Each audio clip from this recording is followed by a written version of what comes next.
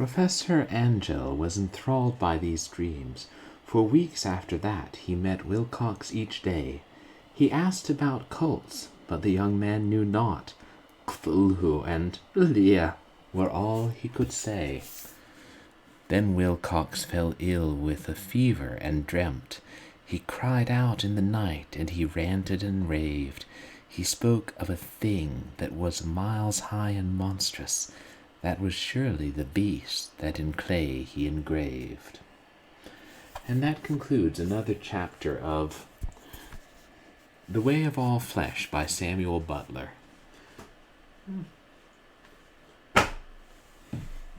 And that's quite enough great literature for one day. Let's move on to something a little more frightening than flesh and horror. Alone in the Dark. I am your host, Purblindgamer, and welcome to Twitch. I hope everybody's having a good weekend. Oh yeah, and sorry I missed Short Horror Saturday yesterday.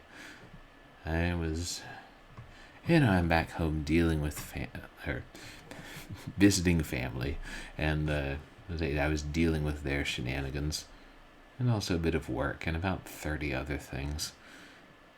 I'll try and do another stream while I'm home to make up for that. It is, after all, Spooktober, which is a good month for horror. And if you've hung around here very long, you may have had some inkling that I'm partial to horror games, and horror movies, and horror literature, and the horror of nightmares, which I don't have as often as I used to. Frightfully dull thing, adulthood. Thank you to everybody who came to my prodigal stream on Wednesday. Which didn't make as much progress as I would have liked. It may take us 4 streams to finish Prodigal, and partly with certain bugs. This is what happens when one plays old freeware games. Sometimes they're not as polished as modern games, as, for example, Cyberpunk 2077. That's a modern game, and that doesn't have any bugs. Also costs slightly more than Prodigal, I hear. I just realized my web camera's on top of everything. That's slightly better. But I'm going to still be around Virginia for another week, working remotely some, spending time with friends, and going through the house, getting rid of stuff. Who even knows? Alright, I don't get rid of stuff. I collect stuff. It's what I am. And tonight we'll be continuing Alone in the Dark, the great-grandfather of survival horror games. And not an easy game.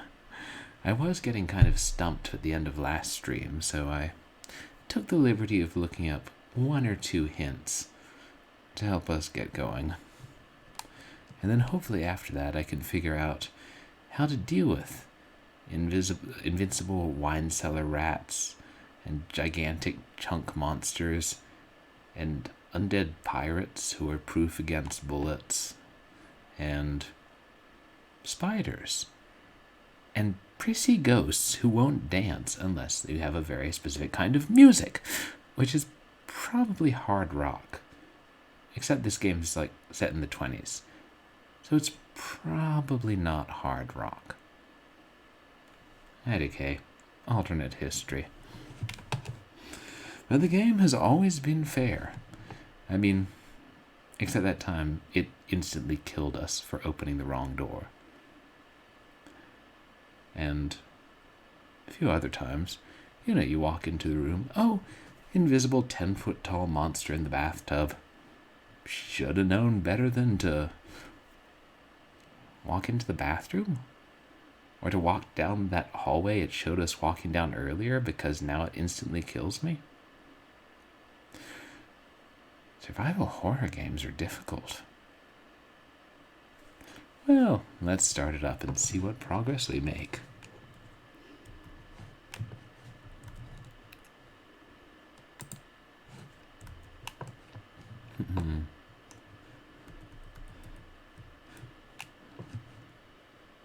And now I've got that damn 20s song, I'm afraid to go home in the dark, stuck in my head.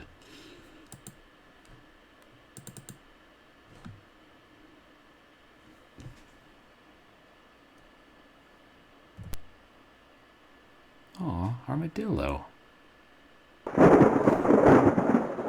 Evil armadillo.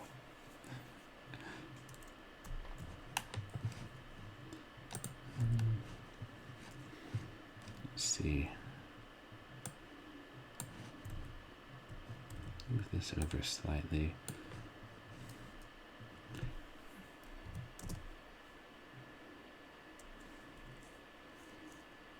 Pretty sure I had the foresight to save the latest game in the last slot.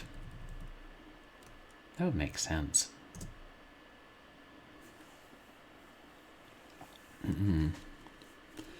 Ah yes, I should bring everybody up to speed. So, we play Emily, and our Uncle Jeremy committed suicide for no reason. So we decide to go to the house, his mansion, and see what's what. What's his name? Derceto. Derceto is the mansion's name. I think that's it. And we go up to the attic where Uncle Jeremy killed himself. And then a dragon jumps through the window and tries to kill us. And a weird frog rises up through a trapdoor and tries to kill us. And then we start to go downstairs, and more things try to kill us. So we kill gorgons with mirrors, and get killed by spiders and ghosts and smoke and a suit of armor and sort of unholy vortex and rats and a giant chunk snake in the basement and bathtub monsters and orbs that go. We get killed by a lot of things. And now we're just sort of wandering the house, trying to figure out what to do. But here's a good way to... We know that Uncle Jeremy performed rituals and unleashed unspeakable horrors of the type we've encountered. And there's some very nicely voice-acted books. You might take a hint from this, Mist. And let's see what they have. This was the last one we saw at the end of last stream. Hopefully this will help us get back into the plot. The Trial of Captain Pregst. The Trial of Captain Pregst, as reported by his faithful companion Elisha Smith, known amongst his fraternity by the awful name of Captain Ellie Hell. Ellie Hell. What a name. Transcribed from the log found aboard the wreck of the frigate Astarte by H. Hartwood. Hartwood. Right. That's... sorry, I should have mentioned Emily's last name is Hartwood, and so is Jeremy's, so H. Hartwood must be some predecessor of ours. "By all the devils!" roared Pregst, glaring at William, the judge. "Curse it, Will! It'll take much more than every cannon in the blasted navy to make me change me mind. You're the greatest blackguard that ever joined our fraternity. Am I not Pregst, captain of the Astarte, and bloodiest villain in all the 7 seas? Bloody Ezek, they call me. And you think I'll tell you where I hid my treasure?" The tribunal of the Corsairs fraternity murmured at this. Pregst was indeed all molasses. The judge, one-eyed William, slammed his fist on the table, and silence was restored. "Shut your mouth, Pregst! You didn't pay the fraternity its rightful share, and that means only one thing. You'll hang by the neck from a yardarm, you scurvy cur!" I wouldn't be a scurvy cur if you gave me an orange. Just throwing that out there. "Here's the rope twisted by Satan himself. You threaten me, Will. Many a man better than yourself has lived to regret holding a cutlass in my face. You'll be begging for mercy, mark my words. That shook One-Eyed William, and no mistake. Danny waved his hook in the air and shouted, "Prext was always a loudmouth. The law says we hang him." The jurors took up the cry, "Hang him!" It was Pregst's turn to slam his fist on the table. He threw back his head and roared with laughter. "You fools! You want to kill what will never die? Try it!" Once more, the assembled corsairs murmured. There was unease in the air. They remembered what happened to Chuck, the gizzard slitter, the man who opened his mouth once too often. What happened to Chuck? It was night, and a bitter wind whipped the New England coast. Snug inside the Dead Horse Inn, one of the Astartes men was talking. His name was Chuck, and his subject was black magic. He told stories of human sacrifices, voodoo rites, and zombies. He told a tale of a time when their luck was down and they were holed up in a Florida swamp. Prigst went missing. When he returned, he shouted, "'Tis the devil that guides us now, me hearties!" If you didn't already make a deal with the devil, that will certainly attract him. Whether that was true or not, the Astarte began taking loot after juicy loot. The favorite song of the Astartes men, "Crash the Bones," was replaced by a new one. Crash the Bones. Wonder if that's a real song. Probably not. A skull, go to port, saber, to starboard.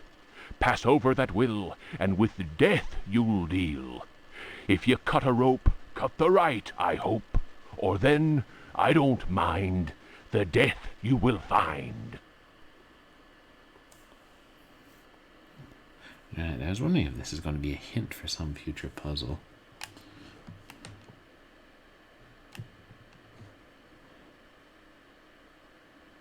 Skull left, saber right.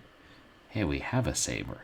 Unfortunately, we broke it, goring undead weir frogs. We gotta repair it so we can fight the pirate. The rope. The next day, as you may have guessed, Chuck's body was found with a dagger plunged between his shoulder blades. Chuck's face was fixed in a ghastly grin. Molten lead had been poured down his throat.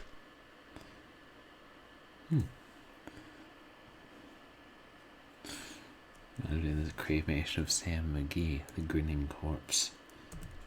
Whatever way things happened next, and I don't have the details, Prext was with us again, and we set sail for Florida. We anchored the frigate not far from New Orleans. Taking a few trusted companions with him, Prext set off into the swamp. They carried large wooden chests with them. 2 days later, we heard shots being fired and screams. Prext arrived soon after that and claimed they'd been attacked by alligators. He alone managed to escape with his life. Yeah, always highly suspicious. Kill the ones who help you bury the treasure.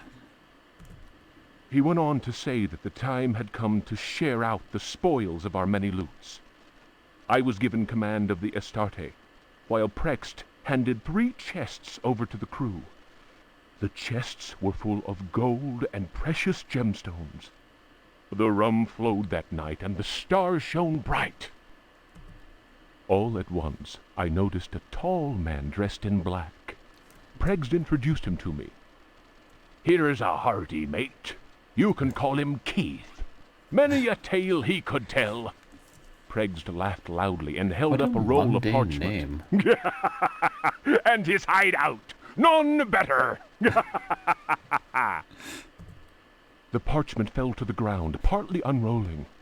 I noticed what seemed to be a map of underground tunnels, a veritable maze of caverns. Pregst continued, I'm giving up the pirate's life. The estate is in your hands now, my lad. She's a fine ship, and my reputation goes with her. Should any man call me coward, then break his head for me. I'm leaving you only because I found a treasure more precious than the purest of gold. Platinum? Captain Pregst found platinum. Keith spoke to him then. It is midnight. They are ready, and we must go. The stranger turned his cold eyes on me and said in a soft, chilling voice, Sometimes Pregst talks too much. Forget what he just said, and maybe you'll live. Considering this was 100 years ago, I hope he's dead. The fellow's words froze the marrow in my bones, and it was all I could do to mumble, I'll not breathe a word.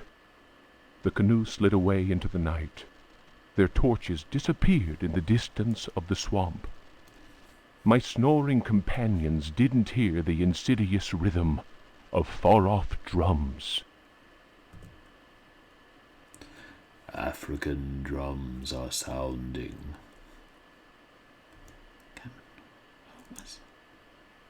There's some radio serial that always began like that.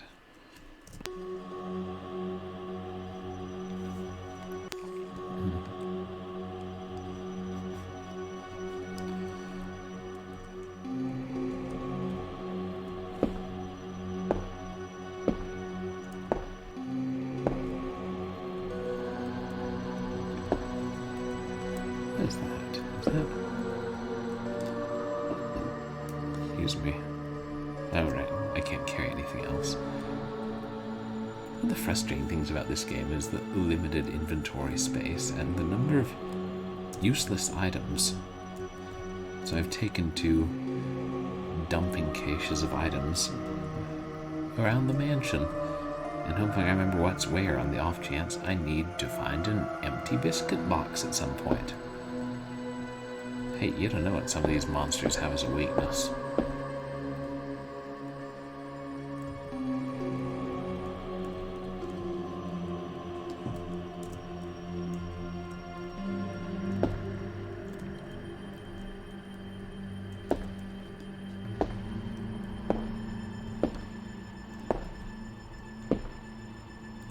I've got to...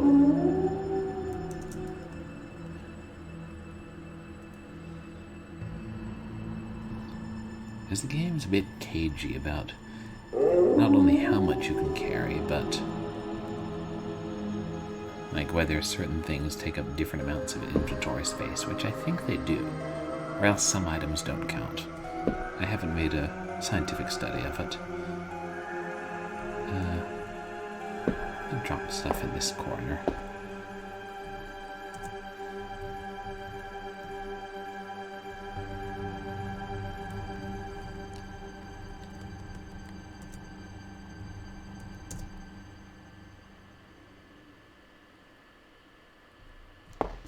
No room.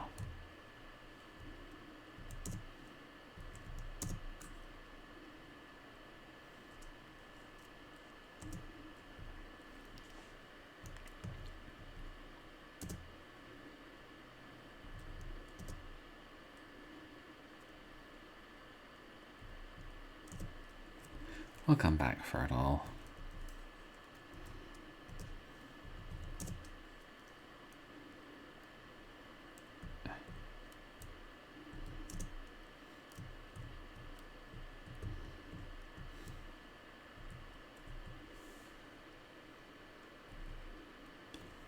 Emily's having some slight green screen problems.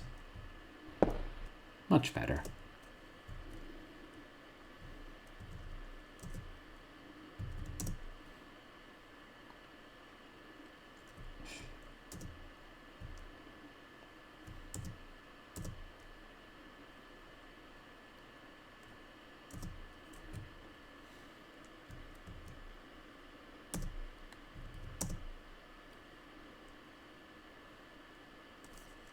Well, at least we can stack things on the floor.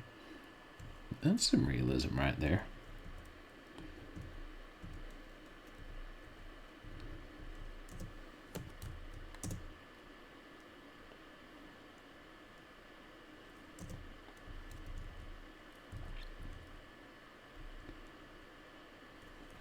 I think we unlocked the cellar. Maybe we don't need this.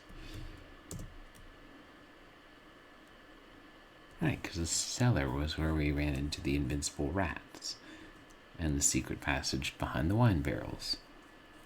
And the giant chunk monster, as somebody called it.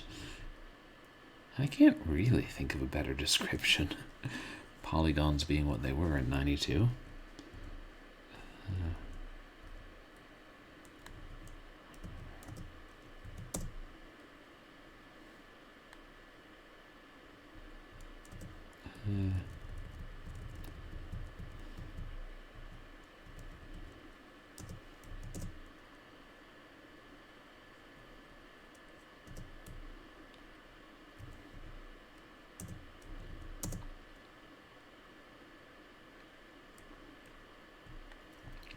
Yeah.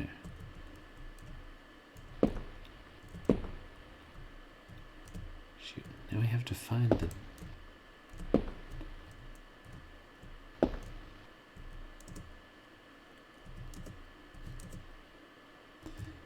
dark room. It was in a hallway, but I'm trying to remember which one.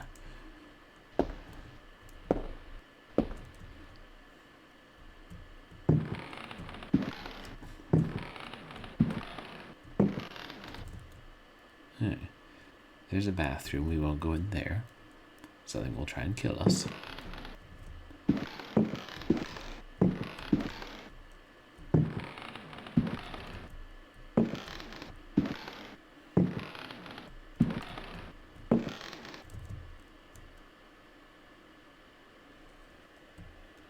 Oh, right, the painting gallery. We won't go in there right now. Something will try and kill us. Yes, that's it.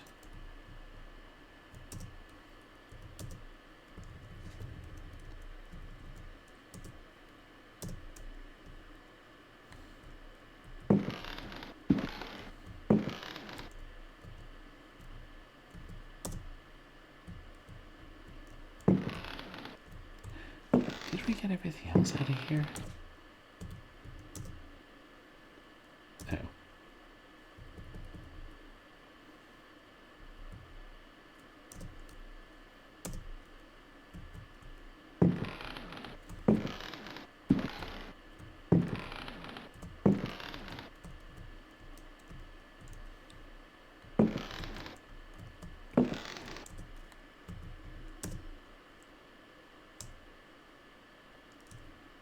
Nothing important.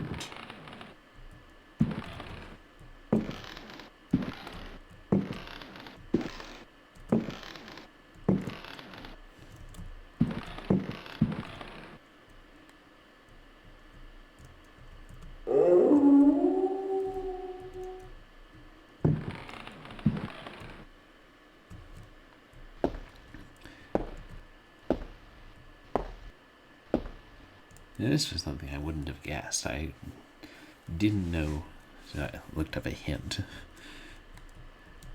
Remember that suit of armor that seemed to be invincible and would kill us if we got too close to it?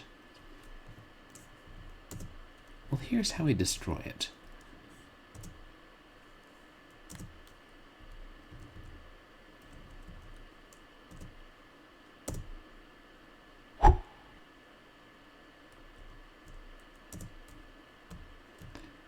That would have been slightly more satisfying if I were aiming properly. Fixed cameras, man. You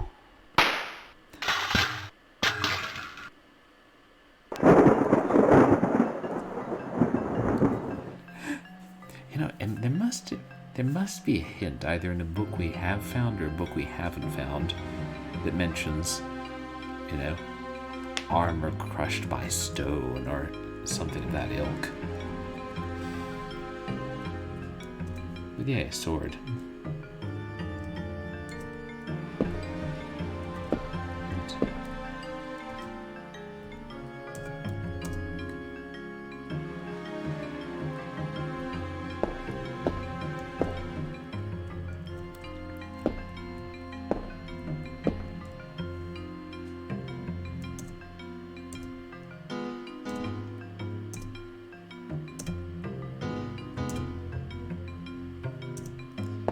Nah, I didn't need that key anyway.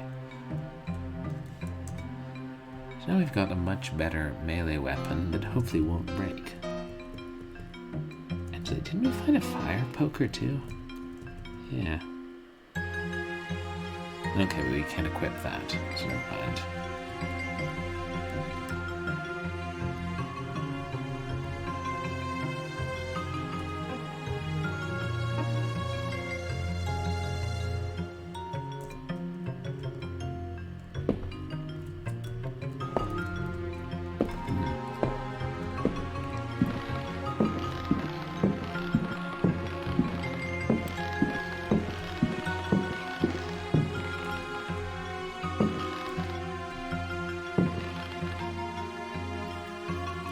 Okay, and here's the other hint that I saw in the walkthrough.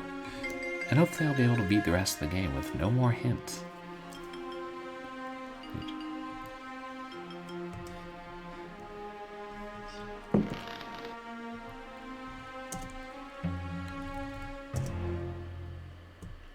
So observe, we try to walk down this hall. What could possibly go wrong?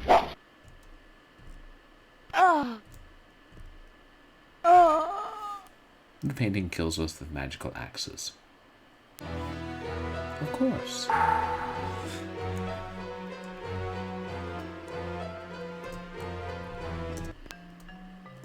But if the painting can't see us, how can it kill us?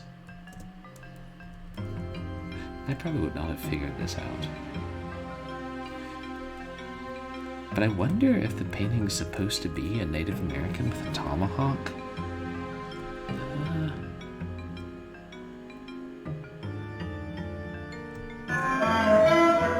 I can't tell. There.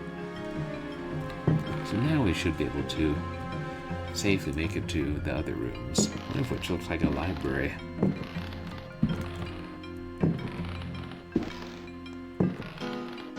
As we made it just into the doorway before the axe killed us another time. What was that?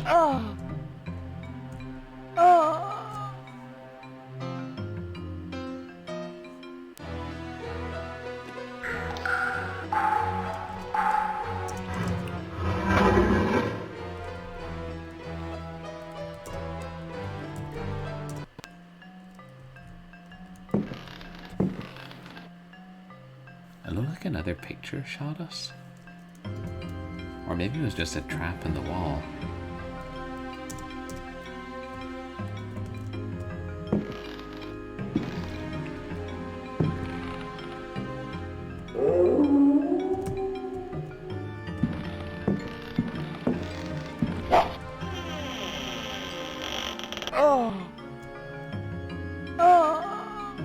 Nah.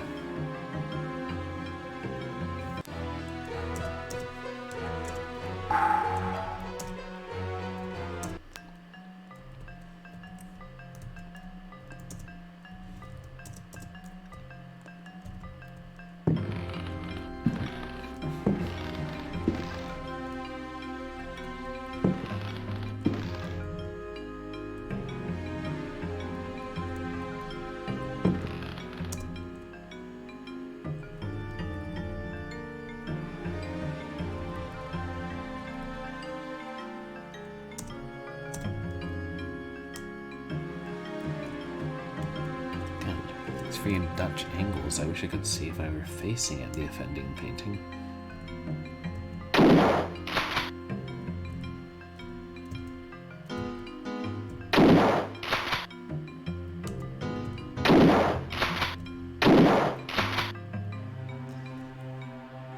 Looked from the sparks like I was hitting it.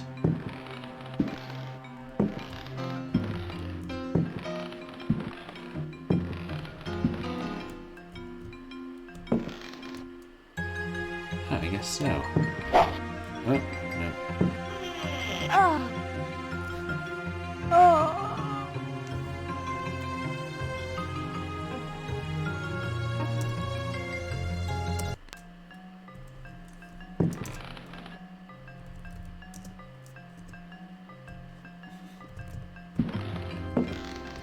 Although I thought I could it looked like I opened the door. If I was very careful before it killed me.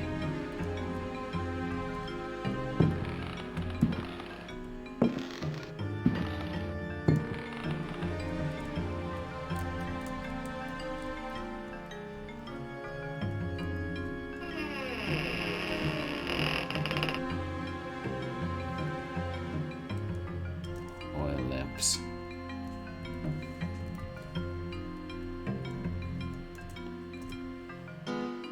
Here.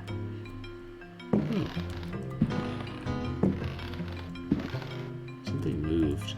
Oh, fuck. What is that?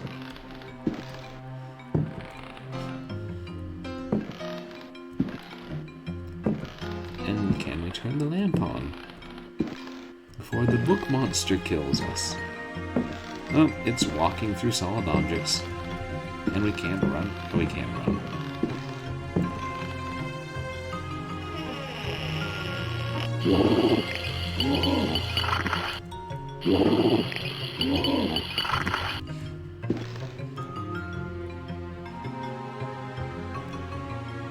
Okay. And he's right there.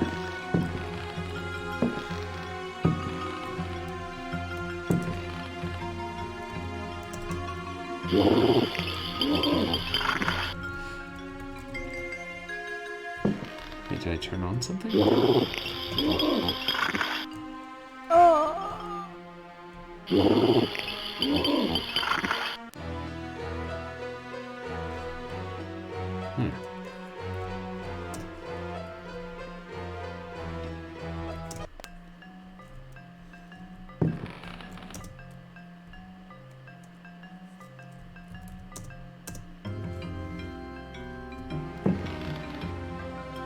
what the heck?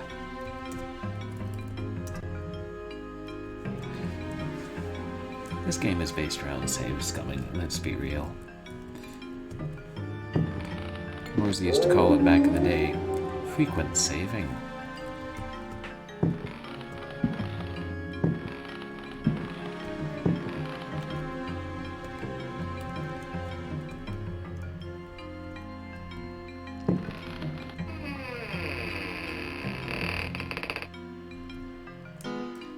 If that room is dark, why can we see those books?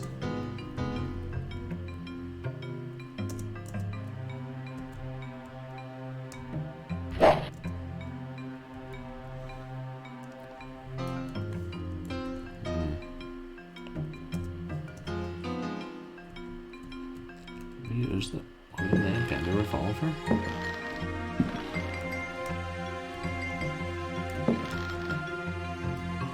We should be so lucky.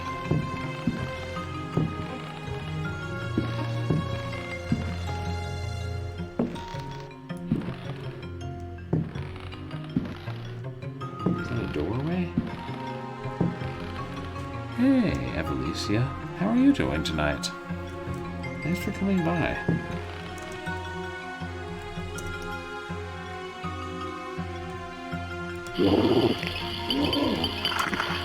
Okay, we can't search in the dark. Oh, awesome. I'm doing alright, thanks. Glad to be streaming again. Trying to get back into this difficult game.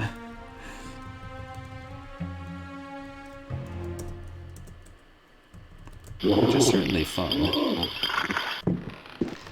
I think we're fighting a book monster in a dark library. A ghost book monster, obviously.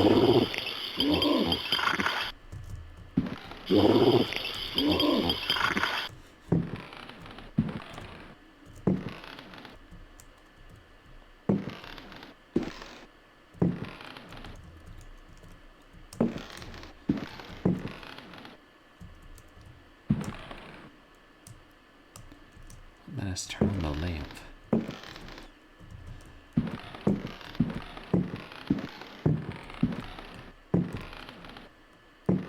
Is that another? Ah.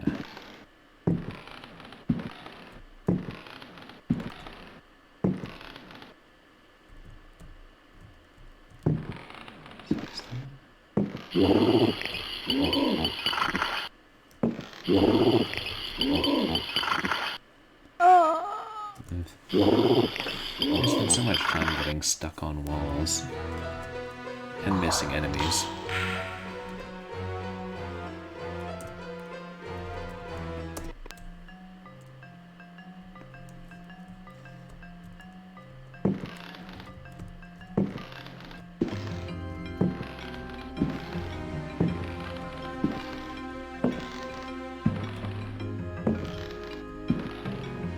I mean, they give us a fair amount of oil, but I don't know what else we'll need it for.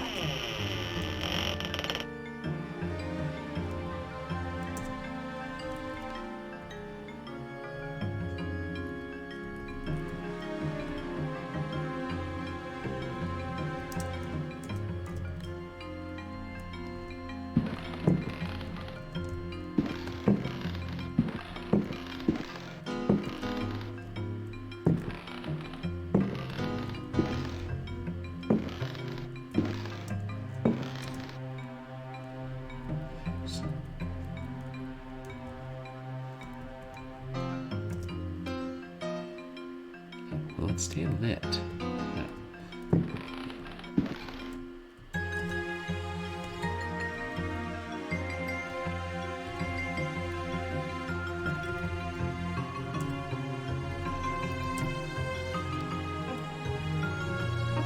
Oh, good. Now we can search freely.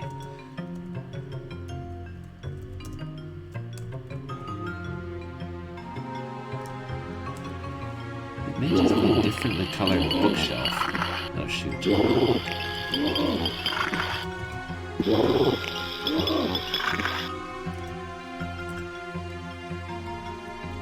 I should try and kill this guy.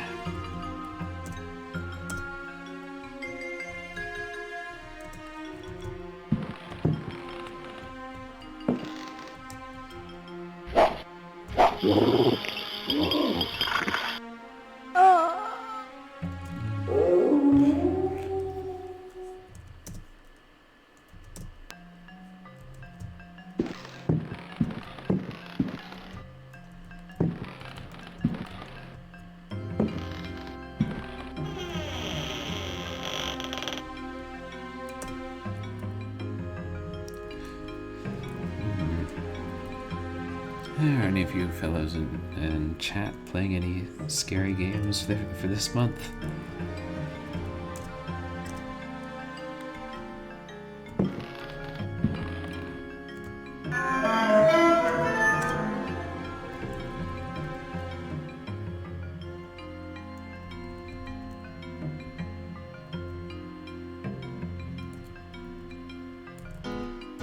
There's the oil lamp.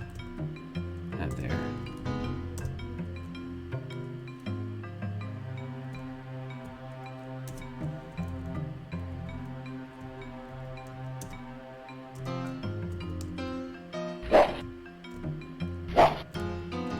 Oh,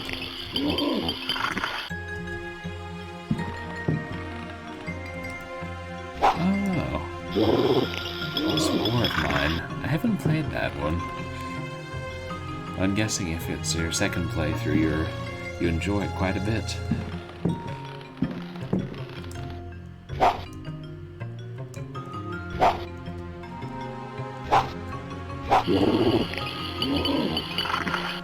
Ah, I can understand that.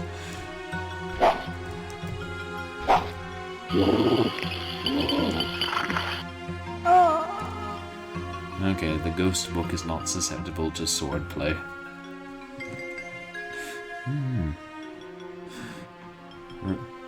Regrettably, I've played and watched and read so much horror, not as much really scares me anymore. At least not in a deep, meaningful sense. Note. And hey, Seacross, welcome in. Super Mario 64 Halloween Mayhem. That sounds fun. I know there were horror-themed Super Mario World hacks. I didn't know about any Super Mario 64 ones.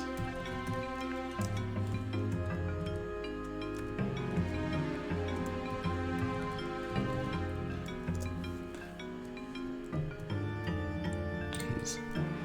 You guys should check out Seacross. He streams a lot of awesome old games, and sometimes on original hardware.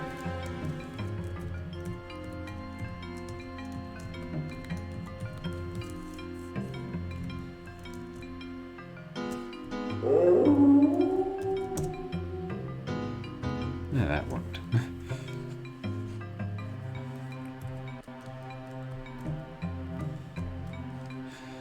So, we know that the book ghost cannot be harmed with a sword, but what about a gun? Oh, watching a lot of horror movies. That's the perfect time for it. I mean, I watch horror movies all year round. And also, since I'm visiting family, my father and I usually watch some horror movies because we have entirely too many here. I got from entirely too many video store closures. I haven't seen any good ones this month.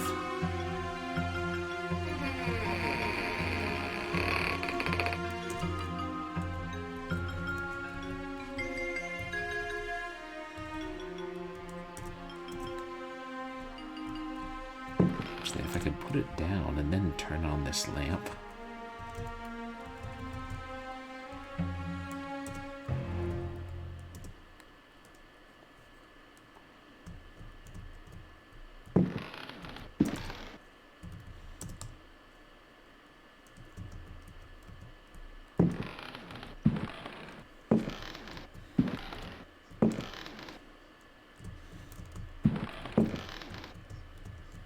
Oh yeah, Housu.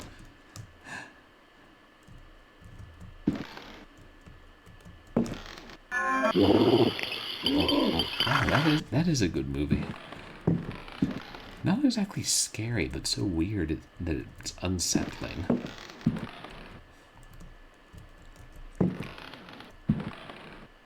I just remember the scene where the severed head of the girl named Stomach flies out of the well and is like, "Oh, I'm still hungry," and bites her on the rear end. Because why not? Japan, don't be strange. Wait, it said something when I was... No, nothing important in this bookcase.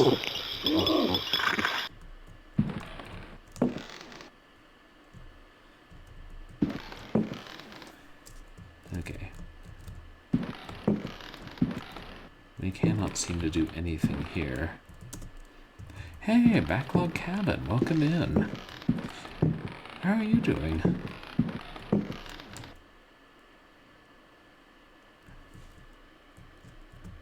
This weird looking bookshelf. Can we push it? No. Oh well, we're low enough on health. I should probably save. Load. You guys should check out Backlog Cabin. It streams a whole lot of fun games on all different systems. And recently he was playing through Resident Evil Survivor with an actual gun. Wait, is that the name? Is that the light gun? Am I confusing the name?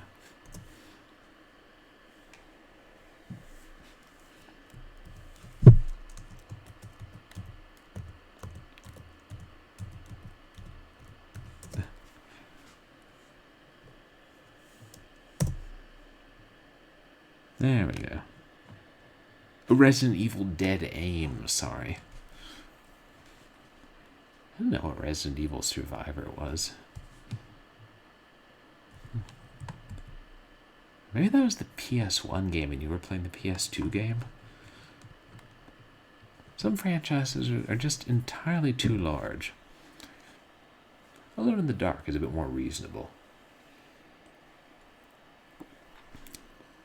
I wonder if there's malt in molasses. Yeah. It's a party in the dark.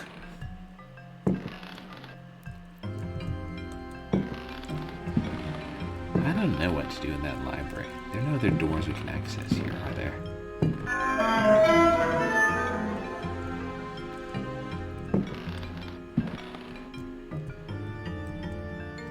Because if we go too far, the second magic painting will kill us, and I don't know how to kill it.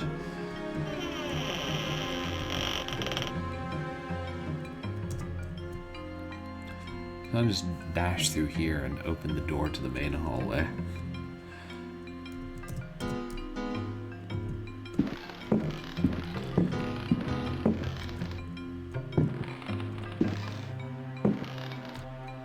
And how's your weekend been, backlog?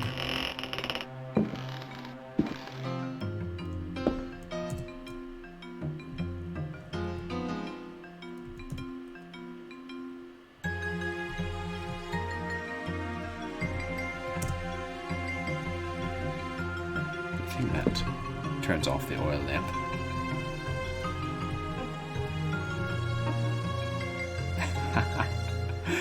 Yeah, I mean, it's weirdly entertaining, but also frustrating sometimes. Like, if I hadn't looked up a hint, I wouldn't have known that, oh, you're supposed to get the stone idol and smash the suit of armor with it.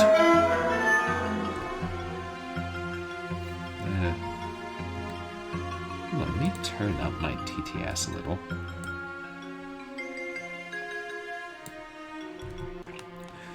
I remember there was a puzzle like that in Alone in the Dark 3 when I played it years ago. Like, how do you get the noose to descend from the gallows? Well, obviously you chuck a bag of live scorpions down the shaft, and then the noose lowers. Everybody knows that.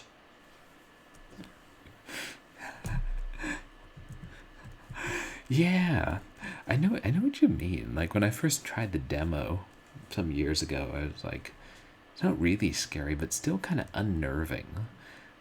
And it's scene in the attic where you see the dragon jumping outside the window, and then it crashes through, and you're not expecting it because you wouldn't think games would do that. And now we've gotten used to slightly more realistic graphics.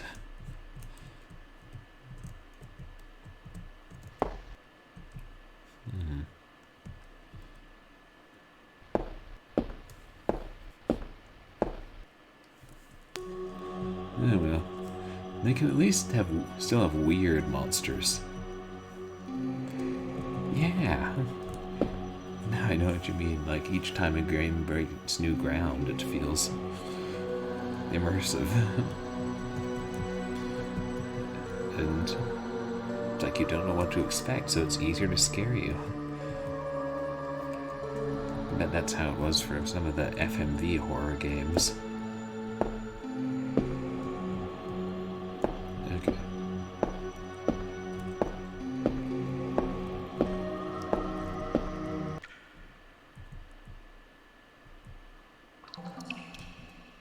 Hey, the rats. Oh no, the rat's just caught on a shelf. Oh well, we'll leave him here. I feel like I remember people saying, you know, they were scared by Doom a little bit when it first came out. Just 'cause it was so dark and violent and relatively realistic.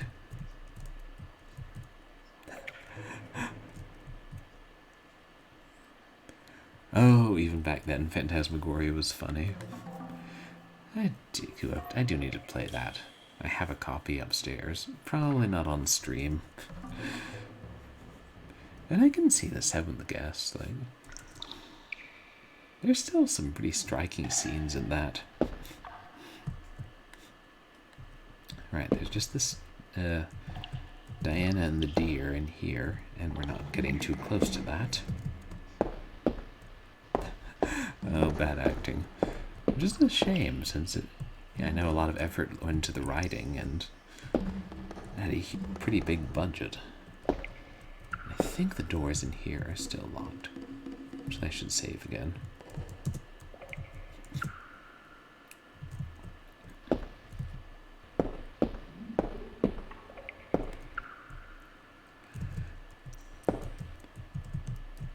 Yeah, I was thinking about it more, and like, after I understood what was happening better and watched it, like, online and saw it more clearly, the seventh guest did have a good, pretty spectacular ending if it was weird.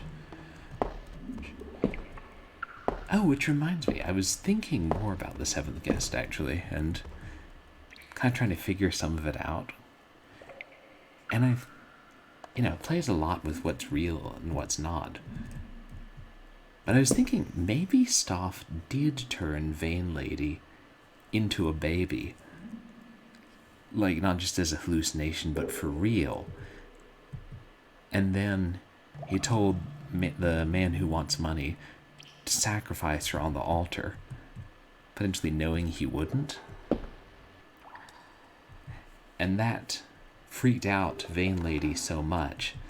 That's why she was willing to help him till the bitter end, get the seventh guest, to the point of, like, killing Magician and basically doing anything. Right up until Stoff killed her. That's my current fan theory, until I read the script. And I'll be like, oh, that's what was going on. Or I'll be like, what?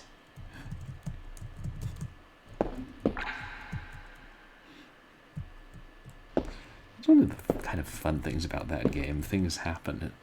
It's like, there's no real explanation for that I could divine. I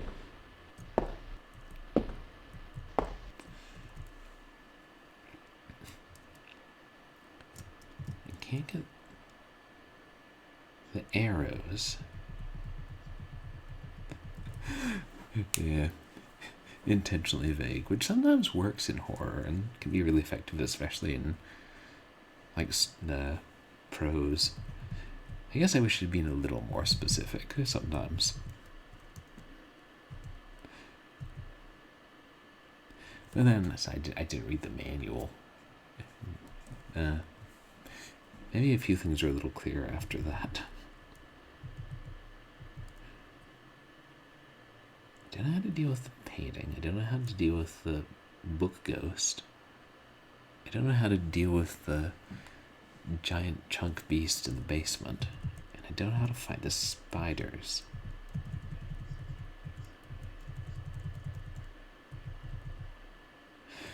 No, I haven't, Evolucio. I have a copy. Well, and actually, since I bought the Humble release, because it was like on a huge sale, it came with a copy of the 11th Hour. But I've heard for years that's not as good. And we even had this seventh guest speedrunner in here who's working on the Scum team to get some of the other games to work in that, and he was saying, yeah, 11th Hour isn't so great in a lot of ways. You said you've played 11th Hour?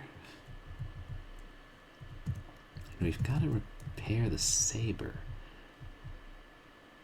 Unless we can use the sword to kill the dead pirate. As we broke the saber early on. That might be worth a try.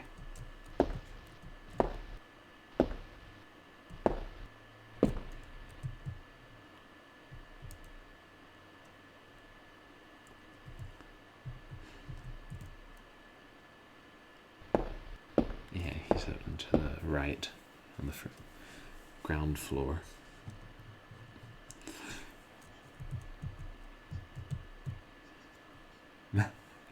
Ah.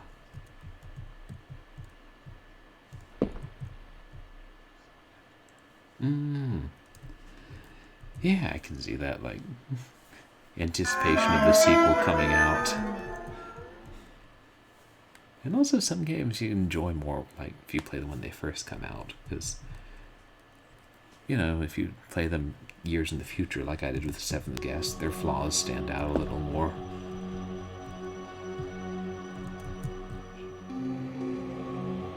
Like, was it one floor down?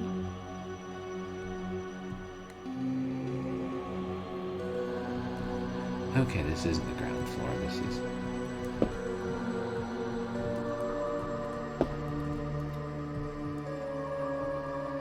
Right, because that's the fireside ghost. There's nowhere else that room leads. And have you also played, like, 13th Doll and The Seventh Guest 3?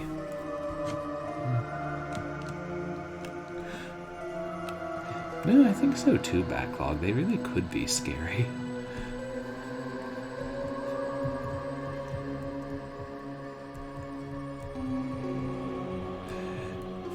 I think it's, since they are so, like, such large polygons, it's more, they tend to be more intriguing than scary, like with some of the monsters.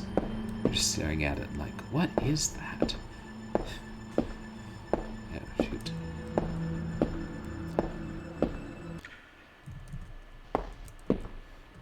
Forgetting the layout.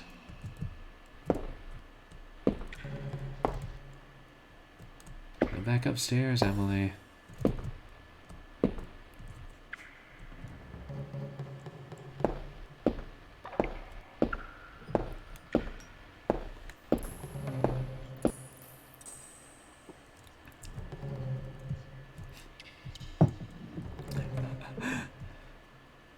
Right.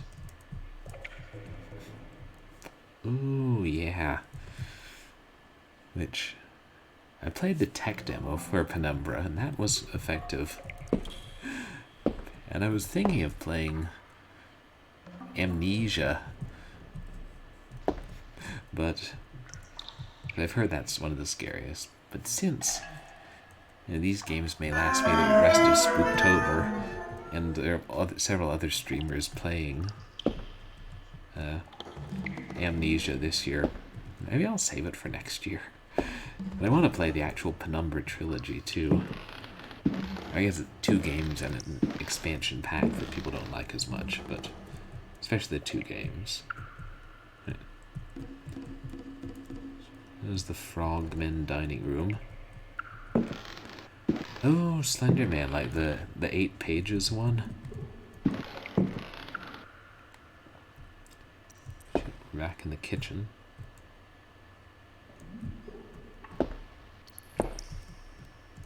Why can I not remember?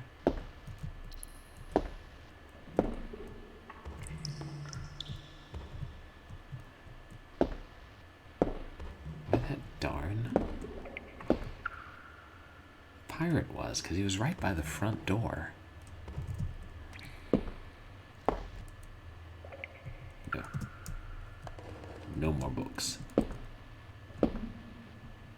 Right, because that just leads to the cellar.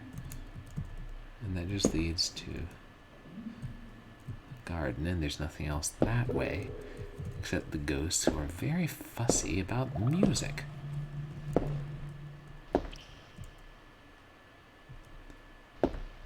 Oh, okay. No, I remember now.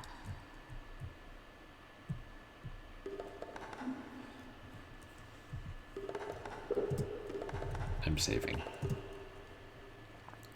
I think this is the part where, yeah, Cthulhu, or whoever divined this, was saying, yes, we must give her a fair chance, lads. You know, it's no fun if you just squash the insects without giving them a chance to escape or even defeat you. She should be able to reason and fight her way out of anything. Unless, of course, she were to open one innocent-looking door, and then she'd be instantly slaughtered, because, well, that's fair, isn't it? It would be unfair if she opened any door and was instantly slaughtered.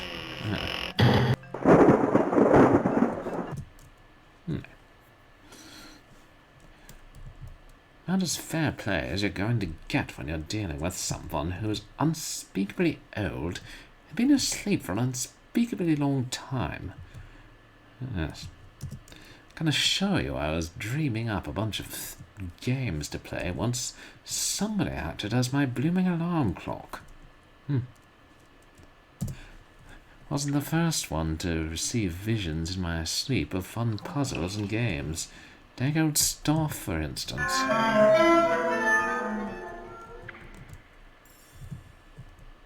That would be a weird crossover.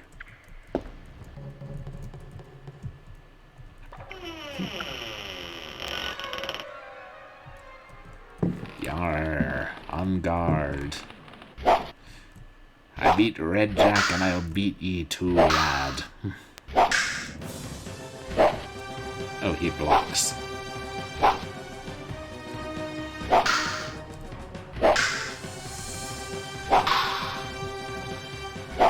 Come, sir, you're passado.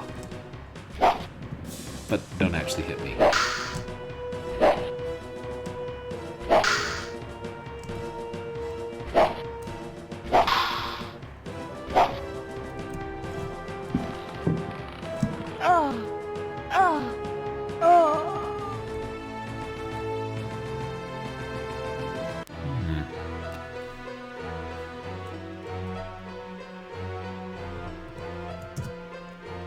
Actually blocking my attacks.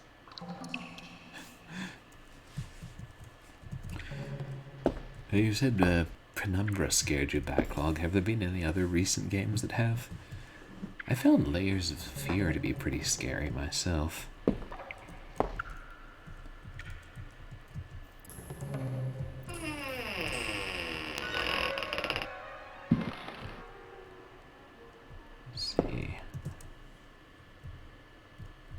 If I were to shoot him and then switch to the sword, not exactly fair play.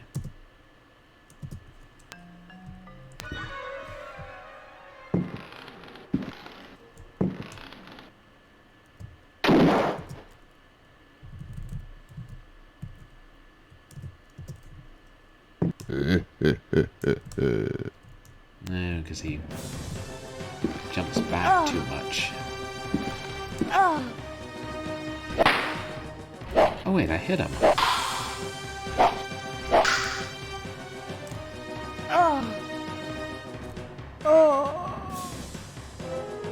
But definitely, he reacted the same way that everything else does when they're wounded, so I think this may be the right way. I just have to have skill or something.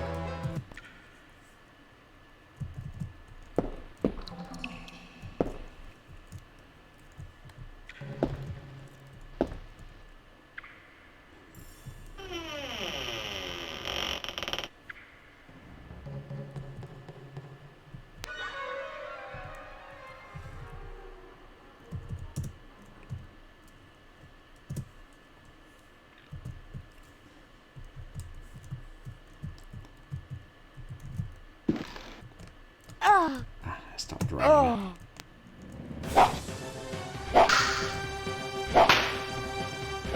That got him.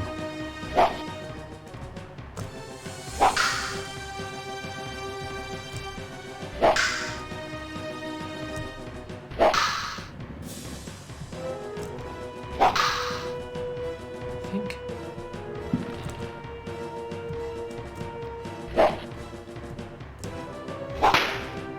if I step forward as he's coming forward at the right moment.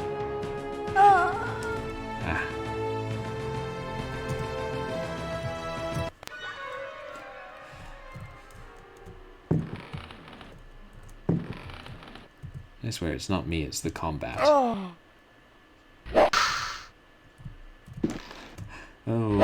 that's frustrating. It is nice that rebooting sometimes fixes the problems. I hope it does in this case, Alicia.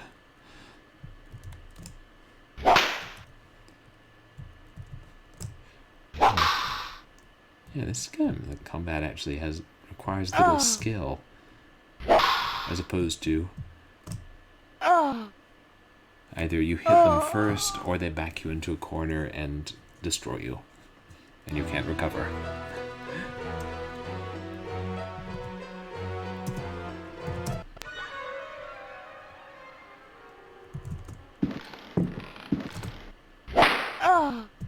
We got each other. I wonder if this is Captain Pegst.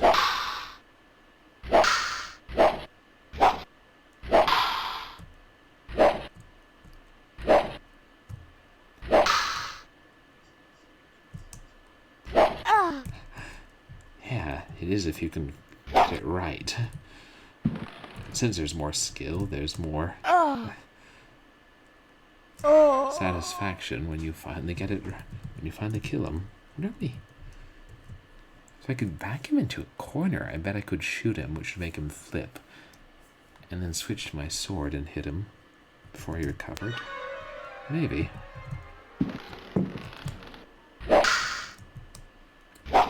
Because he does step back. Oh yeah, like a whole lot. Which, understandable. Probably Emily's never handled a sword before. And Captain Pegs probably has. Like, a lot. Yeah. Ah.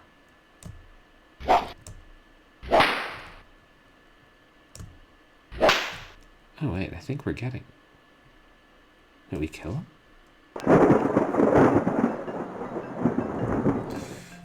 Fair sailing to you, Captain.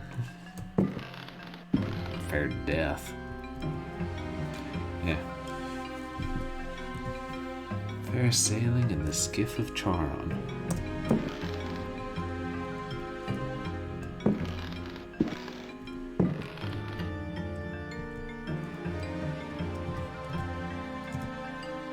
Should we really low on health? I should probably use that first aid kit. And hope we find more soon. And we've only found 2 health items so far, I think. Oh, a flask.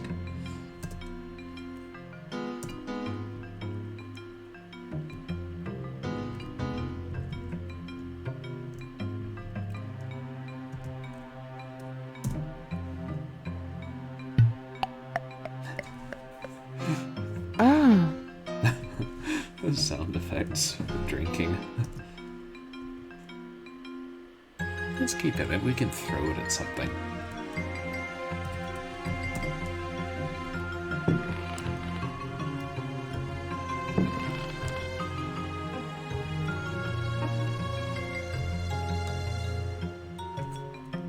Wait, I should save, shouldn't I?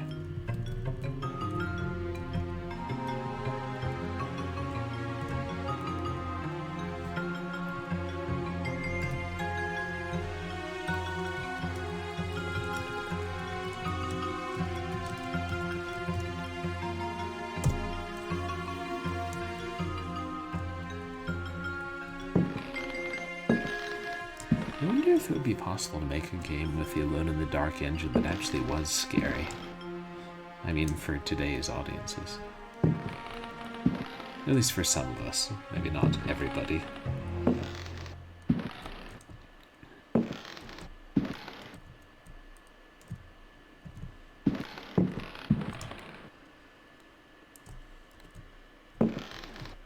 Oh, a book! Yay, books are fun.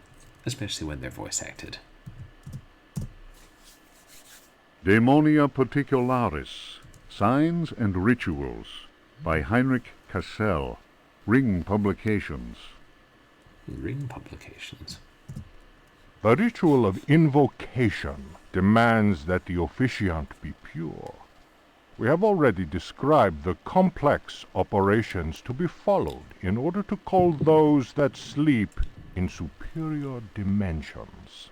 We shall, for the present, limit ourselves to the sign of mutual recognition used amongst their number by adepts of the cult of the Old Ones. The sign also serves as protection when in the presence of a servant of evil. Mm-hmm. A sign.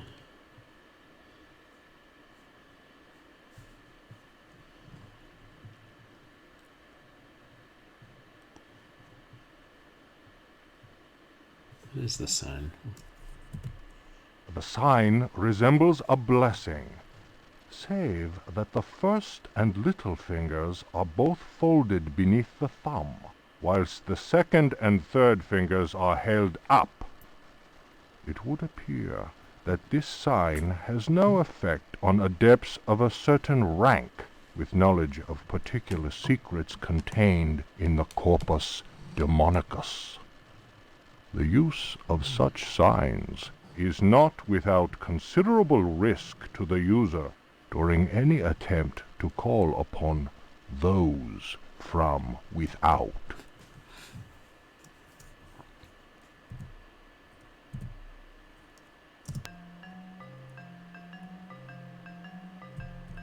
Okay.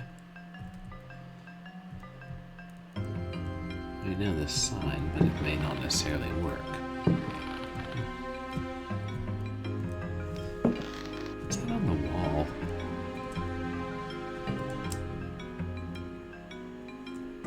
Yeah.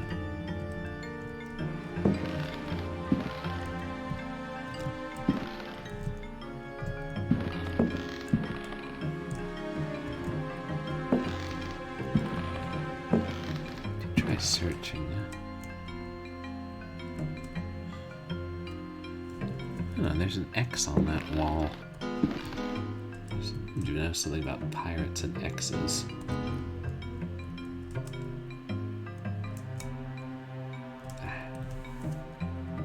Wish the camera angle didn't change there.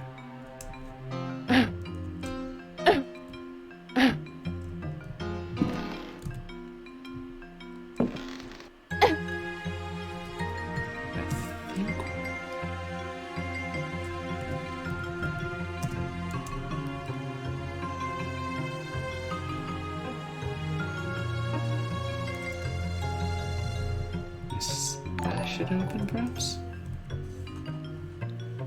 Oh, thank you so much for the subscription, Evelicia. I really appreciate it. It's really kind of you. And I'm glad your laptop's doing better now. That's great. Huh. Well, yeah, enjoy your emotes.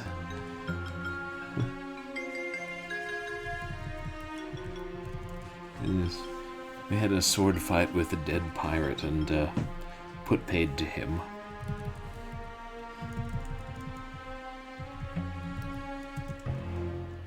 Wait, oh, you can only throw it. You can't smash walls with it.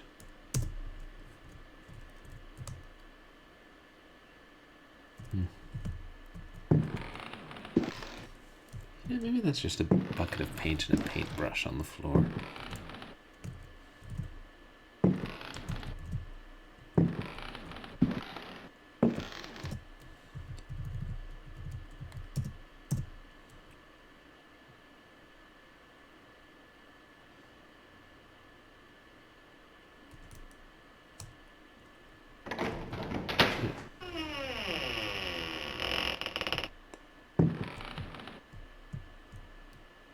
Oh, hey.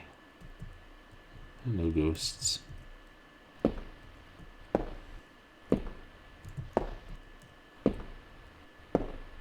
me search this thing. Oh, right, there was a record there.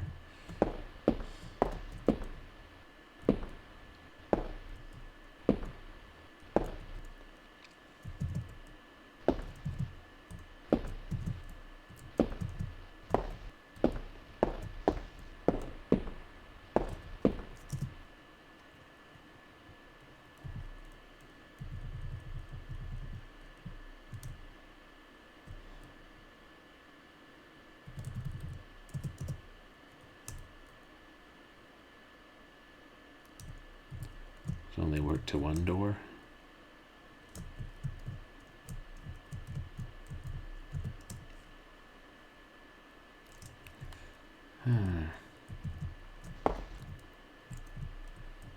Well, I don't know that that did much good.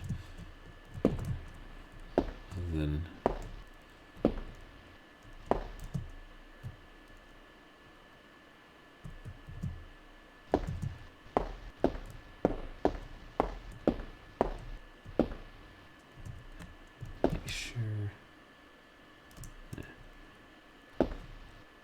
Wait, that's the door to the garden.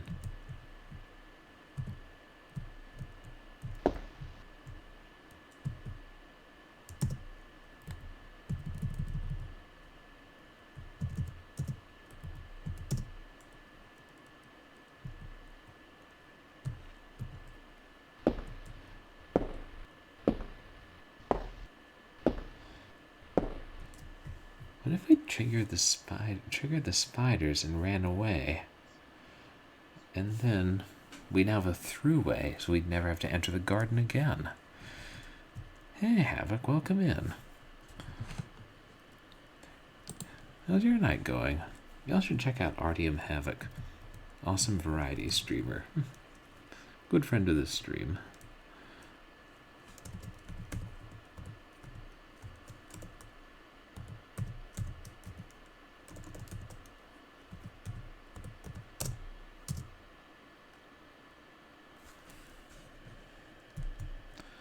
Along the edge.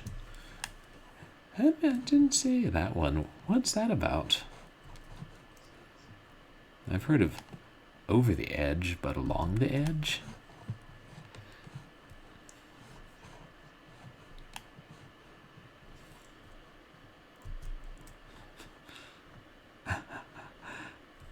Oh, so are you adding the music to Blood Lily now?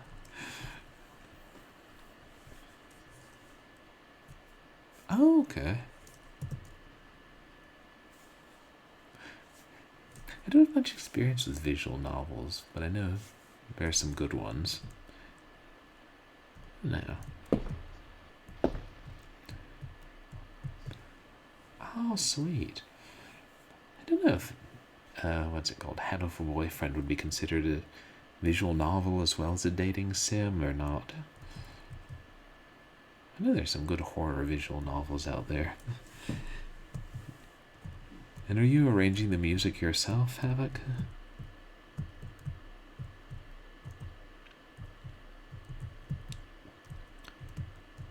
I should save before I go screwing around with Artemis.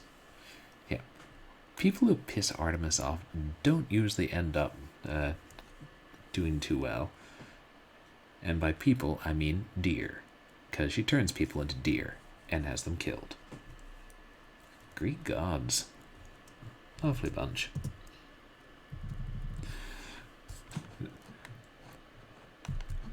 Oh, I see. So you're using the music from Diablo, got it.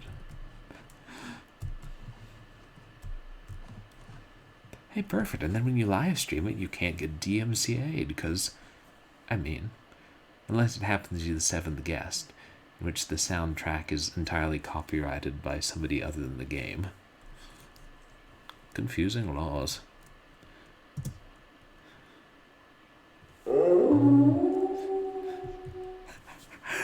I've wondered about that. Like, for games that have actual credit songs. Hey, yeah, if that's what fits, that's what you should use.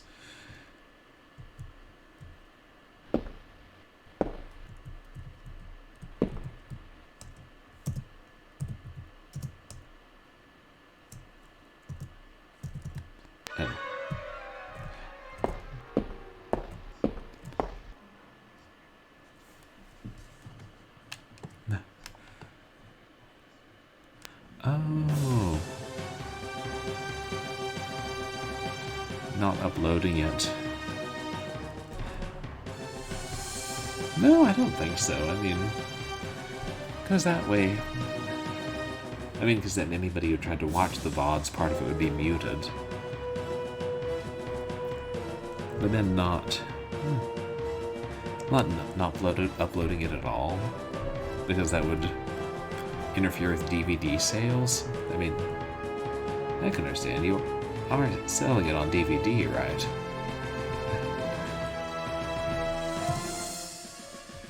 Ah.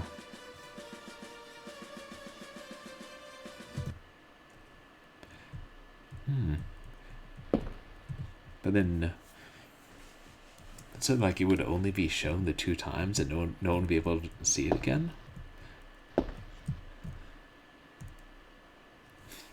Legally.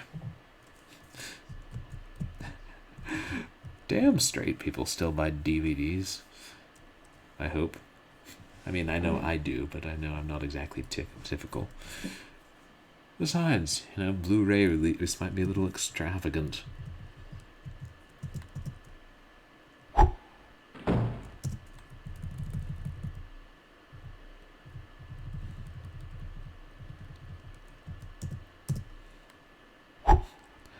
It's more fun to throw things than to put them on the ground neatly. No, the American Shakespeare Center, like one of the longtime people who worked there wrote a play and specifically stipulated that it couldn't be filmed, so you could only see the live performance of it.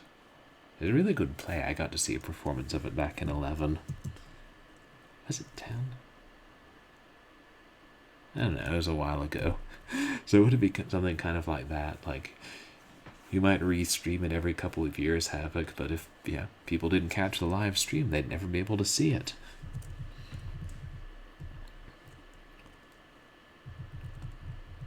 Unless they broke into your house and made a copy when you weren't looking.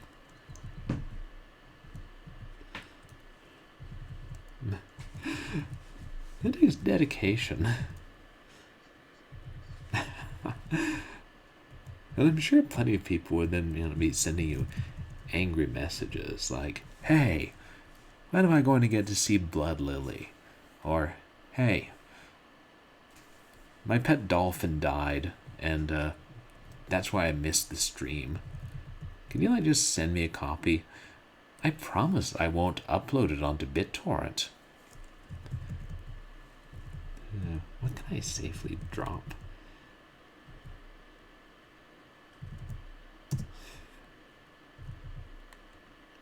I want to throw it. That might actually break. I can't tell if that jug's supposed to be ceramic or metal or what.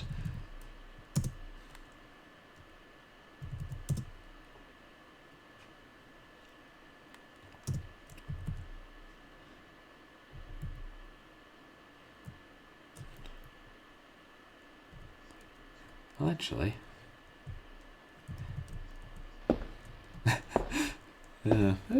pet dolphins always, seem to die when you need a good excuse. Maybe you just got a whole pod, in a big tank in your basement. And then whenever you need a day off work, one of them dies. Eventually people start to ask, how many dolphins do you have? Are dolphins a protected species or something?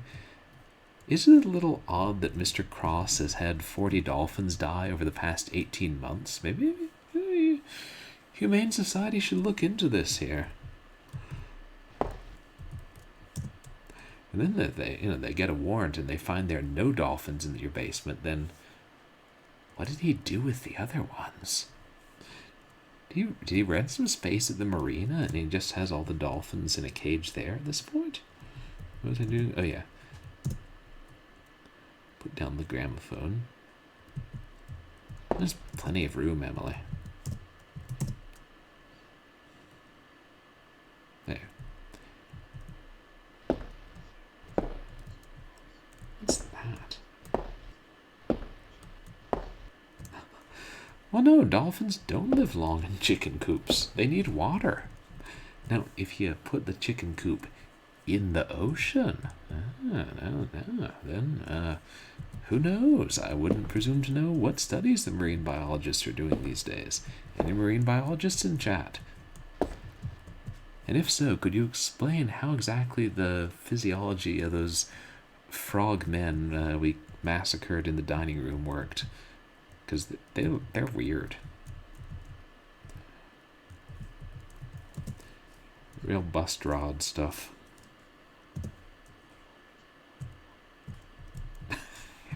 A water dish. That's good.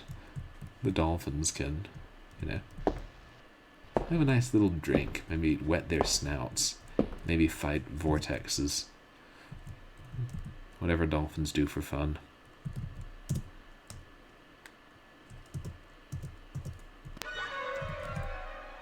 And feels Spiders Man. This is the part where we never enter that room again. I thought for a second it was following us. I'm like, geez, I thought Athena was the one who got, tangled with spiders, not Artemis. So why are they helping her?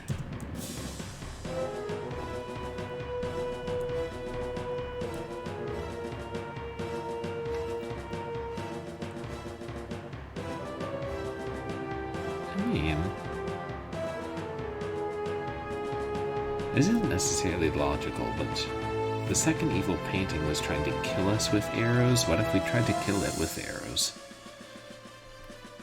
Until we find another Indian blanket, that is. No,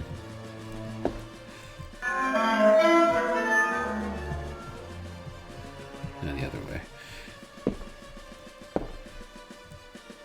And if you do decide to broadcast it only twice and not have a VOD or an uploaded copy of the movie, Havoc, you might not want to, well, not broadcast that, shall we say? Because then, I mean, some dishonest person is going to buy screen recorder software and record the live broadcast of Blood Lily, and then there'll be bootleg DVDs on eBay. Because, let's face it, they already do that for other movies.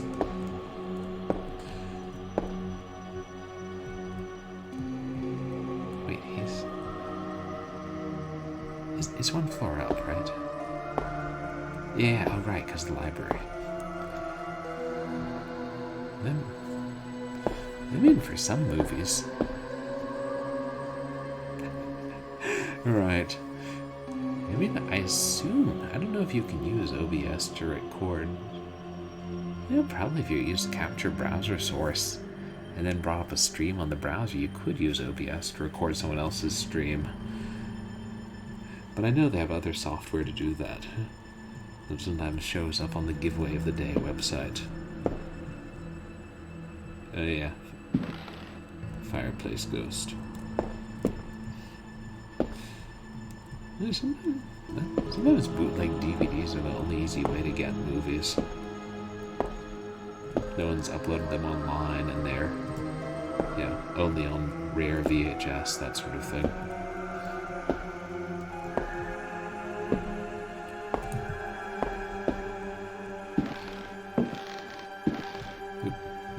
Get in here.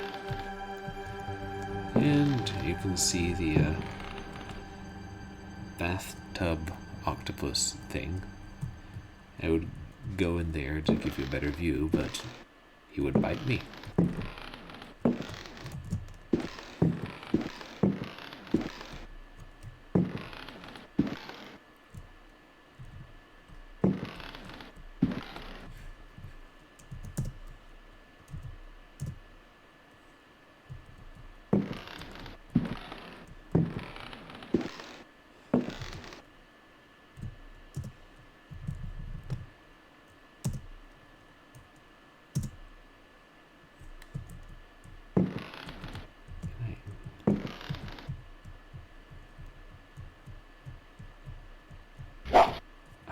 Oh, shoot. Oh. If I went near the library door, maybe I'd get a better way to see it. Oh, we gotta go into the office, Seacross. No worries. Thank you so much for coming by and for staying late. And I hope you have a good day at work tomorrow. And I hope you don't dream of, vicious tarantulas and frozen dancing ghosts and undead pirates. Another common nightmare fuel.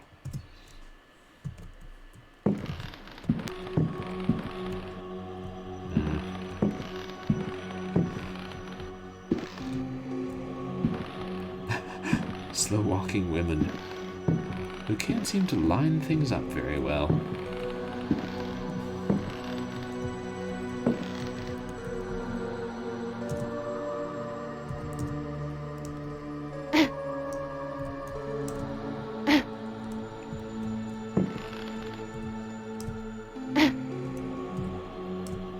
Here, Seacross. Have a good night.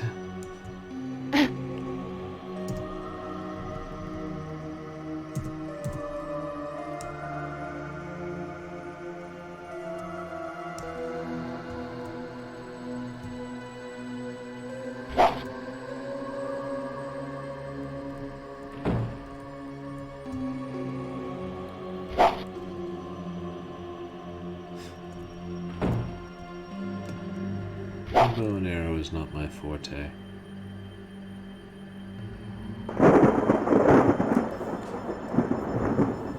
Oh, wait, did I kill it? I mean, only one way to find out. Charge!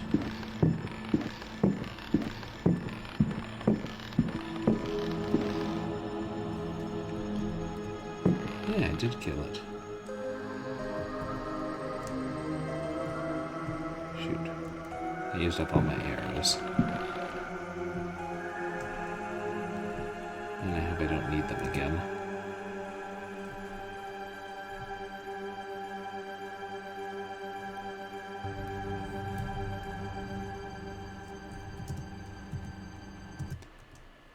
There's no way to tell, so...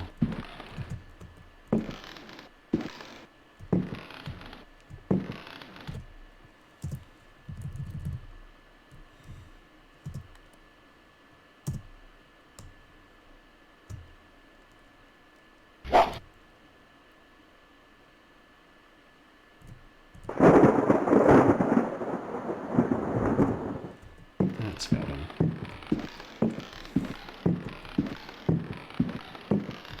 I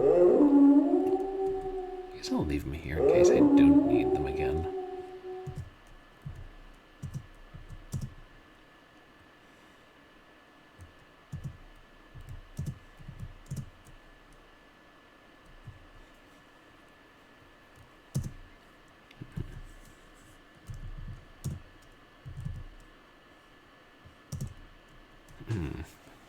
Yes. Now, if it had been a random picture that just shot and killed her, that wouldn't be fair, but it's a picture of a Native American. And Native Americans are known to shoot arrows. As far as I'm concerned, if she went down the hall towards a picture, she practically deserves to die. Humans are terribly stupid. Even I know quite a bit about their culture, and well, I've only been awake for a couple of days at this point. I'm not exactly clear on that point.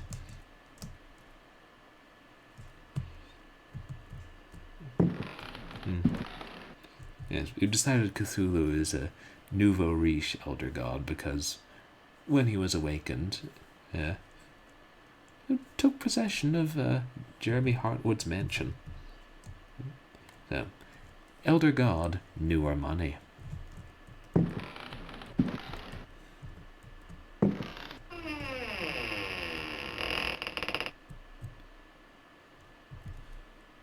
Wait, did I save?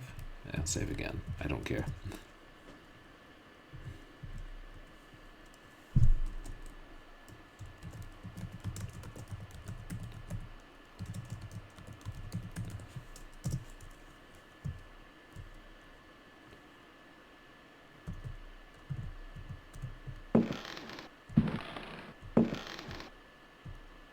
I don't trust that window.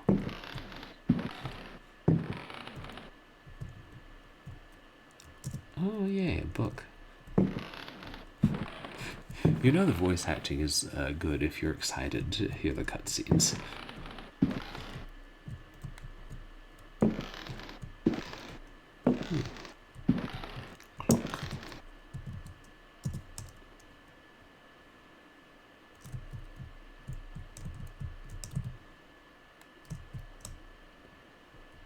Okay, nothing there.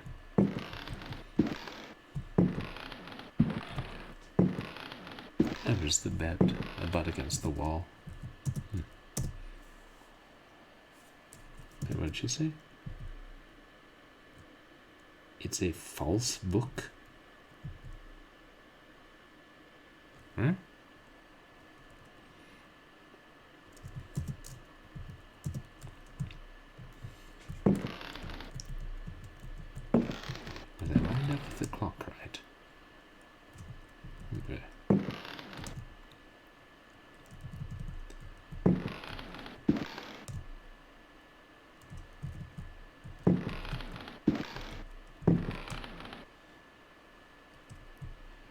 weird that the clock doesn't register at all.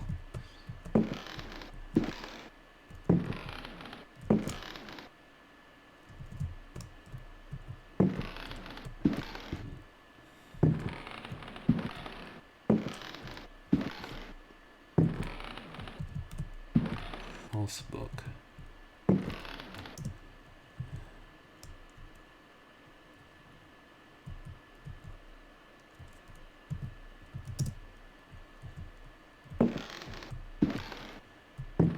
Maybe we can use that in the library.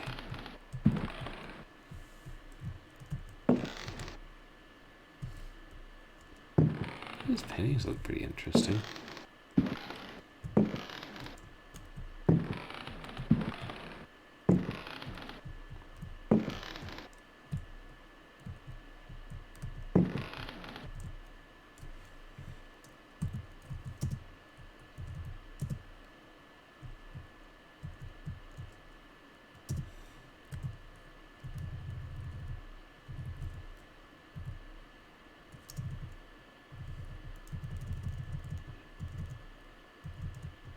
Where's my oil lamp? There. And there he is again.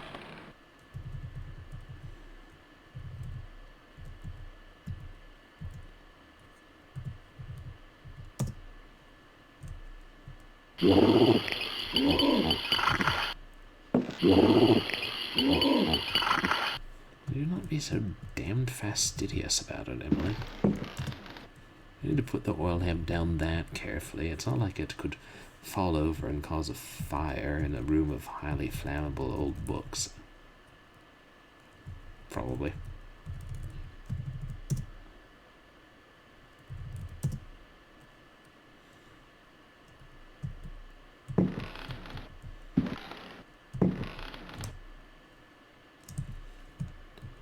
Nothing important.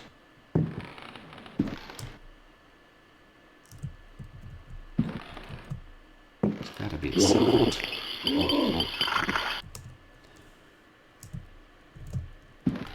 A mechanism to trigger. You know, at first I thought that thing was made out of books, but I don't really know what it is.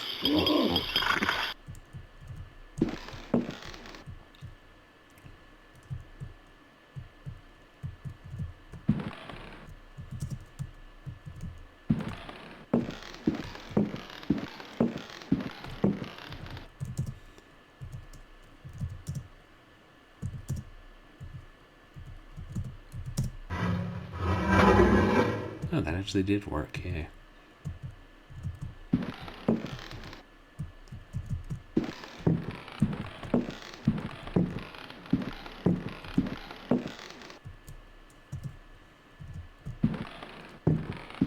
And if he can't follow us in here.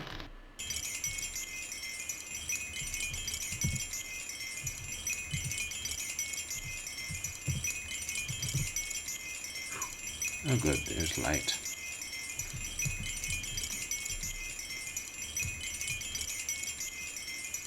Talisman.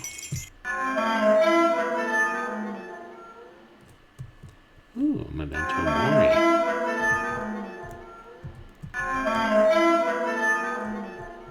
Really important. There's a skull right there. If you don't think a skull is important, I don't know what is.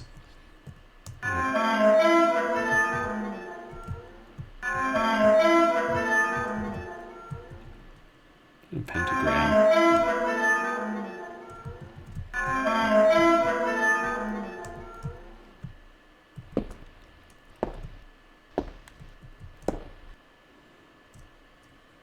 Dagger of Amun-Ra.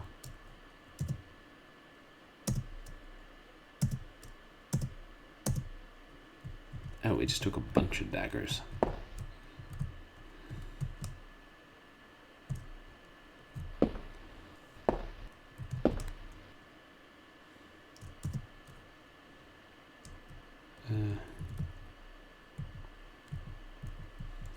These real books? The Book of Yael, Signs of Stone, Eucharistic Rituals of Forbidden Cults. Texts collated by Monsignor Vacher, legate in the Curia of the Vatican. Numerous devilish cults speak of monstrous creatures called the Old Ones. These supernatural beings are believed to be possessed of powers equivalent to those of the gods of antique religions. Adepts of such cults refer to forbidden literature in order to cause these frightful entities to appear before them. What serious student of folk myths has not come across the names of Cthulhu and Shub-Niggurath? Shub-Niggurath? I didn't realize we were playing a sequel to Quake. It must be said that these creatures wield tremendous power and are difficult to control once they have been unleashed into the world.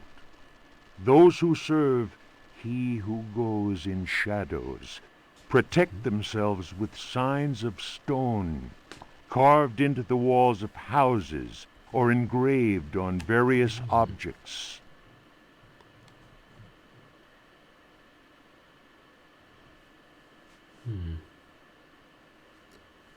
Carved into the walls or engraved.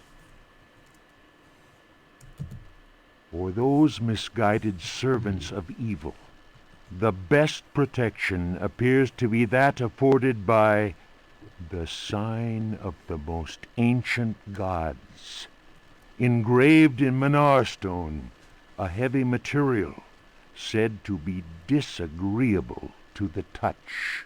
I wonder if that's the amulet. The sinful practices of those who fall into such errors can only lead to the darkest of despair, and are a mortal danger to the soul. Such monsters as those invoked by these foolhardy individuals are engendered when reason drops its guard. Man is easily tempted into perversion.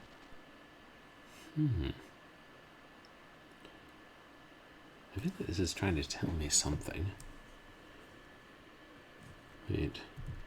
For those misguided servants of evil, Is that a the best pentagram? protection appears to be that afforded by the sign of the most ancient gods, engraved in Manar stone, So, a heavy material.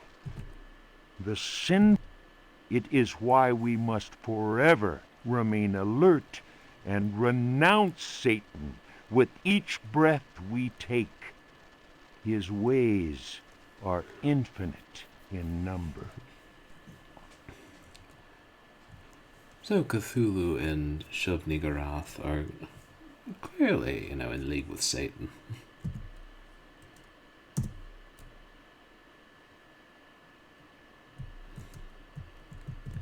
Is it gonna kill me if I step on it? No. Okay, good.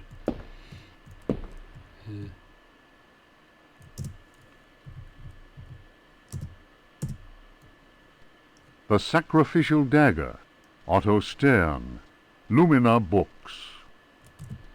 The importance placed on ritual sacrifice is constant in religious cult practice. Propitiating the gods is a theme common to many religions. The Old Testament affords many examples. Primitive polytheistic belief systems integrate sacrifice in their rituals as part of the recurrent process of reaffirmation and, naturally enough, group cohesion. The members of their social and religious community come together in an act of purification and atonement. Didn't it mention that whoever summons them has to be pure in one of the earlier books? It would be erroneous to imagine the act of human sacrifice linking priest, offering, and God cf. Manzetti stone cults, as anything less than a vital focusing of the group's faith. The act also ensures the continuing appeasement of the god, but only if practiced by a recognized officiating priest using the appropriate instrument. CF. Go ahead. That's a Latin abbreviation that I'm supposed to know. Studies made concerning primitive Probably. religious groups bear witness to the central role of sacrifice in living ritual. My own work in the field of ethnopsychology brought me into contact with a sorcerer living in the region of Arkham. He introduced me to the rite of steel, linked to a ceremony known as adoring the black goat of the woods with 1,000 youngs. The god being adored is known as the vagabond. Here, the dagger's role, which allows the life breath to pass from one dimension to another, is essential. Life breaths pass from one dimension to another. The vagabond is a frightening figure, being able to move where he wants and to kill those who have displeased the goat god, for whom he acts as a go-between. The goat is clearly a fertility god. The priest, having spoken the invocation, must choose the appropriate dagger for the sacrifice. And we just picked up 4 daggers. Only one must be appropriate. The knife with a sinusoidal blade that must be dipped 7 times, on night when the moon is full, in water that has been distilled 100 times, will be laid aside, since it would send the vagabond back into his own dimension. See illustration.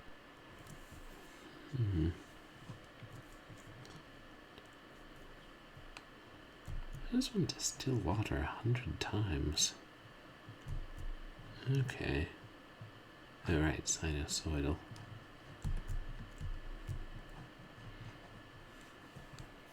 It means a knife that's been stuck in somebody's sinuses. The priest will rather choose the dagger with a curved blade. That is more appropriate for slitting of the lamb's throat. This act transfigures the sorcerer priest and plunges the assembled worshippers into a divine trance.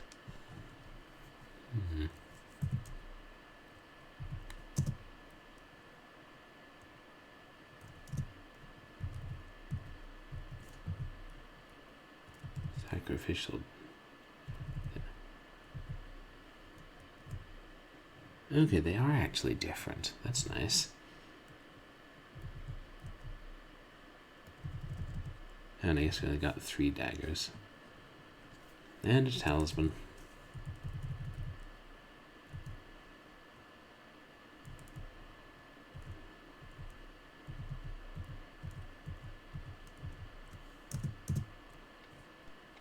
Ludwig Prien.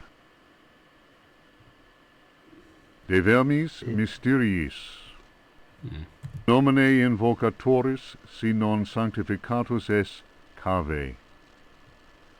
De vermis mysteriis non absolvo folem legendum Anyone in fatum chat know et Latin? eum versus. Tibi magnum innominandum signa stellarum nigrarum et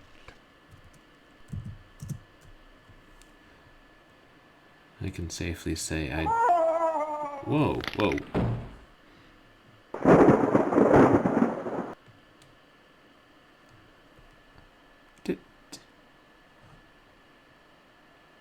I just instantly died because I opened the wrong book? Okay, wow. Did I mention this game is brutal?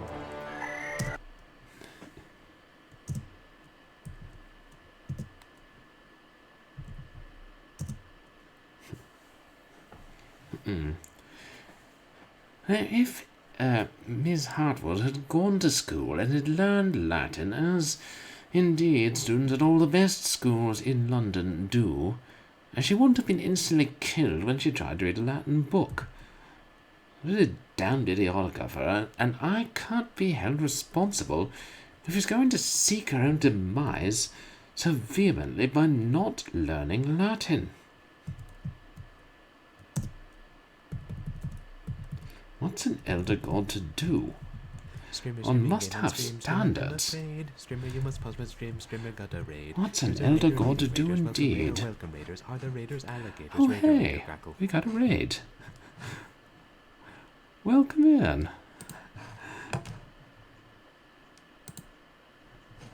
Thank you so much for the raid. Oh, that's really kind of you. If you guys should all check out Breeze's Studios.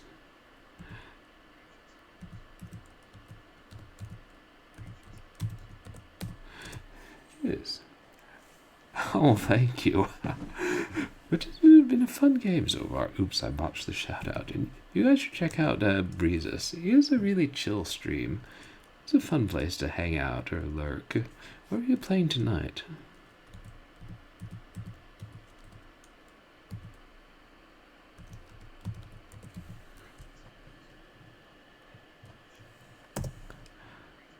You're welcome. Oh, if I can actually... Oh, I see, I'm misspelling it. Typing's difficult. Welcome in, Raiders. For those of you who don't know me, I'm Purblindgamer. I'm a legally blind retro/variety streamer who specializes in horror games. Ah, Outer Wilds. Oh, that's good. I'm glad you're making progress. You've been playing that for a while now? Yes, and tonight we're playing Alone in the Dark, which is the predecessor of the survival horror genre.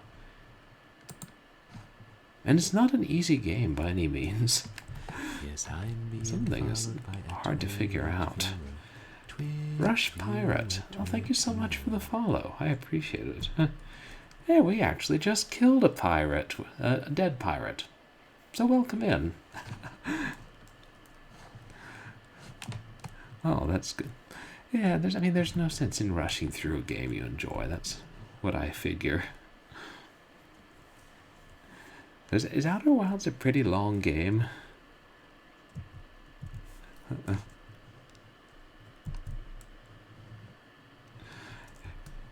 There's a lot of very varied monsters in this game.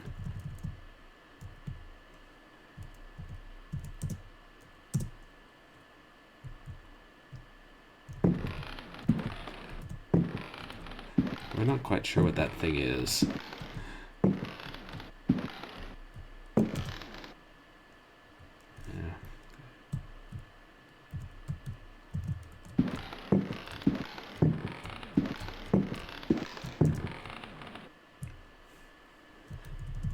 This monster's chasing us around the library. Oh, hello, Di.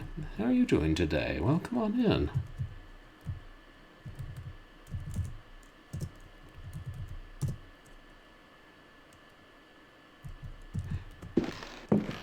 I already figured out what to do in this place, but then I died afterwards. I'm doing alright, thanks. We put the false book in the library wall to open. Secret panel. Here he comes. Yeah, doing pretty well. I did have to look up a couple of hints for this game. For example, I wouldn't have figured out that you're supposed to throw a piece of a stone idol at a suit of armor to destroy it before it kills you.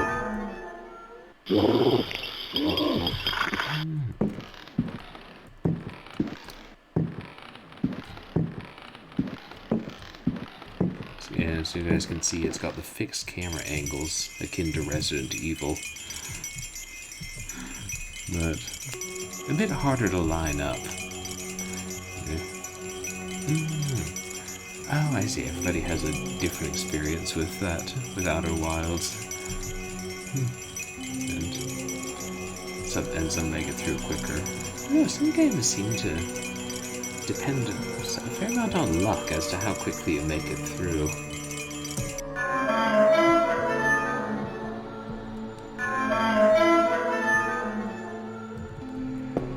Oh yeah, the basic plot of this game is we play Emily Hartwood.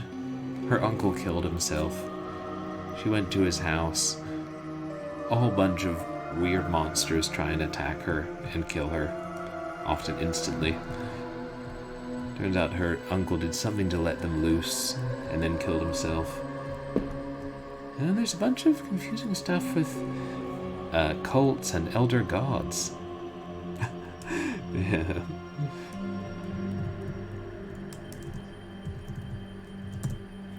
It is. It's a good premise. Very much inspired by the works of H.P. Lovecraft.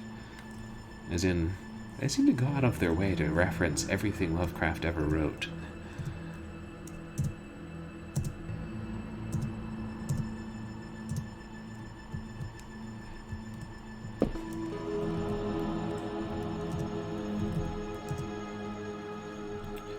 And now we'll go ahead and save, because here's a perfect example of how this game can be difficult.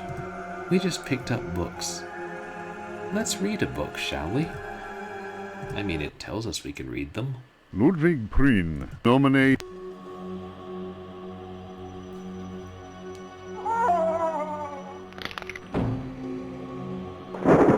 Oops, we used an item we picked up. We're dead.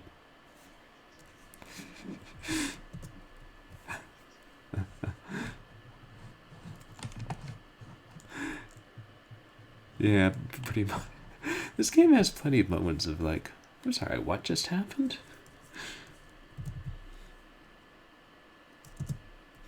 Like not long ago we pulled some arrows out of a statue and a bunch of tarantulas fell from the ceiling and tried to kill us.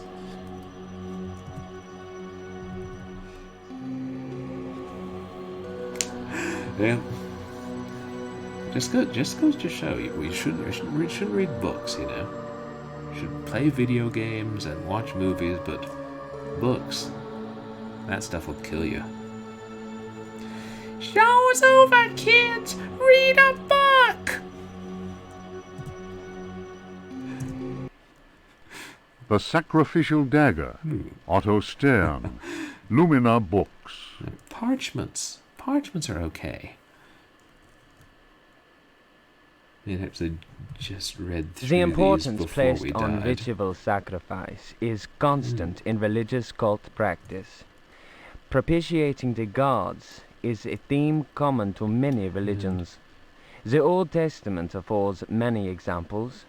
The voice acting in Primitive this game is polytheistic pretty belief good. systems integrate sacrifice in their rituals as part of the recurrent process of reaffirmation and, naturally enough, group cohesion.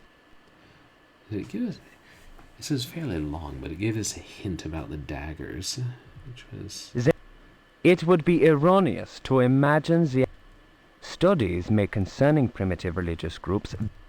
My own work in the field of ethnopsychology brought me into I like that I contact don't with a have to read it sorcerer all. It living in reads the it to region us. of Arkham.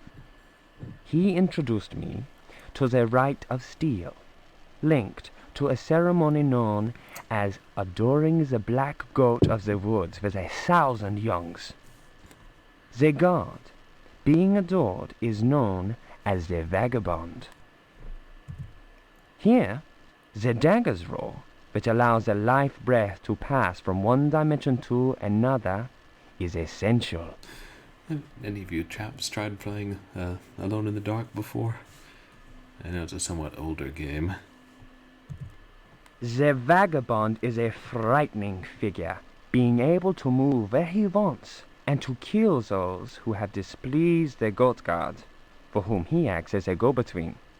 The goat is clearly a fertility god. The priest, having spoken the invocation, must choose the appropriate dagger for the sacrifice. The knife with a sinusoidal blade that must be dipped 7 times on night when the moon is full, in water that has been distilled 100 times, will be laid aside, since it would send a vagabond back into his own dimension. See illustration. Yes, it is fairly old, well known at the time, but less so now. And I don't know, there haven't been as many games as there were in like the Resident Evil series. There was a barrel of water somewhere in the game. I wonder if we have to dip that dagger into it. The priest will rather choose the dagger with a curved blade. That is more appropriate for slitting of the lamb's throat. This act transfigures the sorcerer priest and plunges the assembled worshippers into a divine trance.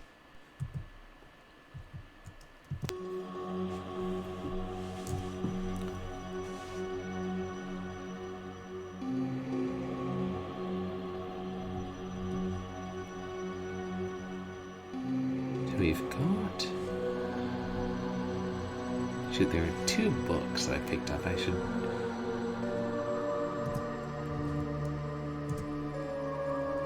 Maybe you can read one and not the other?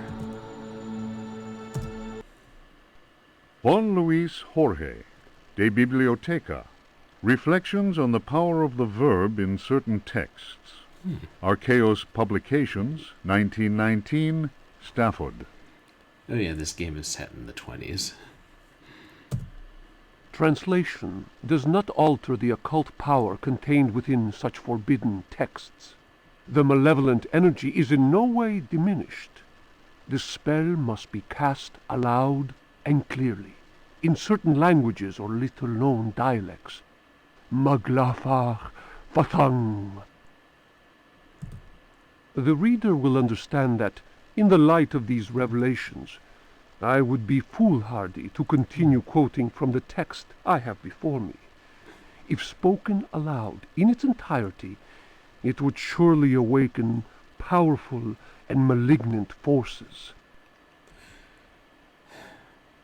Our uncle spoke it aloud, probably.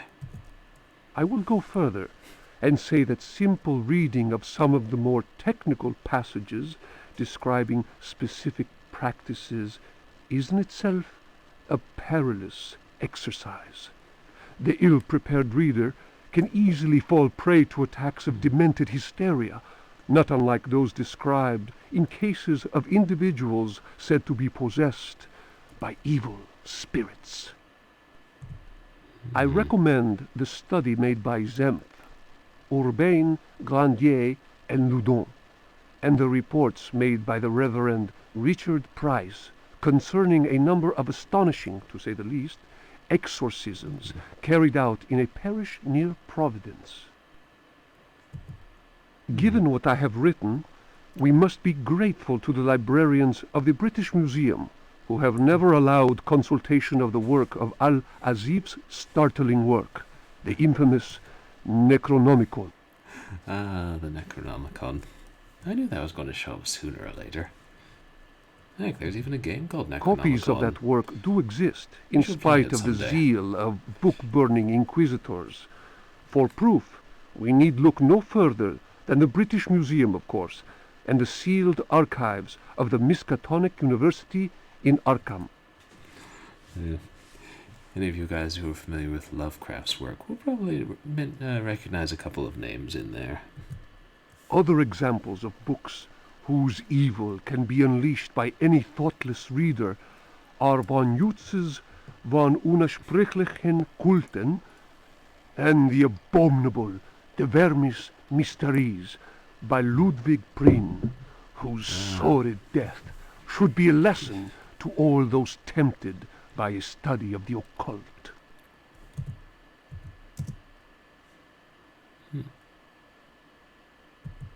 How are you saying we told her right there in the one book that if she opened the other book she would die, and gave her all the information she needed? It's hardly my fault if she opened the other book first. Really should have known better. I can't hold these humans' hands the whole time. It gets tiresome. Oh yeah, sometimes we invoke Nouveau Riche Londoner Cthulhu, who talks about how he gives everyone a sporting chance. As long as they're not stupid and seal their own fate.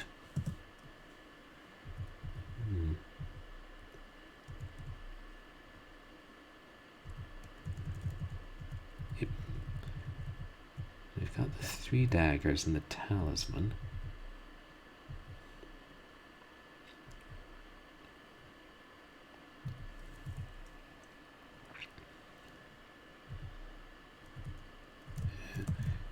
Well, I should probably get out of this.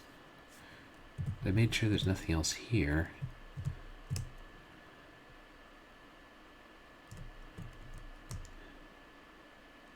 I should get out of this secret room and try and run past the long-armed book ghost.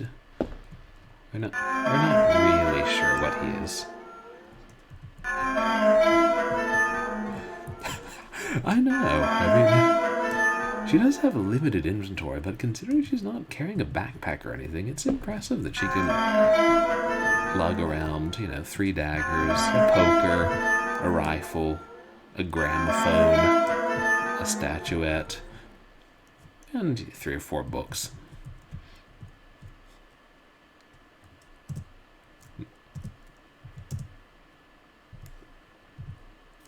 I'm saving a lot in this game. Just because it's so easy to die very quickly. Oh, right. Forgot the minor trifle of the room being dark.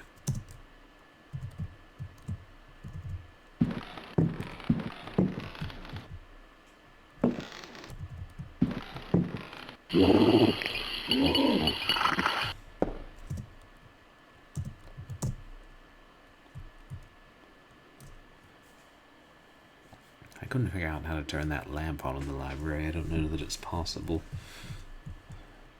I'm hoping we don't have to go in there again. But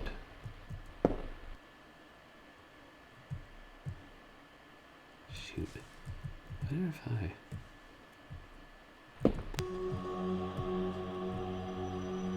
maybe now that I have the talisman, am I able to equip it? No. Maybe it'll let me bypass the giant monster in the cavern beyond the basement.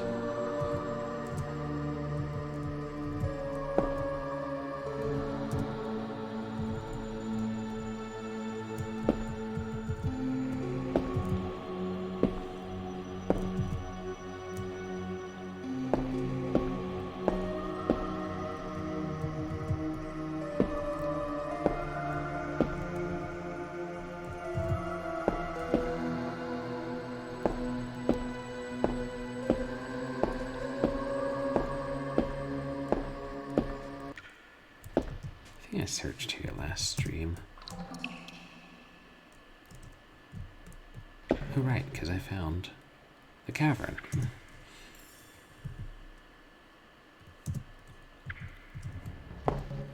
And also immortal rats in the basement.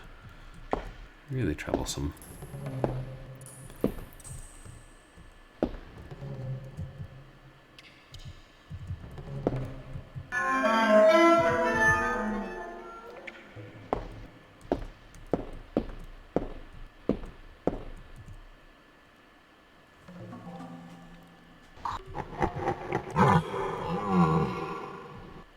Okay. Oh, no, there he is. What if we just ran past him?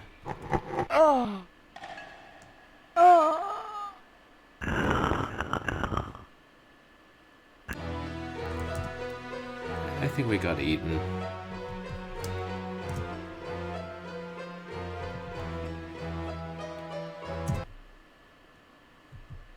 Ah, shoot, I should have saved again, shouldn't I?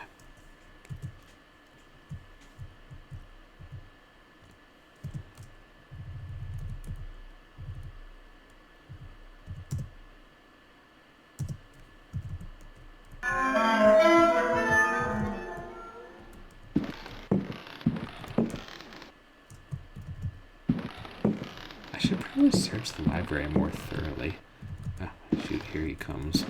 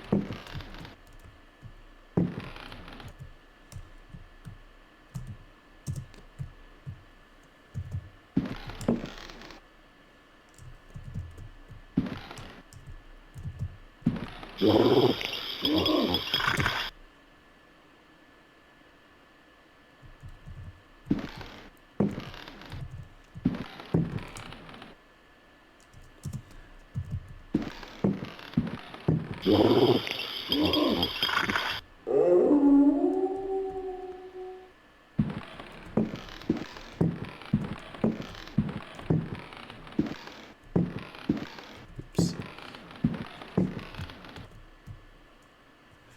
Oh, that's unfortunate.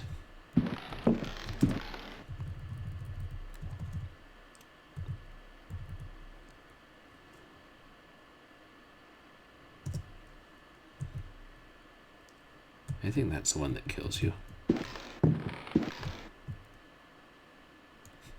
What do you guys think that thing is? I honestly don't know. As with many of the creatures.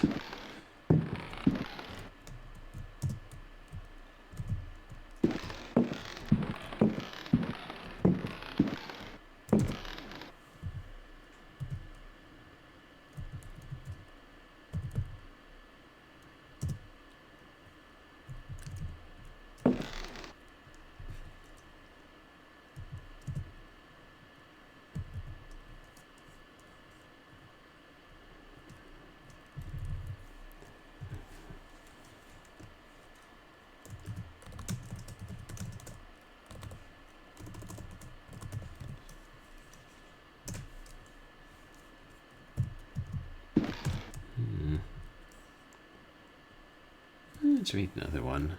I'm hesitant to read all of them now, just because it could get tedious, even when the voice acting is good.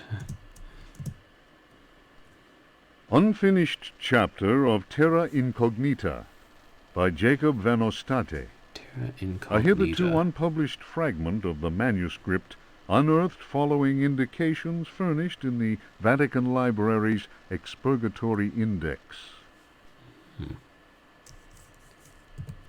In those icy and unwelcoming lands, the rites of wizards and healers are deeply rooted in ancient legend. Mysterious and cruel beings are thought to have ruled over the Arctic plains in times past. A cursed city, enclosed by massive walls, is believed to stand to this day. It contains fabulous treasures and is inhabited by the degenerate descendants of those who instilled centuries of terror in the hearts of the people.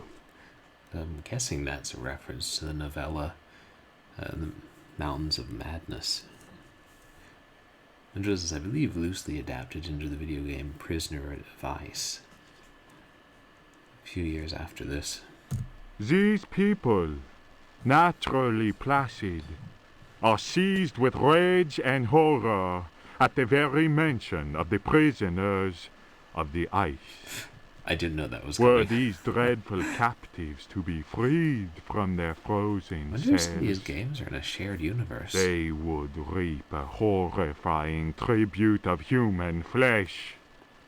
These blood-curdling beings may be invoked by certain ritual words.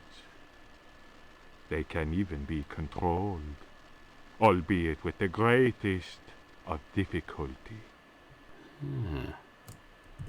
I admit to being impressed by these tales, repeated to me on many occasions and in a number of different places during my travels in the region.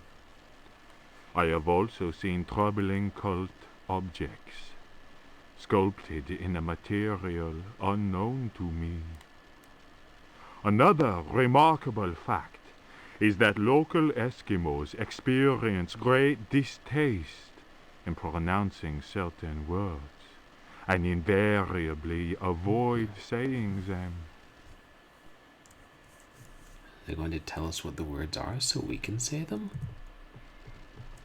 Here That sounds like a good is idea. a living example of the power that words contain. As it is said in the Bible, in the beginning was the Word. I'm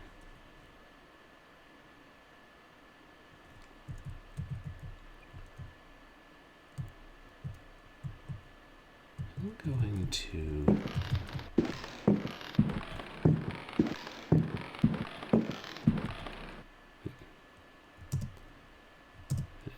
Here's the painting we killed.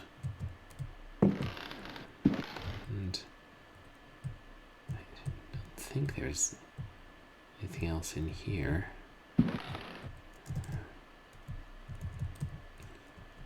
Just sort of leaving piles of inventory items around the house.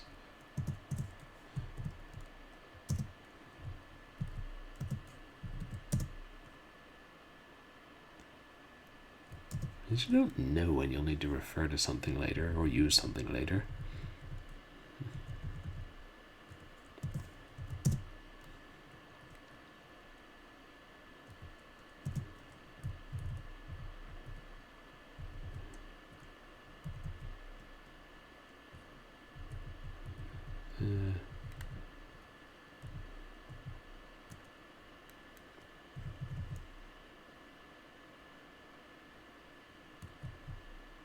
Must have read that or it wouldn't tell us the name, but I can't for the life of me remember when.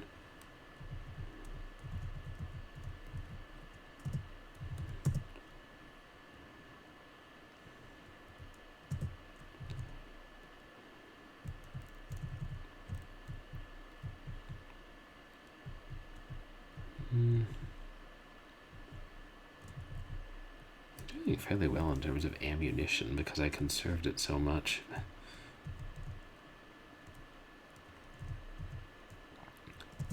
I think that's enough for now.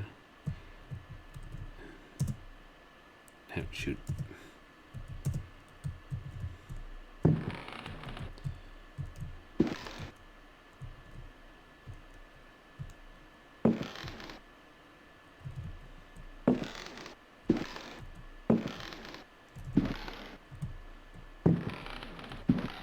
Is it here? Now in one room there is a clock, but for some reason it was weird that it didn't let us search it. I'm wondering if it will now.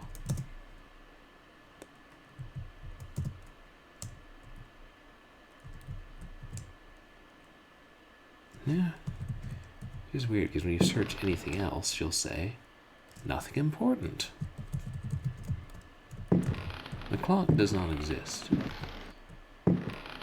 At least, in this dimension. I cannot speak for others.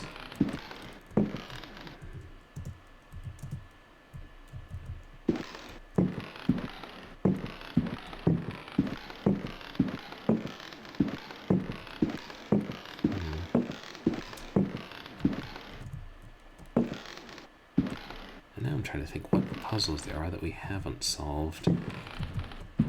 Places we haven't gone to yet. It's the dark bedroom. I think we got everything out of there. It's the bathroom. I think we got everything out of there. And the, 12-foot tall cephalopod in the bathtub wants to kill us, so we shouldn't go in there. And got everything out of here, right?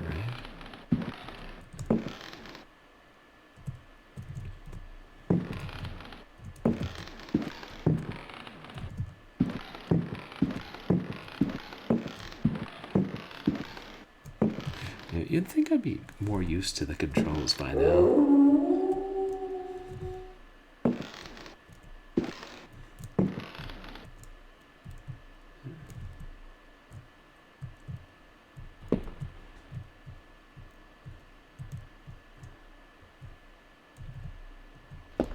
Now that goes down. I think we got everything off the upper floors.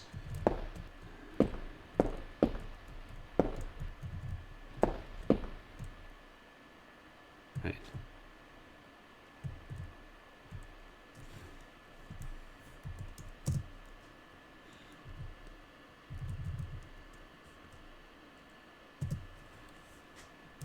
It's very difficult to see Ghost in that chair, and if we get too close to him, he turns into a giant mass of chanting orbs and kills us.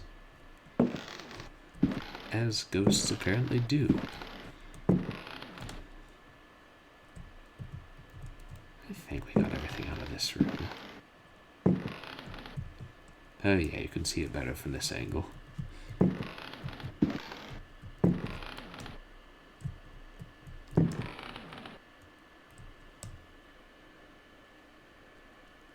Photograph of Uncle Jeremy with me. Before he hanged himself, that is. Probably. You can't really see the photograph.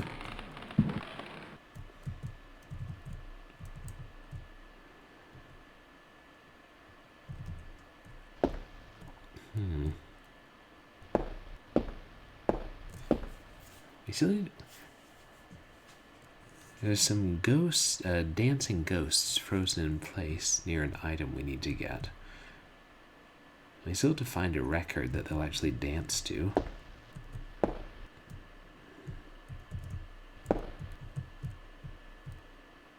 Hey, wait, that's the garden. We're not going in there. There are spiders.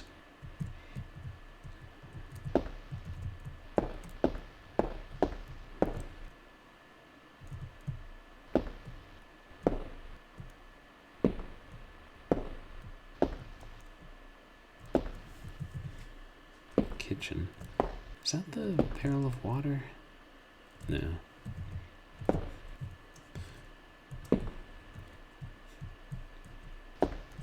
Yeah.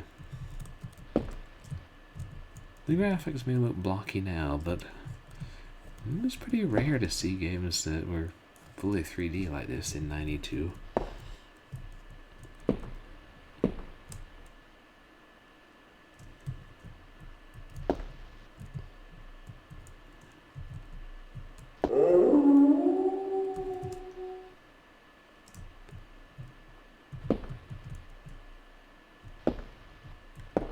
All that howling. I don't think we've seen anything dog-like.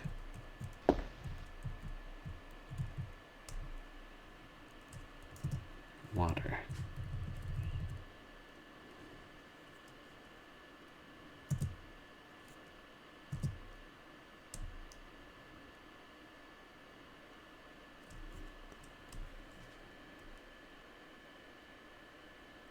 No, I don't think she's dunking it in the water.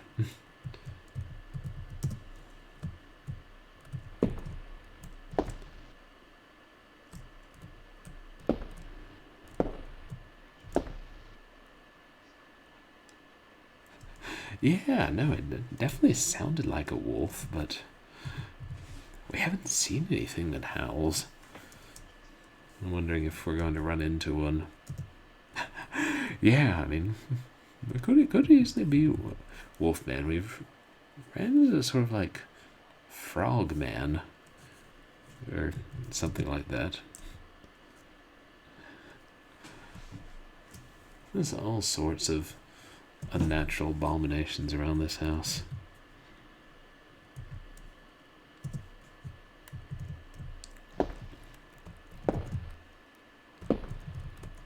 At least we've killed so much stuff, we're not constantly getting attacked now.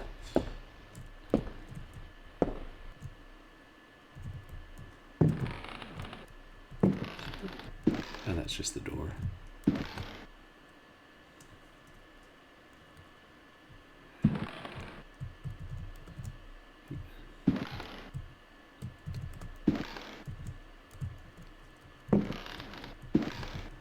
Right, we killed all the frogmen in the dining room. And this is another way to the dining room.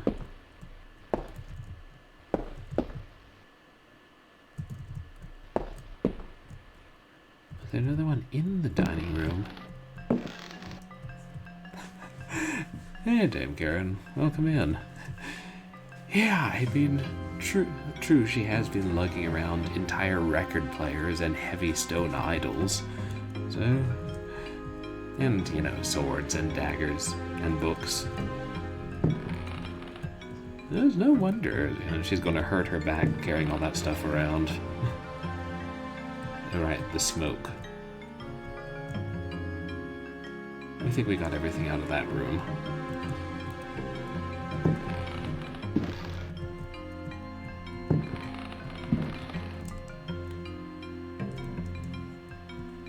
Nothing important.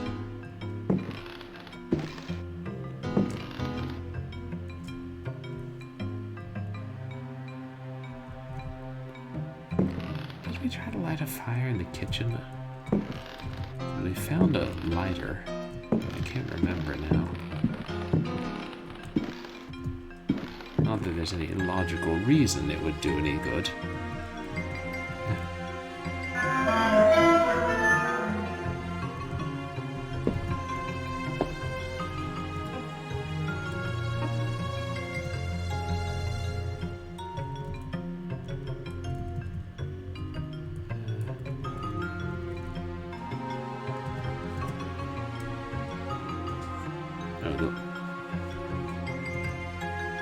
It's only for lighting the oil lamp, I guess.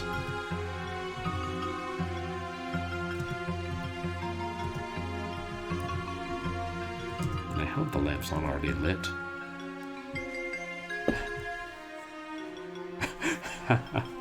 Yeah. I don't know why the soup's there. I think we tried to eat it before. And I wonder if we were supposed to cook it and then serve it to the frogmen in the dining room so they wouldn't eat us instead. No, we just killed them all.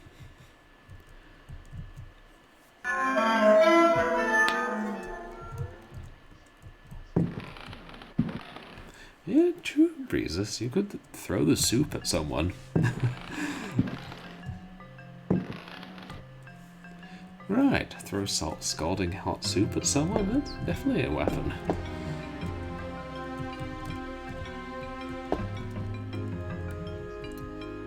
It's locked.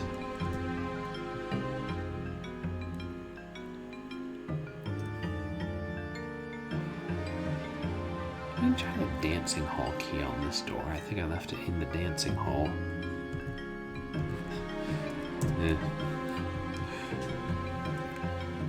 Yeah, I think that was another... The frogman in the dining room was another example of Cthulhu being a good sportsman. Now remember, lads, only one of you can attack Jeremy's niece at a time. The rest of you sit around and wait until he dies, if he does, and then one of you gets up and has a go at her. Because if she smacks one of you... that's not exactly Queensberry rules, and you can all attack her at once. Now, if one of you gets smacked, just assume it was her who did it. You're not going to go around slapping each other with your froggy flippers, are you? No? Good. Now kill the human.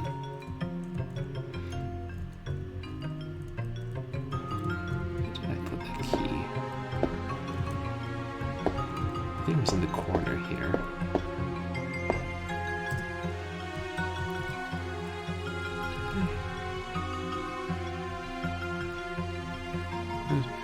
Oh, that was just a sporting nouveau riche Londoner Cthulhu. Yeah. We're trying to get inside the mind of the creature behind all this, and that's the best we've come up with so far.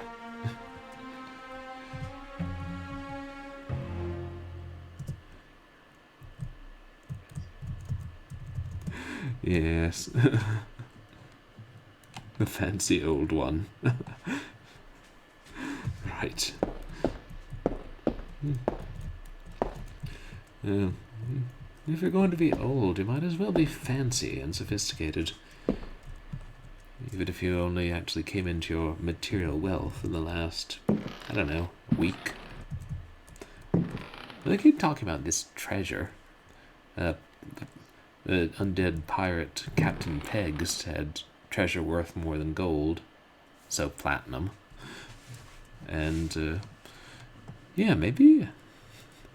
like a sir. So maybe Cthulhu has plenty of wealth beneath the sea. Let's see. I can't go through that door, because a vortex will instantly inhale us and destroy us. This is the gas room? Yeah, the gas room.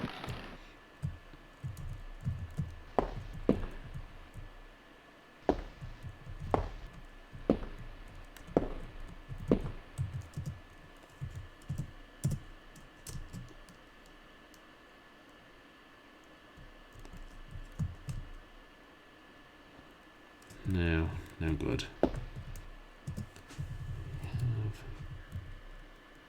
Happy haunts materialize. Oh, thank you so much for the host. I really appreciate it.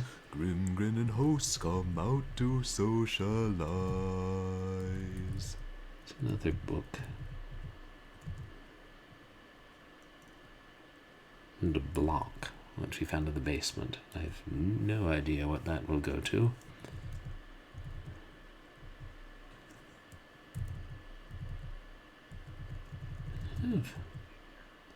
Must have left the other record. Oh, right, my host alert. I figure if it's just me singing something and not me, stealing actual sound clips from 20-year-old Disney VHS, I can't get DMCA'd. Or shot in my bed by Disney's copyright lawyers. Disney is not to be trifled with.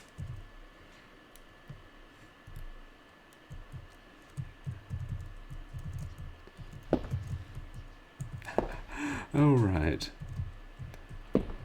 Because usually when I talk, my lips move. What's that?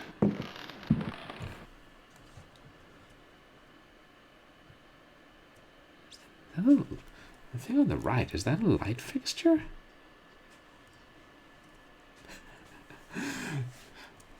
Yeah. Well, I would, but... I don't want to anger them. Also, there was that time I sang a parody of a Phineas and Ferb song on stream. They haven't found out about that yet. What is that thing?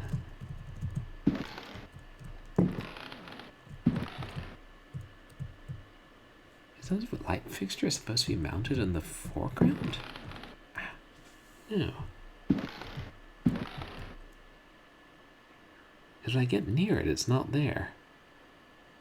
The thing on the right the right side of the screen right now. Let me zoom in. Oh, it's the ghosts. Yes. No, it's what it is the door's open, so it's the frozen ghosts in the other room. Now I'm in. Oh, really? That's the bucket? Is the image reversed? Yeah, no, I know what it is now. And still won't let us do anything with the bucket, right?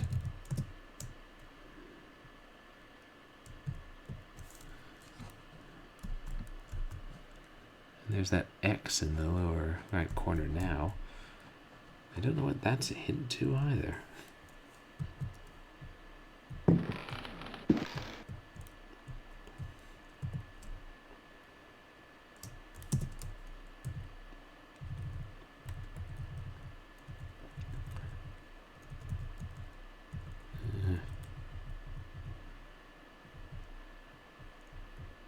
Oh, right. I needed the sword to kill the pirate in this room, so I would have tried to hit the wall with a sword already.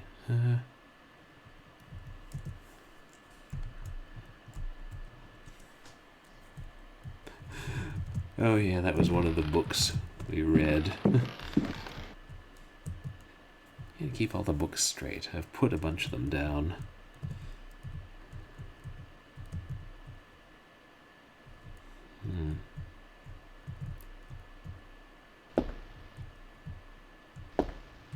If we...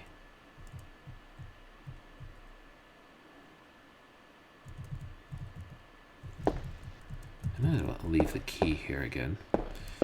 I know I think they dance, but because they're crowded around something that we need to get. But so far, whenever we try and play a record for them, it just says, oh, they don't like that music.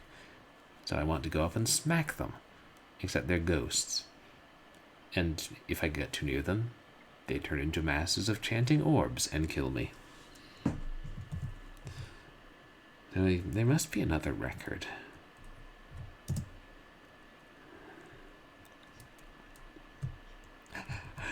Yeah, exactly. Like, Uncle Jeremy must have had more than 2 records in the house. Especially since this is the 20s and each record only had 1 song.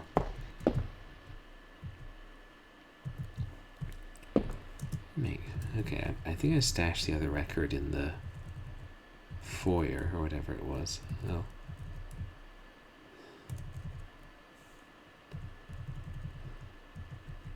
I don't know why I need 2 matchboxes and a lighter. I'll have to put down one of the matchboxes. And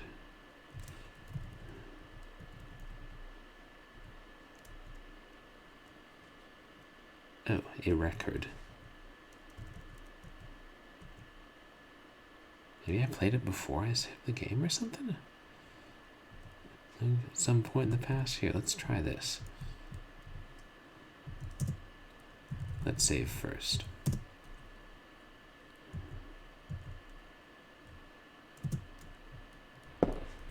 Well, I put down a key. Why can't I pick up a gramophone now? A gramophone. You know this was made by Europeans.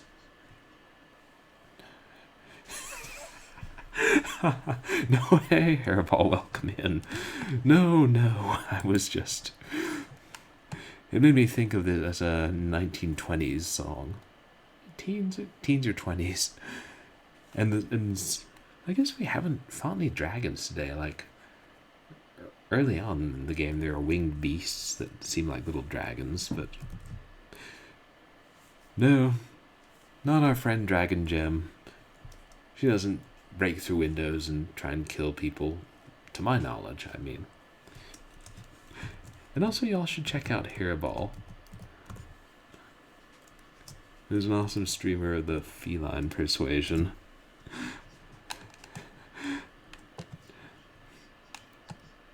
Known for streaming Bad Cat and Warlords too? Wait.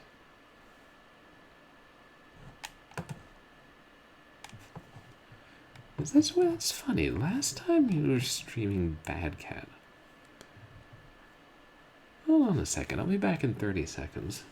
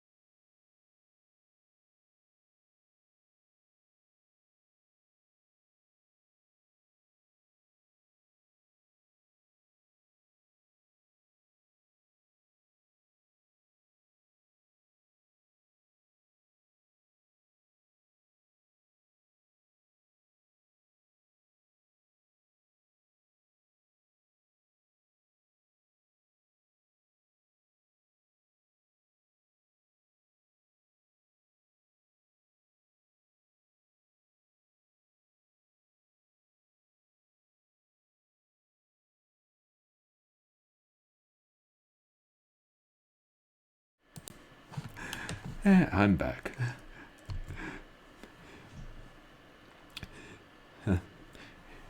No, it was because I thought I had a copy of Warlords 2. And it would be weird if twice in a row Hairball streams games that I have sealed big box copies of that aren't common games. And it's like, did somebody get into my house, steal a copy of the game, and reseal them before I got back? But no, I have Ancients 2, not Warlords 2. Different matter entirely. Don't know how I confused them. Don't actually know what either one's about.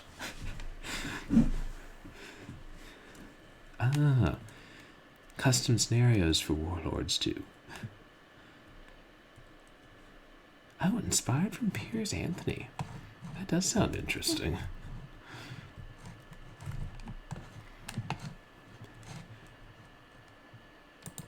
Back to the game. Now. Oh, right. Gotta put something down.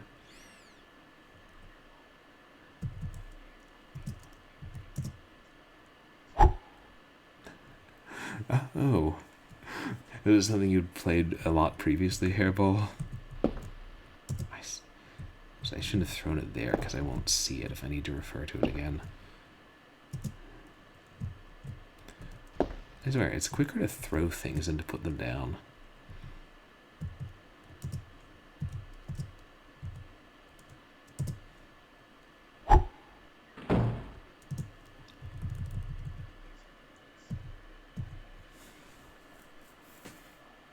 Oh, wow. Played it a whole lot over that one summer. Sounds like an addictive game. Yeah, exactly. You know, once you run out of things to shoot and stab, you can throw books at walls. And possibly throw empty flasks and first aid kits at demons, but I never have enough space. Ah. Home-cooked floppies, shall we say.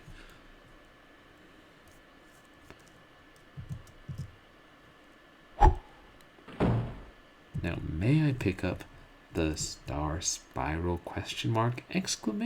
Gramophone? Yes. Right. They told us not to copy that floppy, but I mean, they're not saying it now. Right. Backup floppies. You can make 50 backup copies for one game, because, you know, if it's a good game, it would be a real shame if floppies started failing.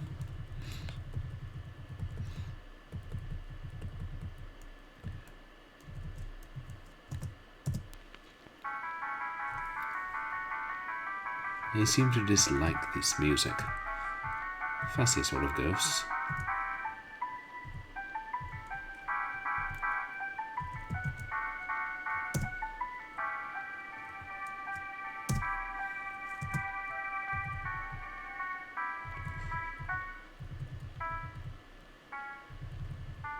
Where's it up there? Yeah, the corny concerto one. I know, it's a lovely waltz. I don't know what these ghosts are waiting for.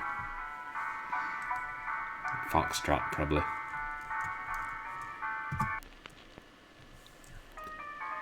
And just like this music, too. Oh, they were all on the shelf in our uncle's library. Oh, hey, thank you so much for the host. And hosts come out to socialize. Oh, I really appreciate it. How are you doing tonight? No, what it is... Oh, right. And you guys should all check out Cobra Commander. Oh, thank you so much. I appreciate it. And I hope... I was lurking in your stream a bit today. I hope your stream went well.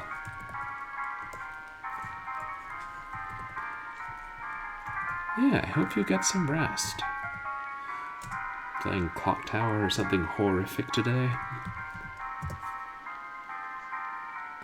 That's frustrating, having an early morning. But thank you so much for stopping by and leaving the host. Oh, that's great to hear. Okay. Alright. Ooh, Castlevania 2. Well, yeah. I know it's a horrible night to have a curse, but hopefully it's a good night to get some rest. Right, just mildly spooky.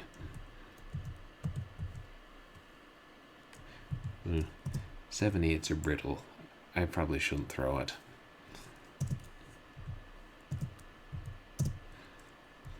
Although I accidentally threw the gramophone earlier and it was fun.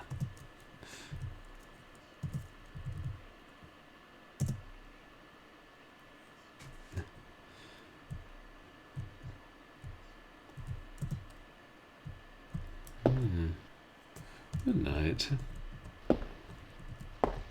So we are not going in the garden for what I hope are obvious reasons.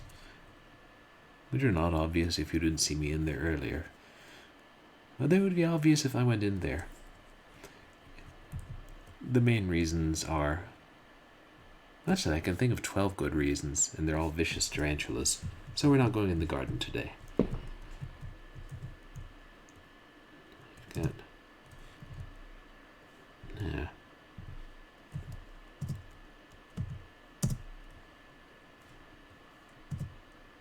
Oops. No, wait, that is right. A couple of books we haven't read. If Rocks Could Talk, or The Story of a Louisiana Plantation, by the Marquise de Chamfray. Huh. After a the new one. criminal selling off of Florida by the foul usurper, my father elected to remain in this inhospitable land, where we were free at least to express our royalist feelings, and hope our country would come to its senses. In 1818, a certain Pickford bought up Ledoux's land, after the poor fellow had ruined himself in unfortunate speculation.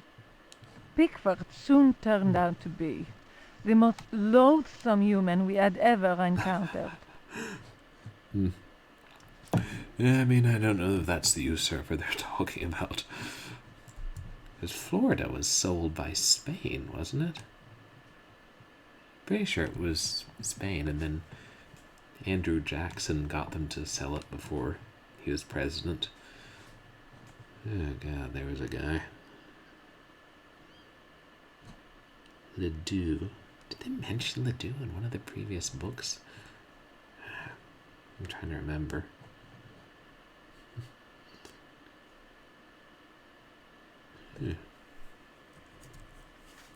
Yeah, plenty of royalists He back was in an those adventurer of the worst kind, nouveau riche, and bloated with a grotesque sense of self-importance. days. First Right. came the incessant army of men with shovels, digging into the mountain of earth Okay, that nouveau was to riche. fill in the surrounding swamp. Like Cthulhu. The undertaking was quite stupendous. We learned from a slave that the final objective was to connect the existing caves with another one of gigantic proportions. I wonder if that's that cavern we saw adjoining the wine cellar. Racked by a mania of persecution, Elia Pickford constantly fired his workers and hired new ones.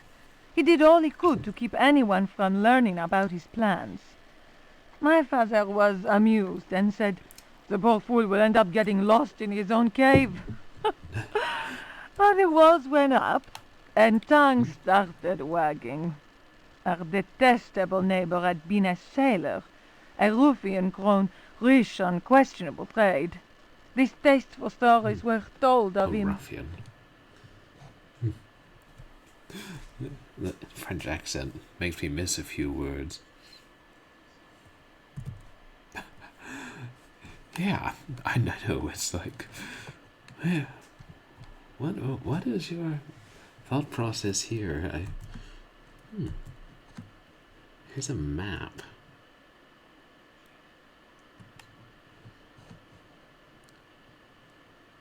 It's hard to...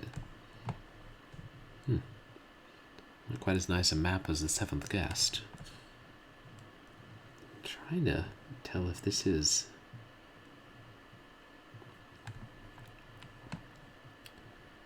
the house, or... I wonder if that's the basement. Oh God, we'll probably have to refer to this and find hidden rooms or something.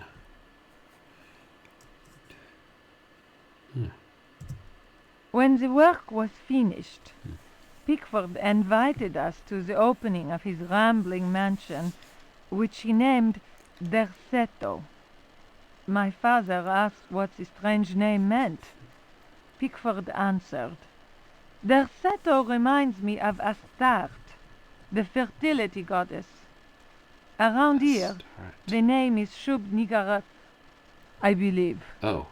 That a name so Shub-Niggurath. steeped in evil should be said aloud came as not such a shock to my father, as he himself confided in me some while later.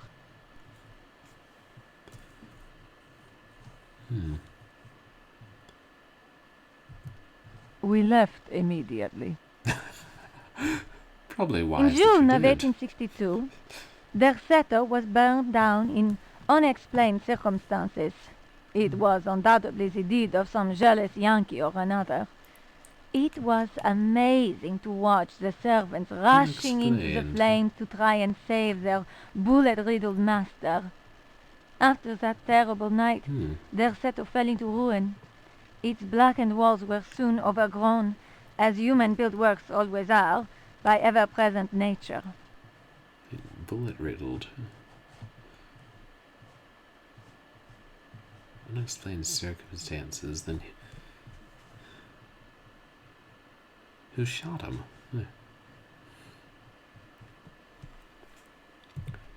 In 1875, Ever-present nature. the property was eventually bought by a gentleman whose name was Howard Artwood.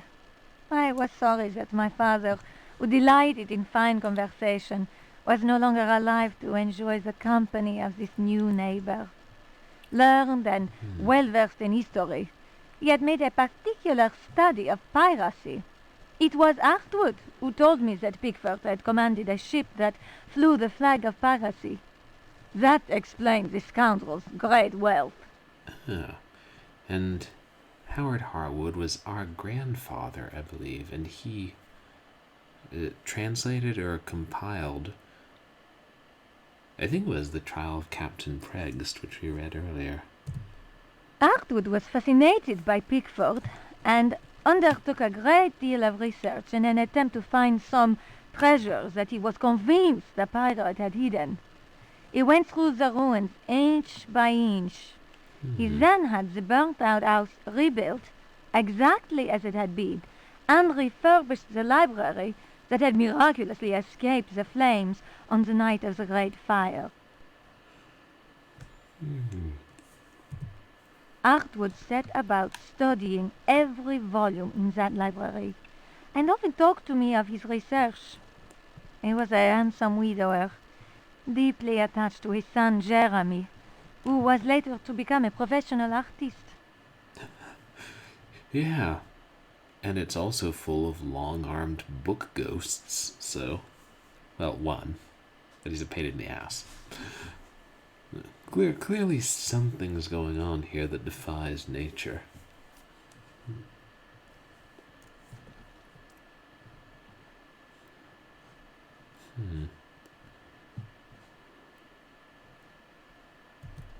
Artwood worked incessantly, first from the room I offered him, then from his own freshly restored home, which he rebaptized Derceto. I imagine he hoped to enlist the help of the god of good fortune in his treasure hunt. As far as I have ever been able to tell, all his searching came to nothing. There were no lost treasures to be found at Derceto. That have been found I learned yet. of Artwood's death while I was in Paris. But that, as they say, is another story.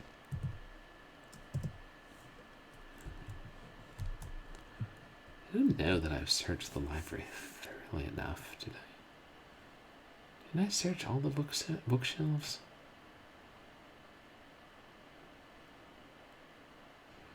And I wonder if...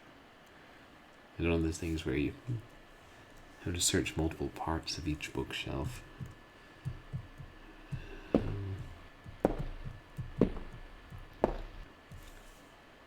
Because other than the cavern and the ghosts, what else is there for me to do right now?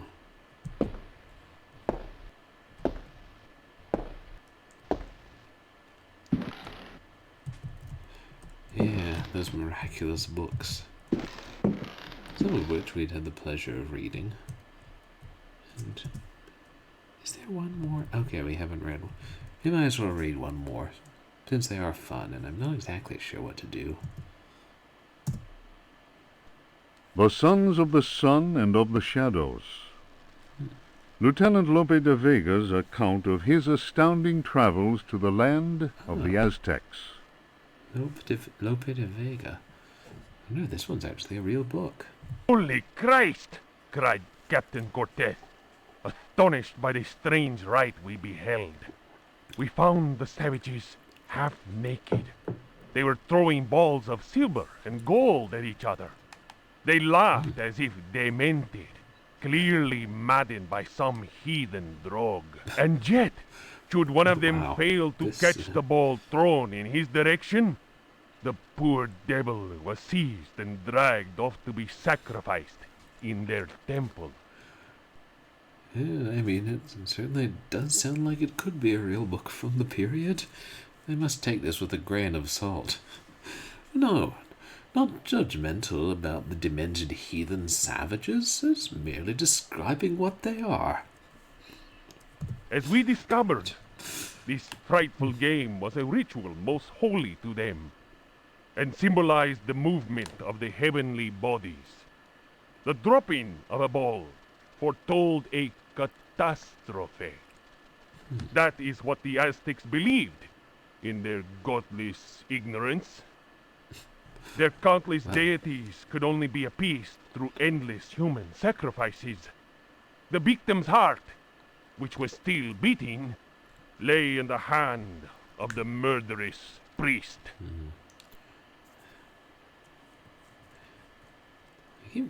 I feel like this game is building up to making us perform a human sacrifice or something. The interior of the temple was surprisingly cool.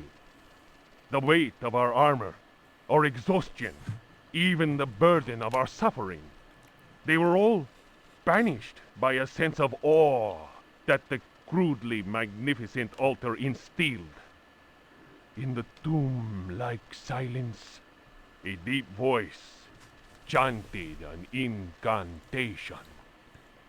The majestic statue of the water goddess, Chalchihuitlicue, seemed to throb with vitality.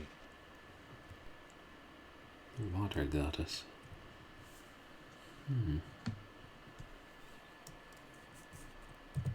This massive stone, draped in a golden cloak and studded with precious stones, was coming to life before our very eyes. Galatea Horror stuff. of horrors! The granite eyes of the statue, empty of life only moments before, were now injected with blood.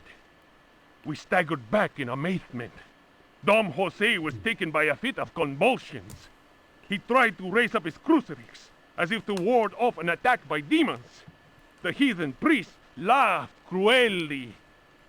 The statue's mouth cracked open in a deathly grin, bearing teeth sharpened to dagger points. Captain Cortez cried, "Attack!" But it was no use. We were glued to the spot. First, we were unable to move. Our armor seemed to be bolted to the temple floor. Our legs weakened, and we collapsed in a thunder of steel. Only Cortez had the presence of mind to unsheath his dagger. He hurled it at the cackling priest. 4 inches of the finest Toledo steel buried itself in the heathen's face. His blood spurted, splashing the now lifeless idol. We picked ourselves up with difficulty. Oh, that's a... Never will I forget Quite a that throw. terrible moment. My companions, naturally enough, told tales of devilish enchantments cast upon our armor. Whatever the truth of that, I could not deny that the supreme god of the fourth universe had treated us as mere playthings. I am convinced that a terrible energy is yet contained within that heathen statue. A power strong enough to change a proud conquistador into a helpless puppet. Drawing of Chalchihuitlicue by Dom Jose de la Sierra, done before the destruction of the Aztec temple of Tenochtitlan. Oh. Is it a puppy? I'm trying to see what it is.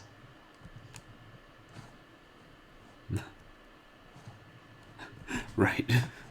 That's the most common name for that fear. The power to frighten them. Huh. Wonder.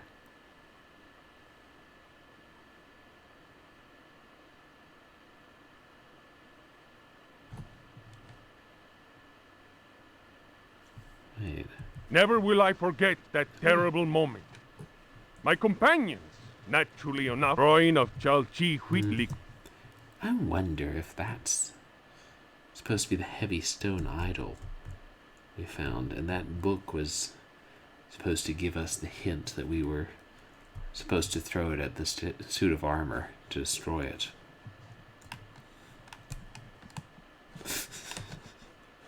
Yeah. Oh, did it say puppies or puppets?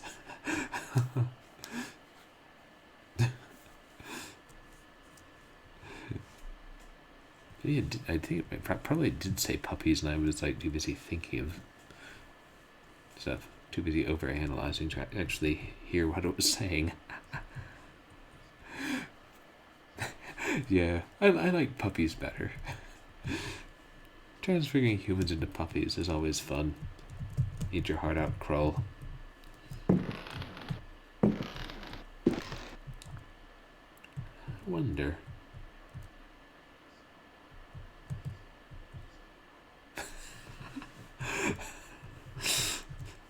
I think there are probably artworks of just about everything. That does sound kind of adorable. Hey, Halloween's almost here. If any of you guys have dogs, you should like dress them up as conquistadors for Halloween, and then post pictures online, and then send them to the people who developed this game.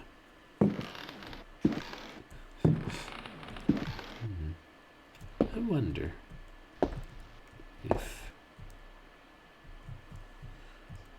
not conquistadors. Oh right, you actually have a puppy, Havoc.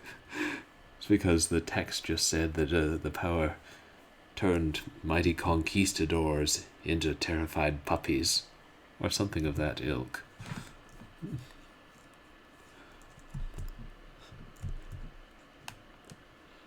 Plus C3 anti-Columbus.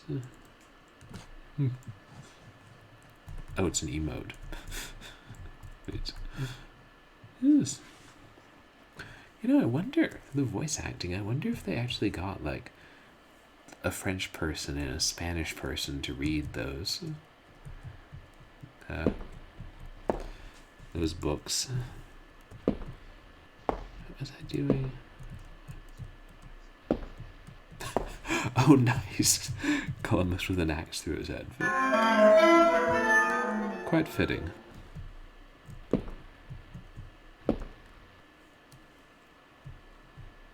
I guess I'm going to search the library more thoroughly.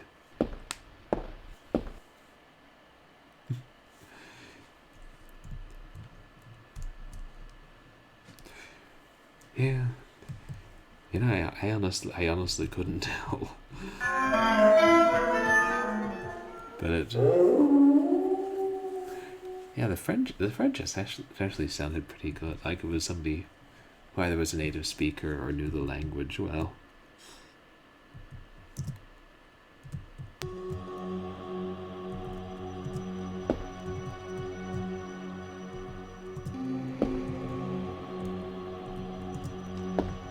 I'm just making sure I didn't set down another record.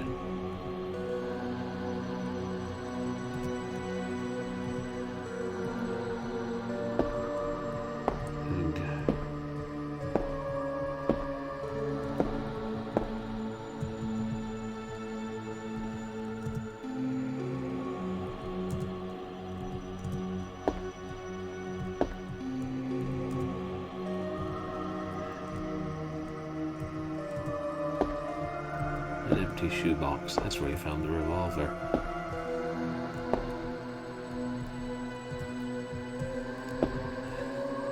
Okay, I've got to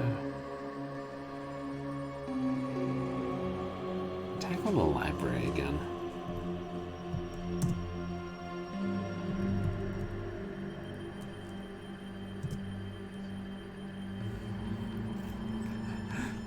I think there's only one cellar. I mean, the key was only for that one.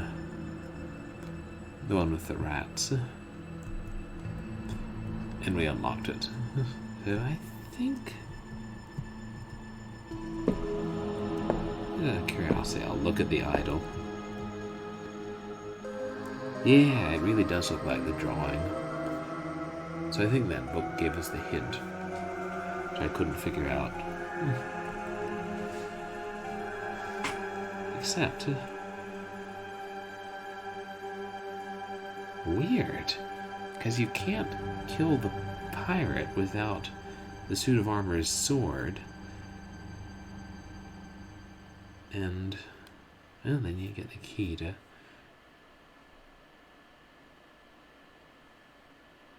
I don't know, it just seems really difficult for you to get to this place in the game where you get that book from the library before you have to kill the suit of armor. Anyway, let's... I can't think... I have to waste the oil lamp every time. Let me see if I can make a better search of that lamp on the desk.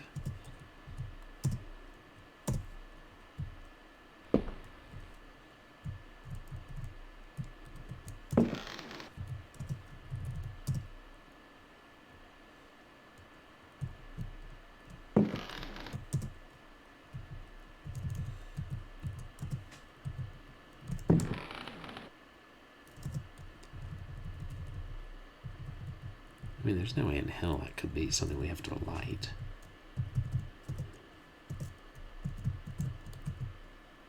No, we have no lamp.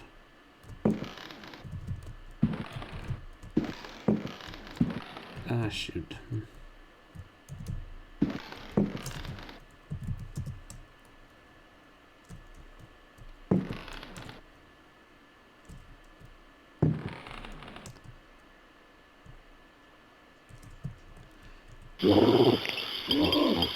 Really now? I was just calling him the book, long-armed book ghost. But he's really not made out of books, so... I don't know, he's made out of voxels, maybe. Yeah, we're not reading that book. That book does bad things to us. Like, lifts us up in the air and hurls us down on the pavement, breaking our neck. Without so much as a by your leave. Yeah. I swear. I'll bring the book in next time. Also, I own this mansion, so I own all those books.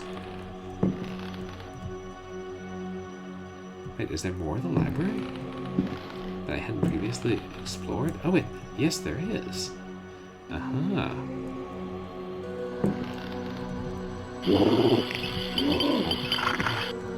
Wait,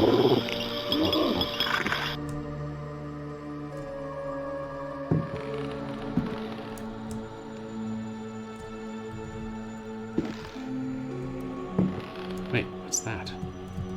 A doorway, I think. Also a librarian. A book.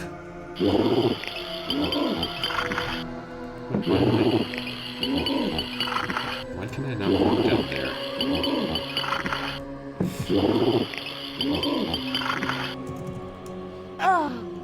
You know what? Oh.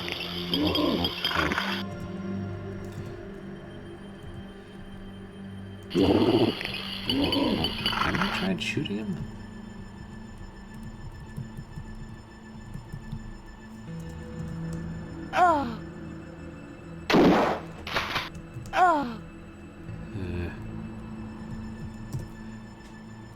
Hard to shoot what's not really there.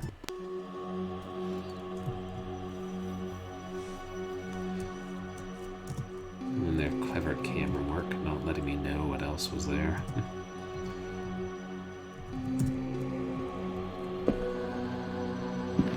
Oh yeah, one of those, extendo rifles. They were big in the 1920s.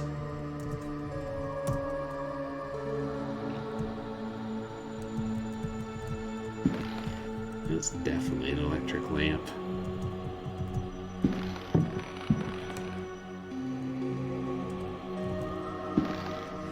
No offense, Emily, but your eyes unnerve me.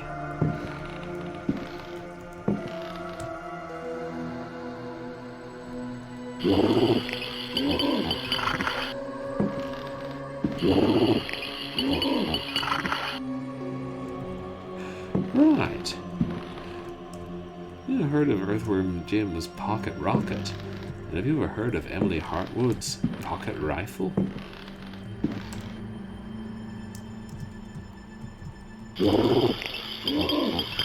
So much more useful than pistols.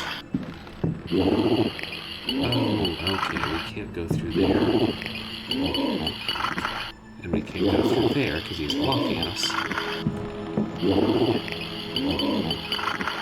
And we can't go through anywhere.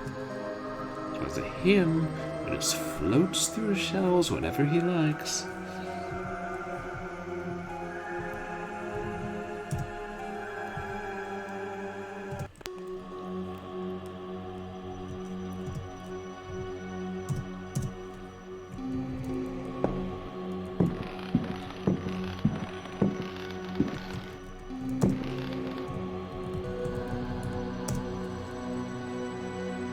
I'm this close to throwing the oil lamp at him.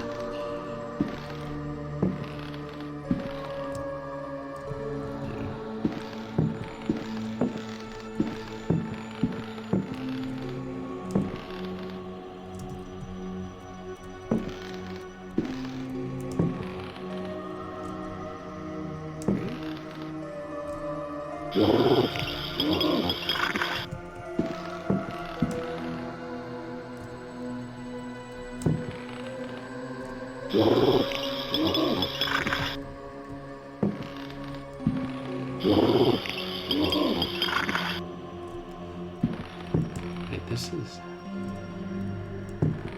the same one, right? Have I looked here?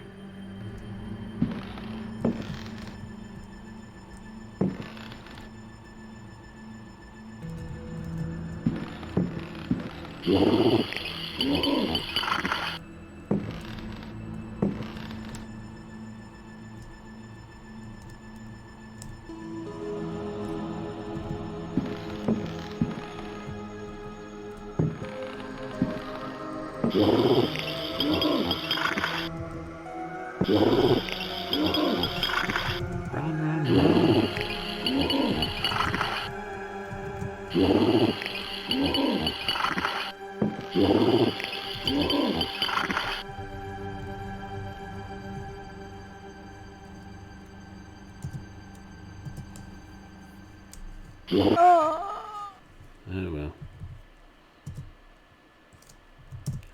Sorry, I know I'm dying a lot. I keep getting disoriented with the library and trying to figure out if there's anything else on that side other than that one dark book. It kind of looks like there's a door there. I don't know. In some games, librarians trade you useful items for shiny rings.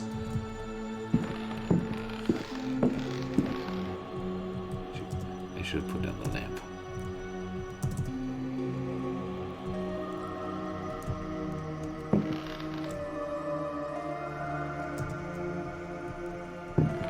Oh, that's the same one. Oh, okay, that's not a doorway, that's just way back.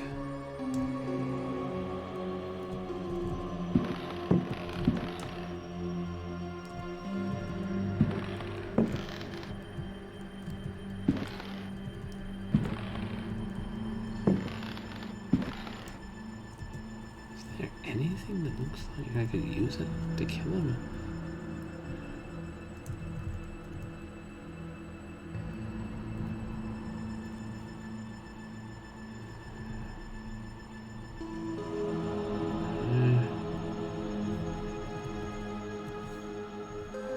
No.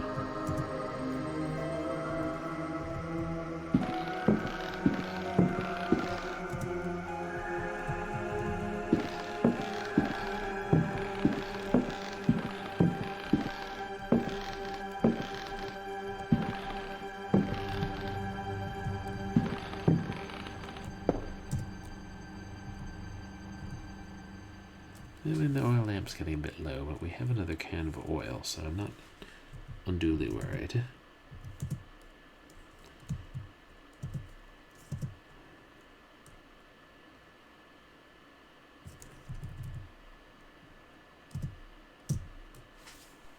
Fragments of the Book of Abdul.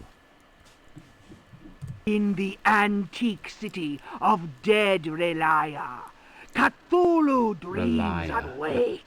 I always In wondered how the you pit of pronounce that. time, the unspeakable lies in wait. That is not dead which can eternal lie. Relia, your blocks of stone seal the ritual that gives birth to fear. Cthulhu Fatang! Cthulhu Fatang! Blocks of Ayah! Ayah! Let he who knows how to invoke the stones act. The It is fancy old time. one. Let the shadow of Cthulhu darken the sky. May the servitor of the black goat of the woods with 1,000 youngs sound his flute in honor of the unspeakable. Cthulhu Fatang! Cthulhu Fatang! Ayah! Ayah! It's not just time, it's high time, if you ask me. And sleeping down in Relia far too long.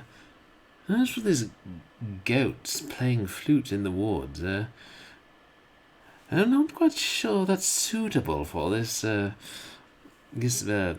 venture. We ran into it somewhere else, and let's just say that a certain goat should put on clothes for the sake of human or half-human decency. Elder gods have some standards to adhere to up in here. May he who may not be named cast his withering I realize I'm gaze breaking the upon mood the terribly here. unbeliever. For he is the door, the key, and the guardian of the door, and holds you now in his immense power. Oh, thanks. His withering gaze. I'm trying to think for all these books. What could it conceivably be? Emily?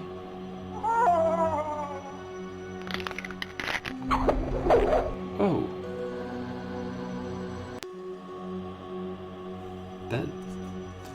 That was not expected. Yeah. Oh, and it took away like half my health, too.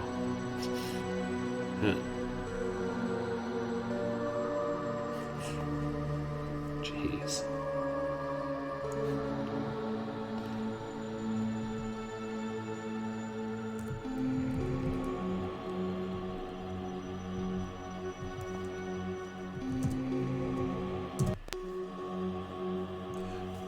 I mean, I can't think we need to actually have that book in our possession to win.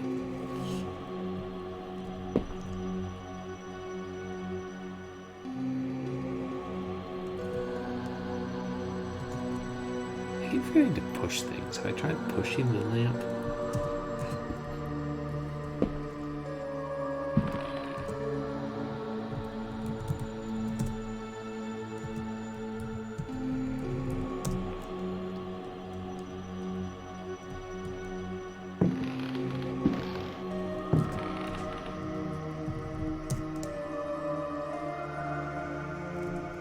Nope.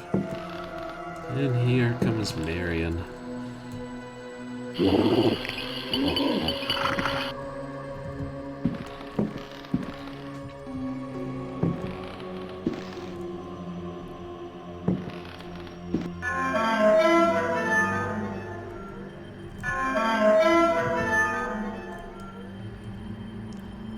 Actually, I'm still pushing.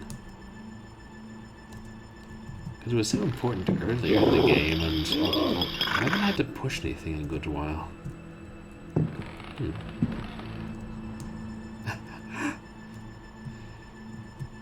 But there is a way to kill it using backlog.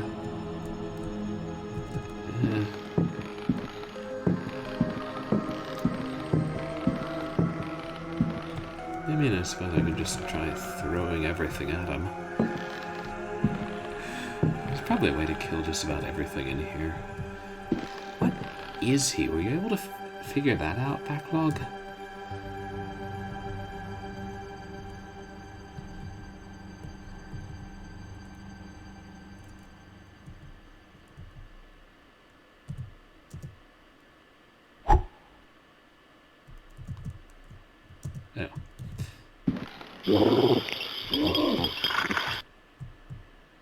Getting these stuck in the walls when I try and chuck them.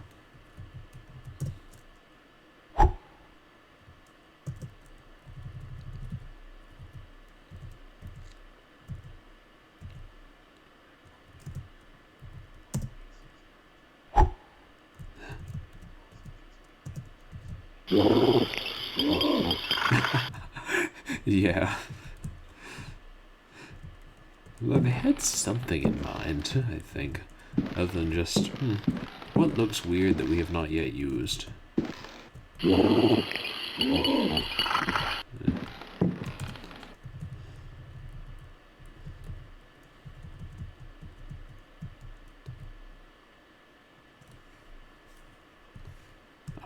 Fireplace poker.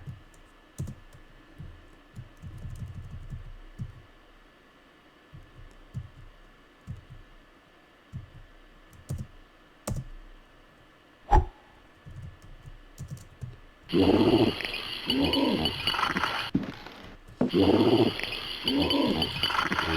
kind of giving up. I figure I'll need to just load, but if we can find out what kills him. Meanwhile, the oil lamp is burning down. Get out of my camera.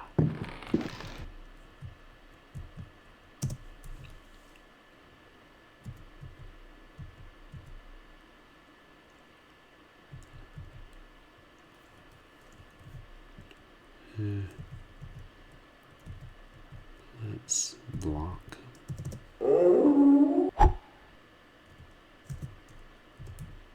About what I expected. Nothing.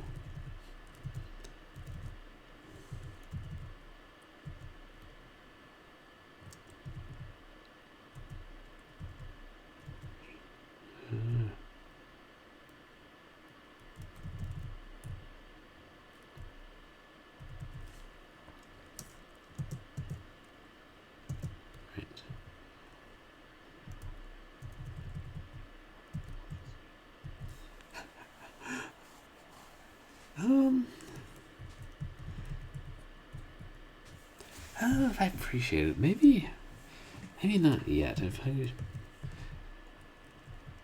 I suspect we've got everything out of the library. I think I've made a pretty thorough search.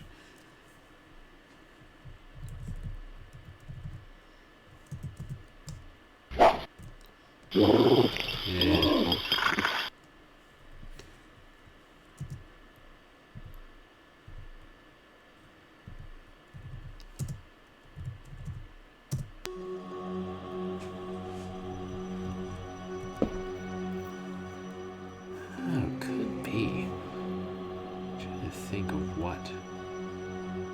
What could be modified and how?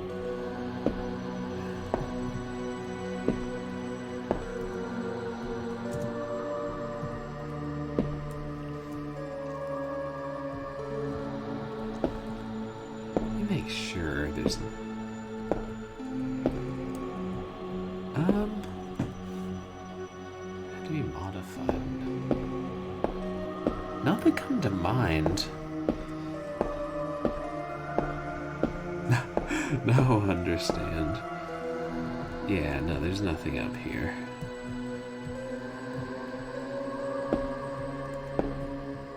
That's what I thought. We were pretty sure we got everything we could. But we should double check, obviously.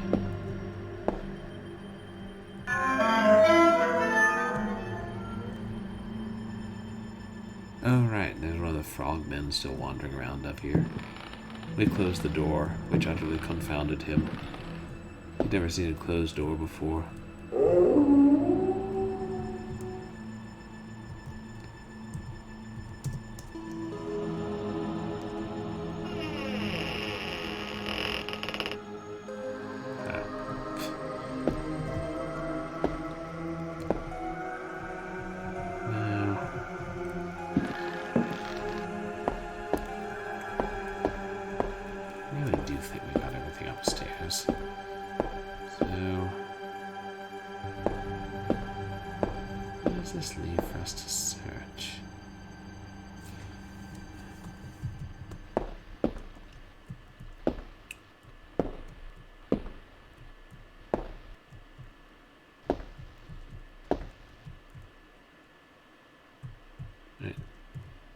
Just the fireplace ghost.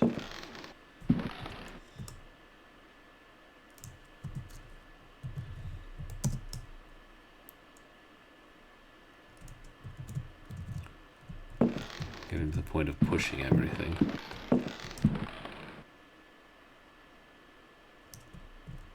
Not him, though.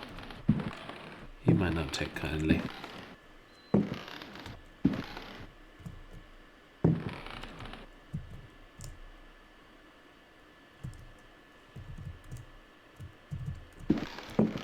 Nope.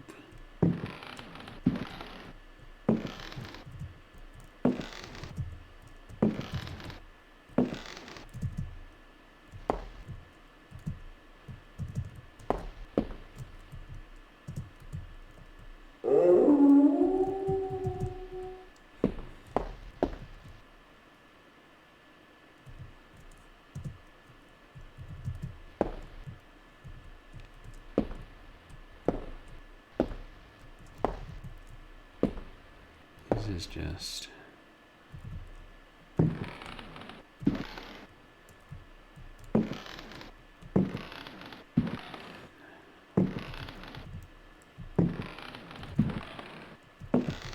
right, there's no way to push.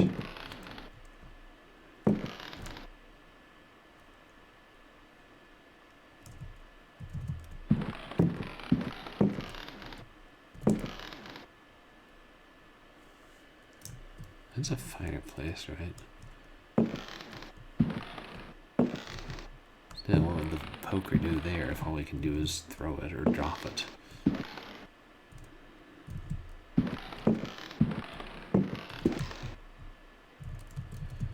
Yeah, I think it is, but I can't think. It'll be of much use.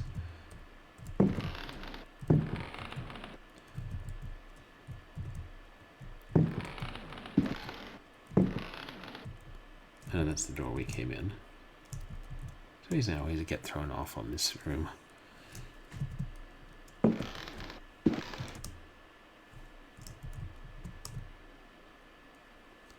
You know, I never searched the paintings.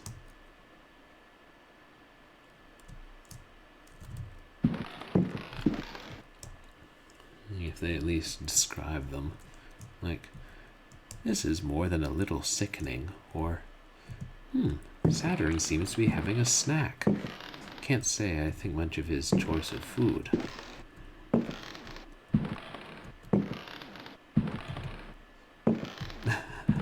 Right. The game is kind of like real life, because some enemies cannot be kicked. And in real life, some obstacles can't be kicked. I mean, effectively. The Blarney Stone, for instance.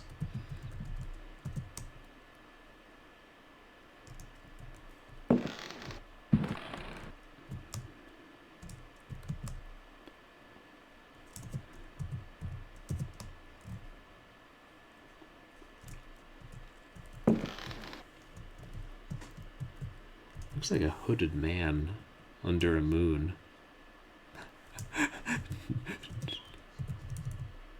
Right.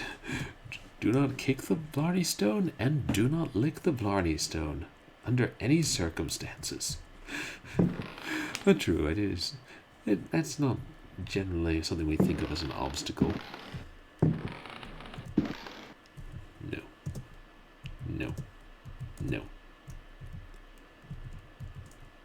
No. No. No.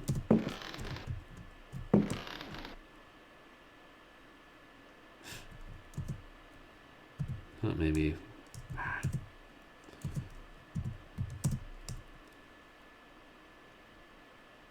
Yeah. Trying to look at the dead painting.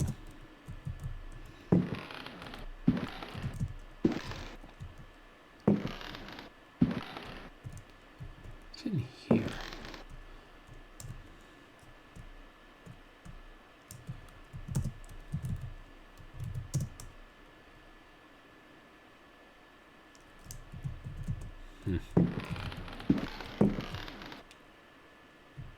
That clock. What if we could push it? Oh, hey. Just gotta show you. Mess around with everything. A key. A parchment. That's everything? Yep. A secret compartment. Now I want to buy a grandfather clock just so I can, like, carve a hole on the wall behind it. No one will ever look behind it. Except people who watch my streams.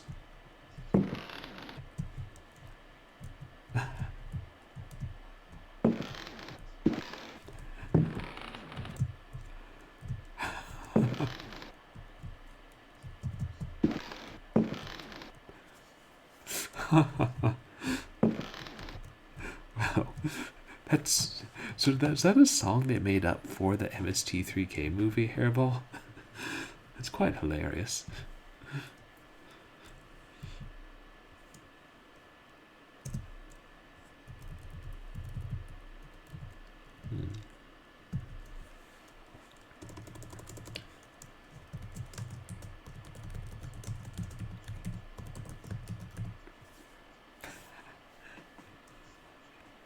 Right. It's like if you don't find an indication of what the correct time is, you just move the second hand, and the minute hand, and the hour hand until you've gone through every possible position. Yeah. I assume people do that in real life, when they're trying to find your hidden valuables. Or just take a sledgehammer to the clock. And then they might destroy whatever's hidden inside. What if the clue inside is a cut glass sparrow? Might smash it. Glass chaffinches.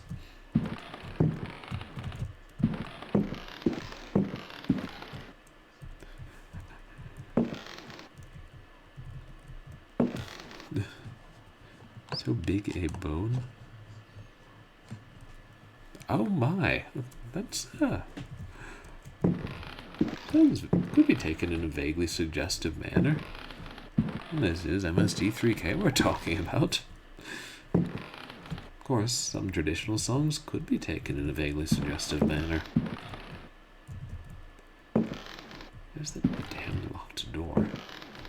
Oh no, it's down a level.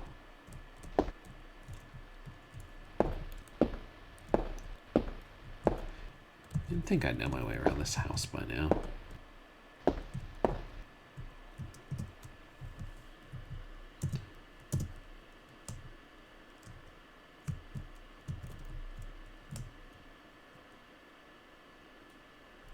No. Why should it be that easy?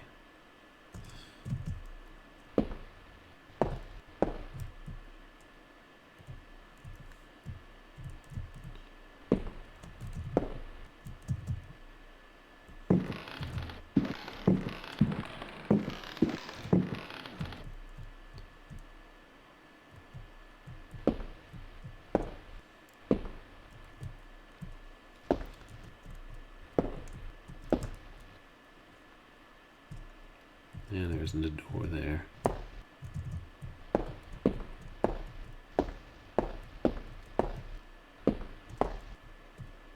It's the same door. I know I've tried this key before, it's so hard to believe that it wouldn't work.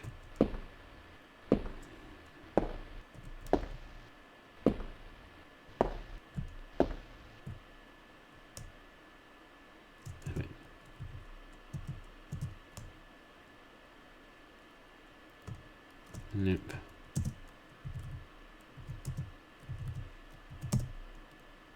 How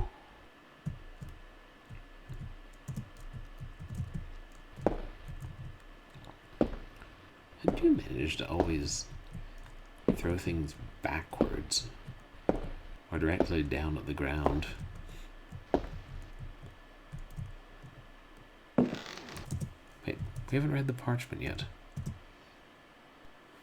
The Creatures of Night by Hubertus the Bald, translated from Latin by his brother in prayer, Fratre Johann Marcus. At least this time they bothered to translate the Latin. Of monstrosity. You who read me know that night engenders monsters and that night creatures exist. The accursed book of Abdul al-Hazred is clear on this matter.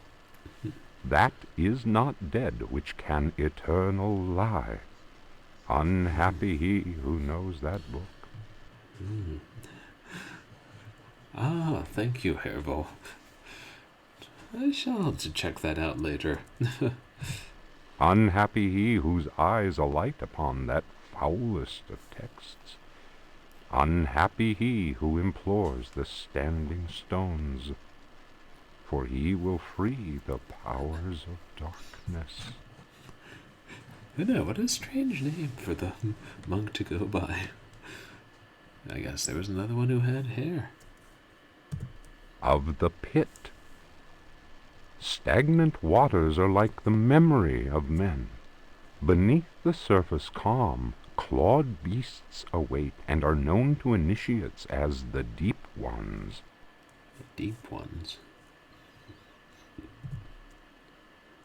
Awaiting his prey, the deep one seizes him and drags him down to the abyss, where Dagon, the cruel god, swims and reveres him whose name may not be pronounced.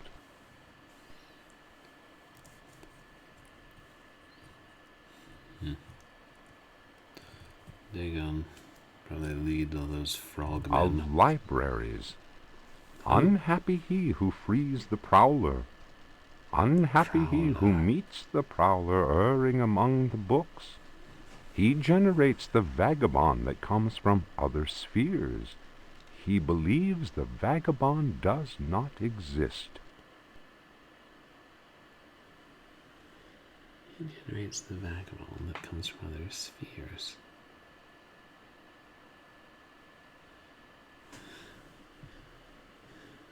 Wait.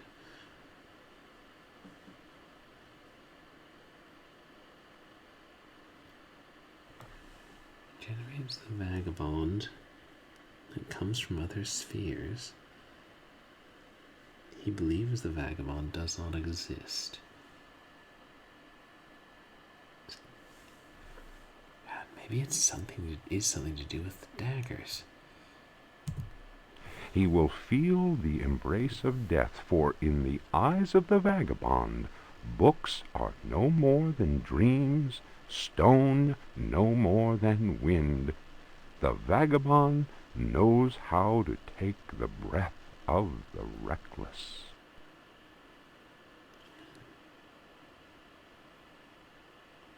But it's not talking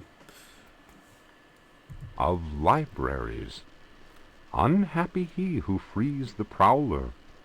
Unhappy he who meets the Prowler erring among the books. I assume the He he is generates the same the throughout, vagabond that comes and from it doesn't other start spheres. referring to He the Prowler believes the vagabond after the second does sentence. not exist. He will feel the embrace of death, for in the eyes of the vagabond, books are no more than dreams, stone no more than wind. The vagabond knows how to take the breath of the reckless.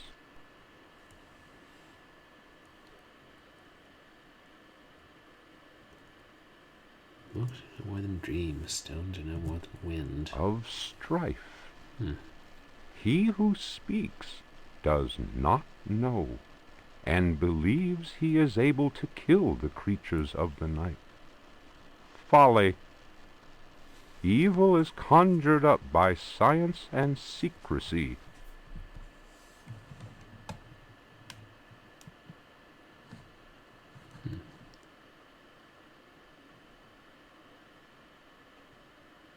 That's weird. Wait a second. He will feel the of strife.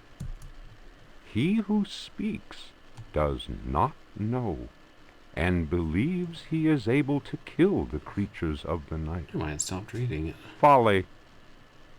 Evil is conjured up by science and secrecy. He who prowls among the books will perish by the blade. He who flies in the dark caverns will scream in fear. He who swims in the depths will evaporate.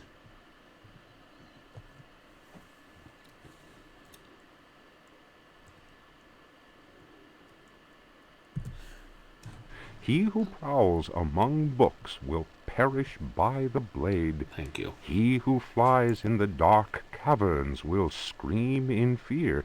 He who swims in the depths will evaporate. But he who believes he knows nothing. He who knows says nothing. We'll put backlog. Yeah, I think Of death. we're going to have to go back to the There Prowler are domains and stab more him with everything we terrible than can. death. That is not dead which can eternal lie. Each creature is conjured up and is not dead, but returns to the origins. A monster, a science. Steel kills the vagabond who never dies.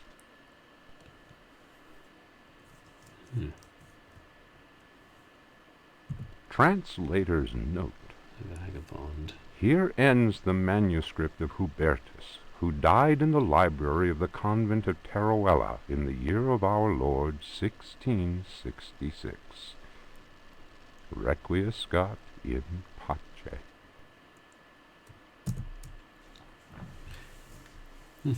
How do you like that? All that time he spent translating from Latin, and then they end it with Latin. Real slap in the face to Hubertus the Bald.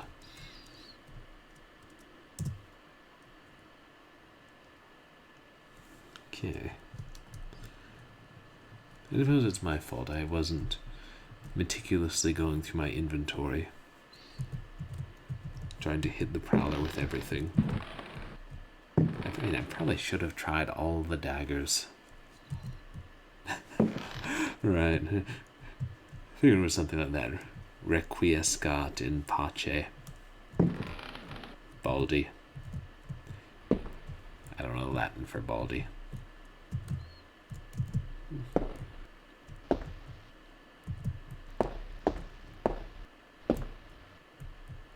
Yeah, it's one floor up. What is that noise?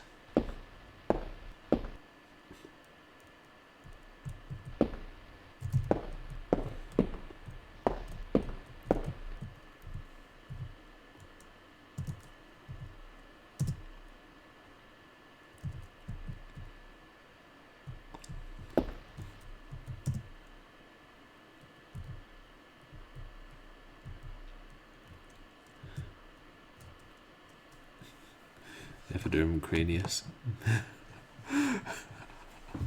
What? That actually sounds like it would work. Based on what little I know of Latin, or words that I assume are Latin.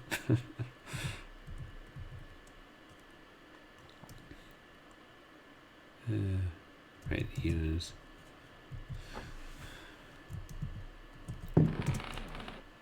Well, at least Hubertus the Bald didn't ask the creatures of the night to thrill him, chill him, and fulfill him. That would be unexpected.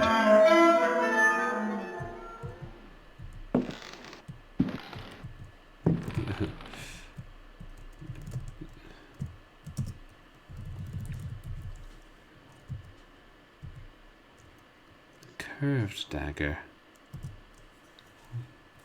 What do you miss about Scotland? Oh, it is really good over there. I had it a few times in England, and I can't remember if I had it when I spent a weekend in Scotland while studying in England. And real fish and chips is so much better. Those this Long John Silvers and whatnot.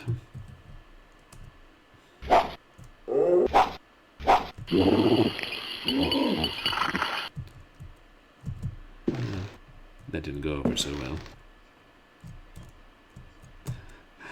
Yes. I love that. Scotland seems such a neat place. I hope I get to make a proper trip there at some point.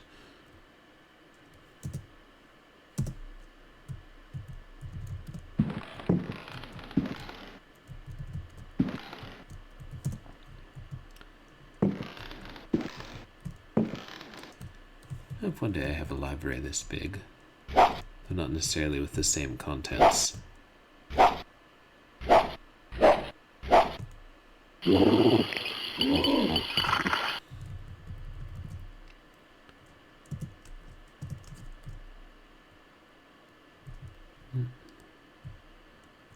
I just do?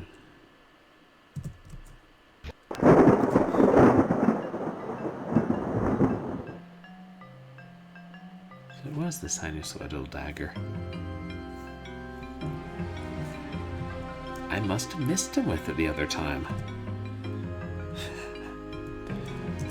And I know I specifically tried that one before because it talked about returning the vagabond to his realm.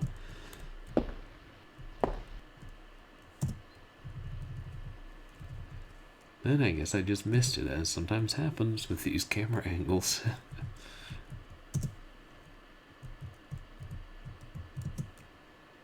Oh well.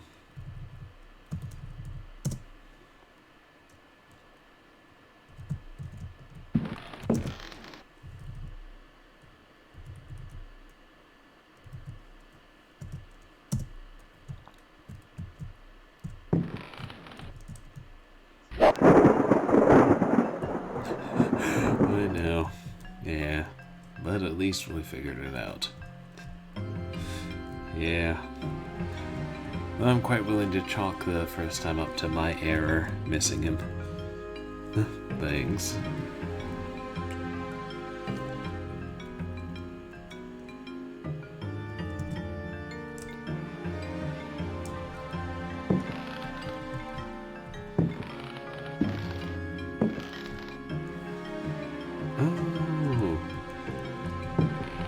week in the Highlands. Awesome.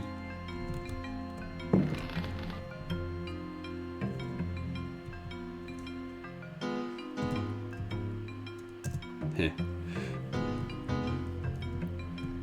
Well, hey. You know, Backlog did say the Prowler needed to get shanked. And as Robert Burns said, it's nae shame to shank you.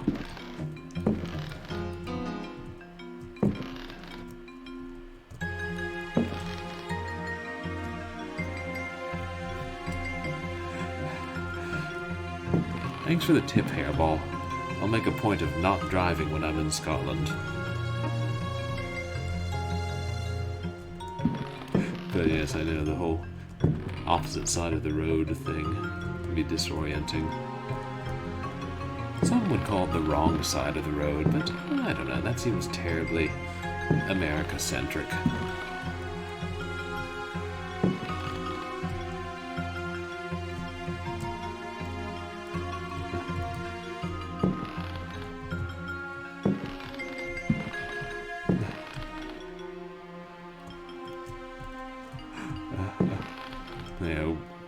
Cold and windy climate.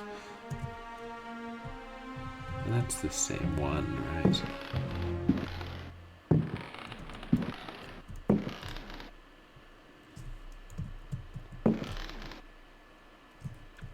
The one that'll induce madness if I read it.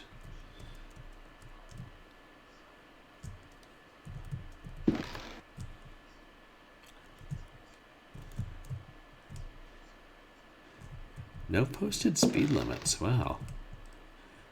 Interesting. It's one of those European things.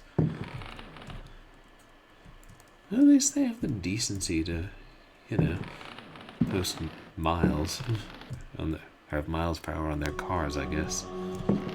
As opposed to those kilometer things, which I think are bigger than miles. Or smaller.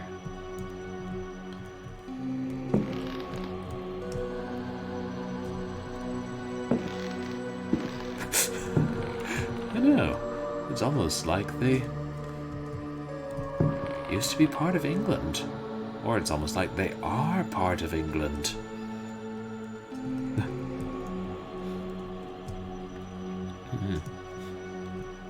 Okay. I mean, at least it's standardized across the whole country. I mean, that's kind of nice. Smaller. Well, maybe England should be true to their roots and not just, you know, switch over to some power of 10 nonsense just because almost every other country in the world is doing it. What happened to individualism? I was just hopping on the bandwagon.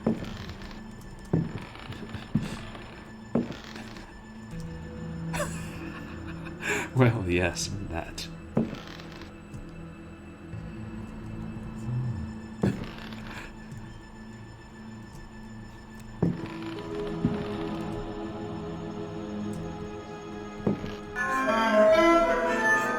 Oh dear. I'm guessing Google Maps doesn't provide quite that level of nuance. Yeah, that's where Rick Steves comes in.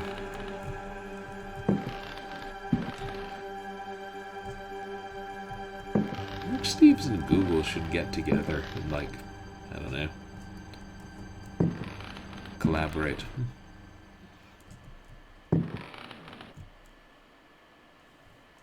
Crap. Well, I'm certainly not going to try and find my way back to that lamp.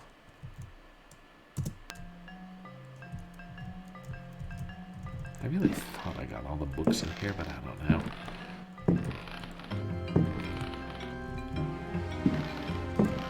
I'm just being thorough.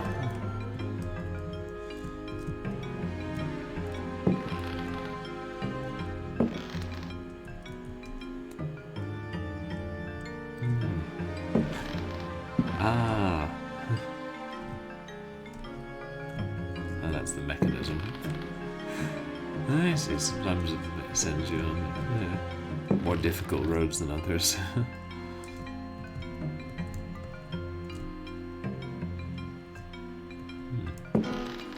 wonder if that could ever work in America, having something... Yeah.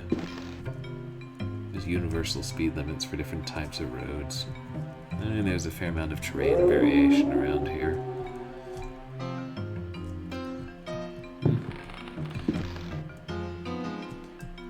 They have a speed limit for dual carriageways. I mean,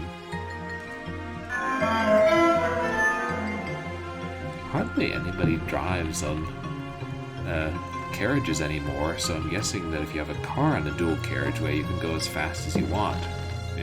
Outthink the laws.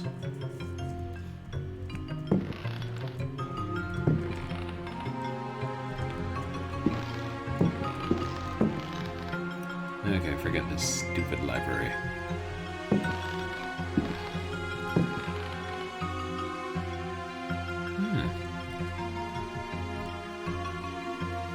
Okay, so at least that's pretty similar in those parts. It'd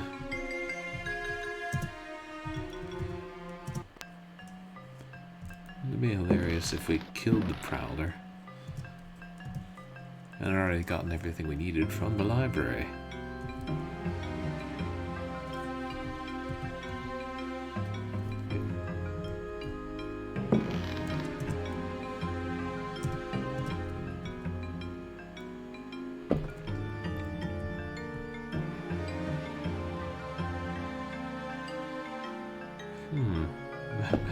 Yeah. We can't just leave, you know, like Prowlers wandering in libraries. What if somebody else came in here? And I don't know that the monsters would let them, but they let us come in here. Cthulhu was probably thinking, and we set up this whole sort of to-do for the uncle, and he went off to himself. And now that the niece is here, we might as well let her have a run of the place. See if she can find some treasure. See if she can kill a few things. See if she can die.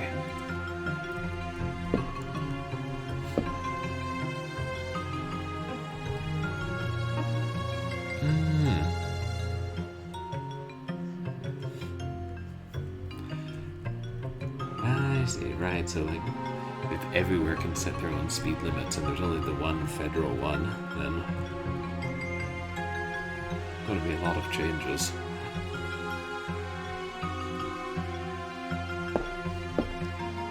You're getting income. Oh, tricking people into breaking the speed limit and then penalizing them? It's nice to have a source of income. It's nice for towns to be gainfully employed at a trade they enjoy. Be nice if I could drink that soup.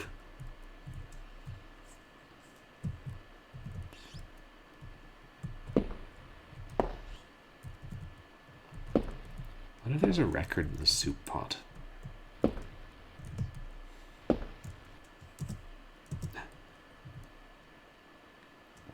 Ew. I can't eat/drink the soup.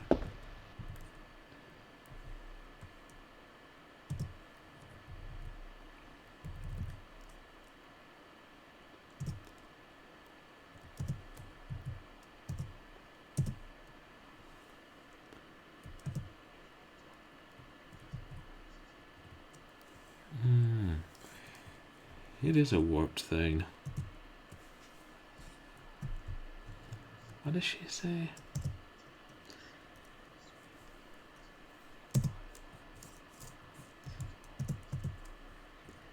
Some human flesh. Oh, okay. Wow, we just were cannibals. Jeez. Should have expected that. This is a horror game. But yeah, that is...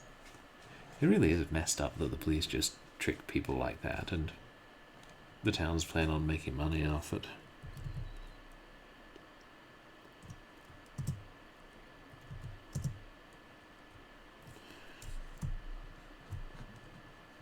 Well, if you can't make an honest living, make a dishonest living.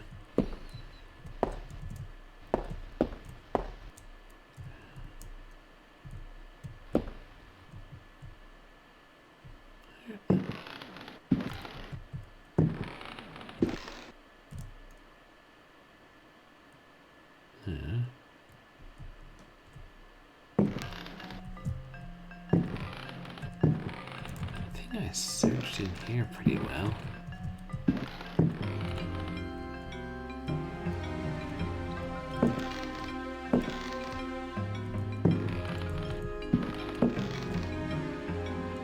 Alright. A locked door. I forgot about that.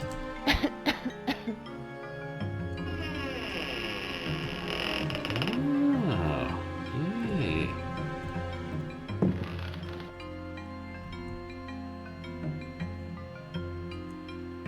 Yeah, I like how you can still see the gas dissipating in the previous room.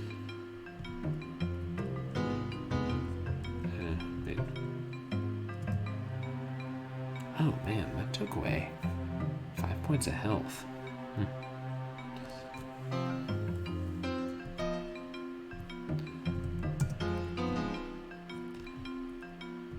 Let me see if I can get through there without, just since I haven't been able to find another med kit since I think the start of the game.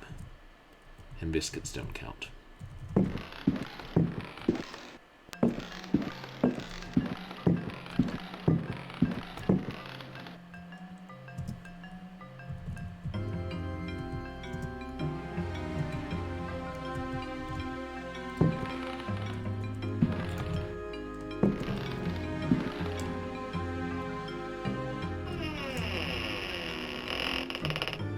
I made it.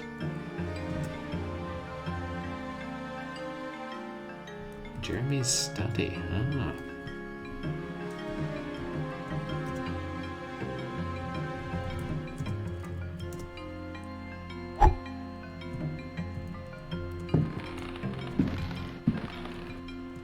Hey, abracadaggers, welcome in. Oh, you'll appreciate this. Check out what we have in this game. 3 daggers.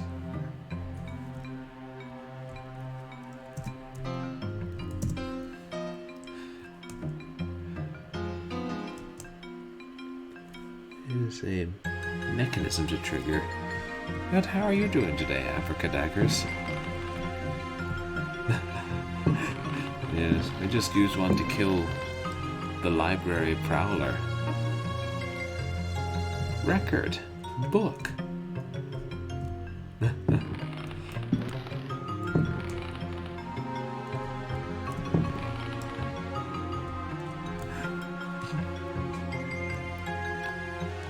A lot of soup.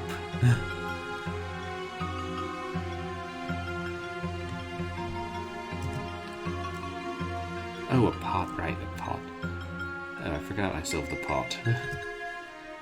I should put that back.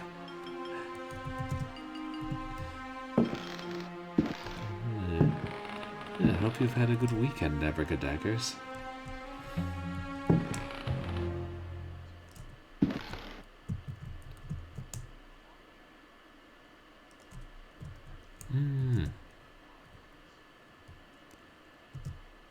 After 5 weeks, it was that long.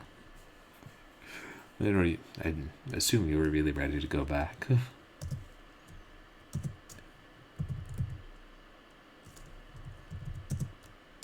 Can't open this curtain or whatever it is.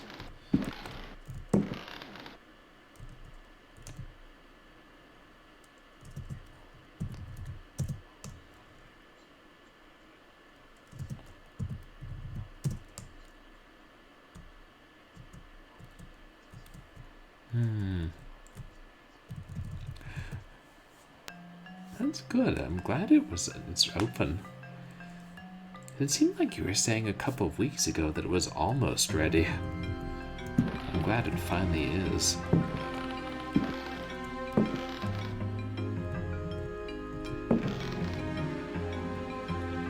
What is that?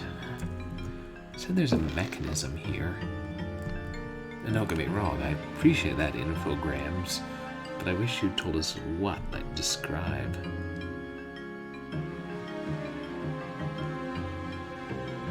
Oh, it looks like a sword and shield.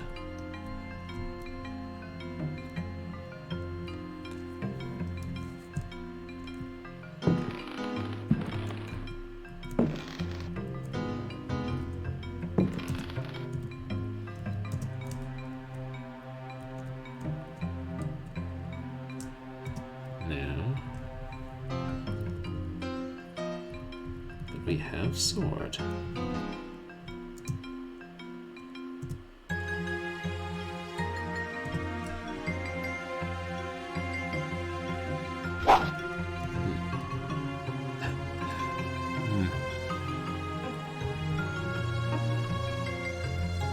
Which makes sense.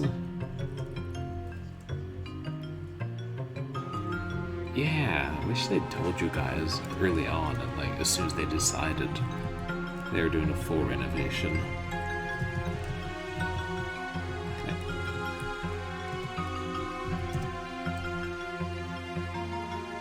Yeah.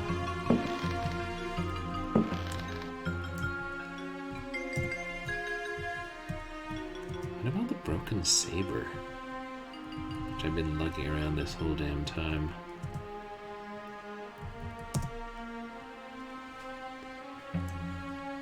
It said something along the lines of, well, I put the handle there. Do I not need to repair it first?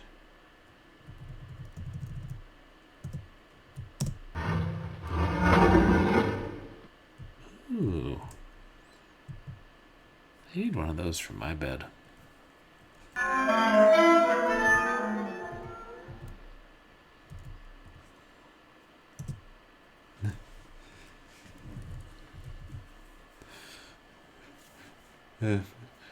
Feeling you could use a holiday about now.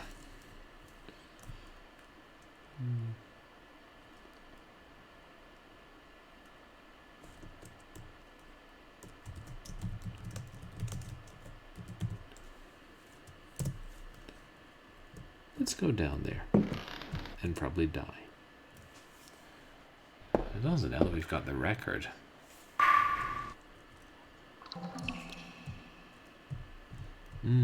Long time since you've got to take a proper holiday. I'm sorry, I hope you get to soon. There seems to be this underground caverns they were talking about. Jeez, Emily. You're so subdued most of the times, and then you just blow out our eardrums as you plummet into oblivion. Why not?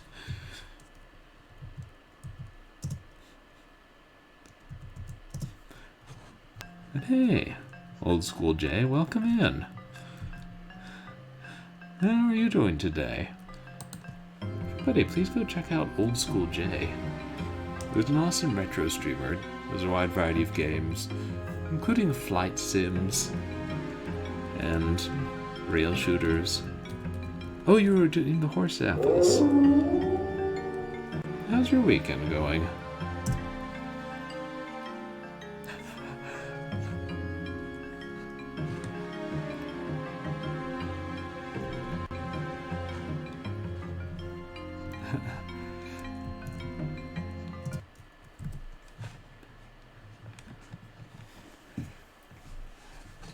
No, horse apples are a fixture in Virginia and other states. I think we had them when I was a kid in Texas, at least in some parts of the state.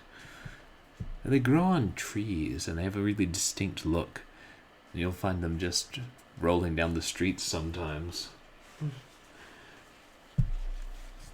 Yeah, this is a horse apple. I'm holding it with a paper towel because it's a little sticky. They're sometimes called Osage oranges. I think horse apple is more common in Virginia. And I don't believe they're good to eat. I mean, people might make jelly out of them. But they have a pretty sweet smell. And apparently, spiders hate the smell of them, and so they can be used to keep spiders away. Really, the smell doesn't keep the spiders that far away. And it might be an old wives' tale. No. No, it's actually a type of fruit.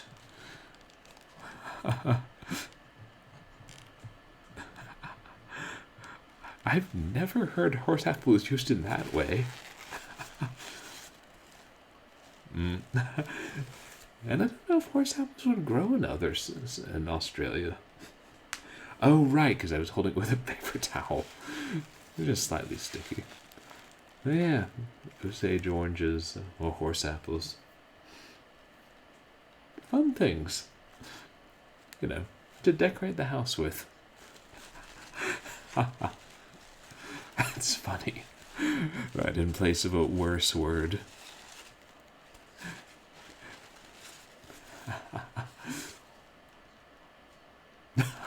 Wow, I'm going to have to start saying that. That's a good question, you know. I think you can make jam out of them, but I don't actually know. I mean, they smell good. I can't think they're toxic to humans. And things that smell good usually taste good. Maybe not. Yeah. Purblindgamer LLC does not condone eating strange fruit, even on live stream, if you don't know whether it's safe.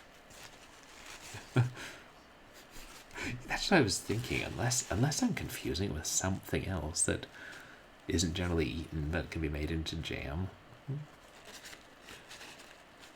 Like, I know you can make jam out of crab apples and mayhaws and lots of other things. Damn it, now I want jam. Or marmalade. Oh yeah, that's horse apple. And I don't know if people plant them or if they just grow naturally.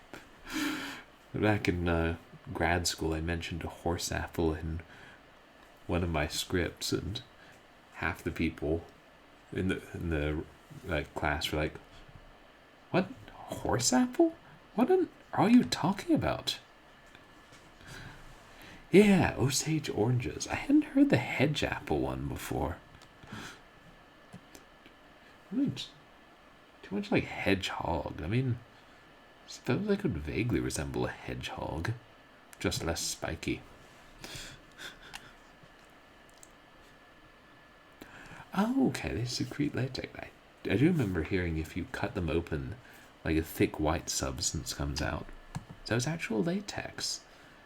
So I could make a pair of gloves out of that thing.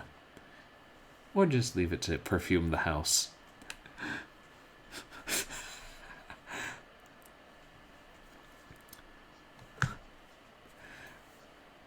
Well, I know. I mean, if it's not an apple or an orange, we shouldn't call the same thing. And yet, I mean, if I brought a thylacine in here, some of you would call it a wolf, and some of you would call it a tiger, and I would call it a miracle, because they're probably extinct. This was there hasn't been a good zombie thylacine movie recently. I should write to Tasmania, see if they have film incentives.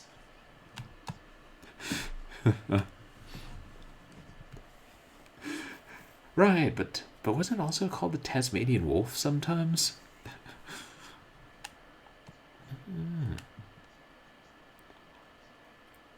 Oh, they just keep livestock in, which, I mean, maybe that's where the horse association came from too.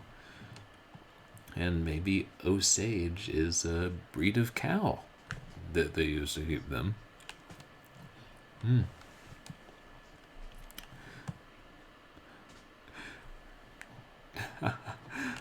Oh, maybe that was one of those things one reads on the internet, and the Tasmanian wolf is just an internet myth. I mean, as a name.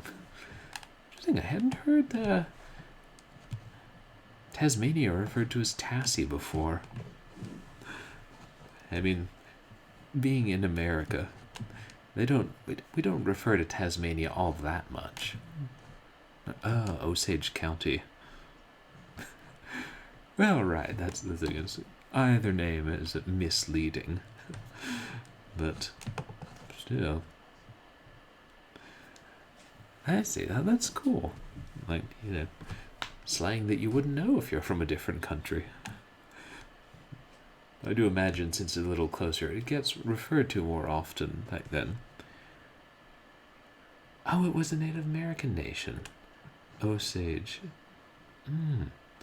I thought I'd heard the word in reference to something other than horse apples. Huh. Right. Exactly. Welcome to a land that's way under, down under. The sky is always yellow in a rain or shine. And all that good stuff.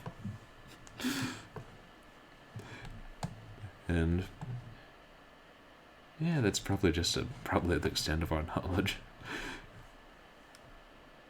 I should see if they have film incentives and if I can write a good script about zombie thylacines. Or just a giant one. I wonder if I could write a horror movie about horse apples. Yeah, it might be difficult to stretch into a feature. I can see it as like a comic 80s horror movie kind of thing. Yeah! Attack of the 30-foot thylacine. Yeah, it practically sells itself. It's gotta be cheap to shoot. It's gotta be cheap to shoot over there.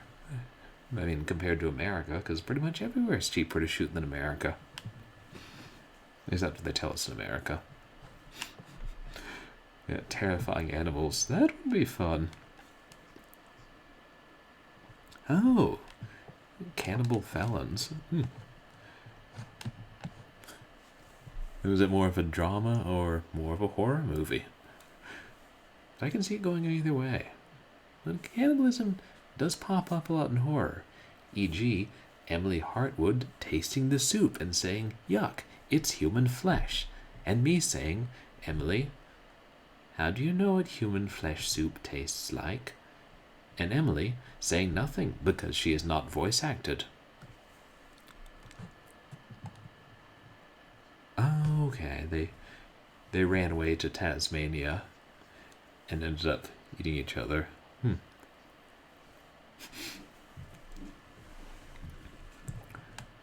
Does Australia have scary animals?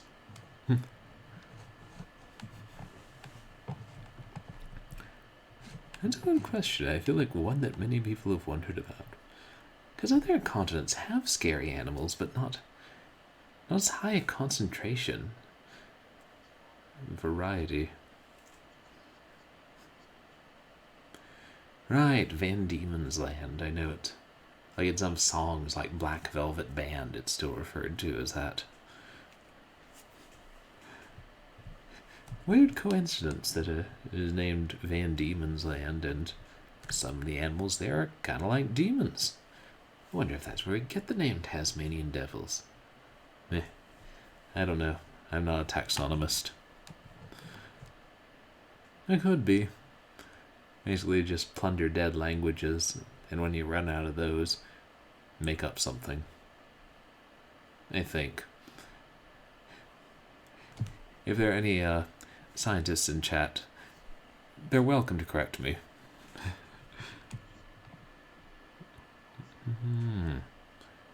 Right, a big giant island. Ah, yeah, Galapagos. Where the giant tortoises come from. I remember seeing one in the zoo when I was a kid, being like, I could ride on that. How does one get a Galapagos tortoise for a pet? Yeah, that is a good answer, and it makes a lot of sense. And oh, a lot of different climates within Australia. I mean, it is fairly large. And animals have always fascinated me. Especially the terrifying and strange ones. There are a lot of things in nature that are terrifying and strange.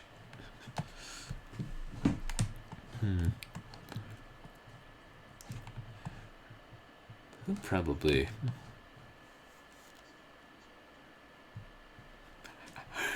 Really, Charles Darwin misgendered his pet turtle. I mean, to be fair, I once did the same thing with a pet hamster. Yes.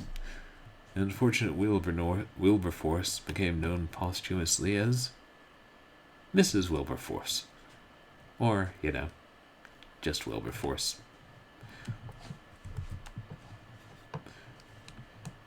Easier to do. One doesn't take time to, properly investigate all the qualities of the animal in one's charge. Darwin has a bit of excuse, because, as Ogden Nash notes, the turtle lives twixt plated decks, which practically conceals its... Well, you can figure out how the rhyme ends.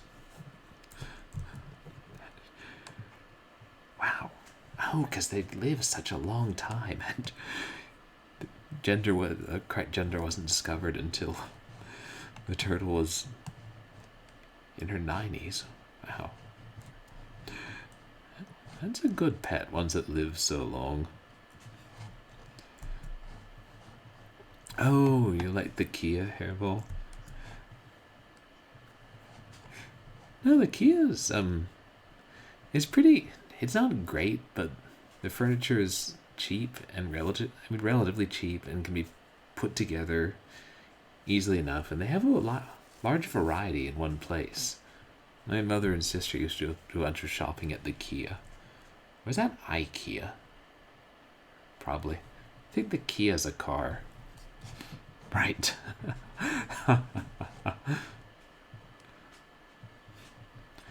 Oh.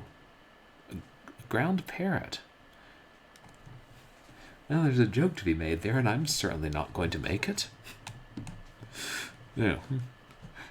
Everybody up in arms. But that is interesting. A parrot that lives on the ground.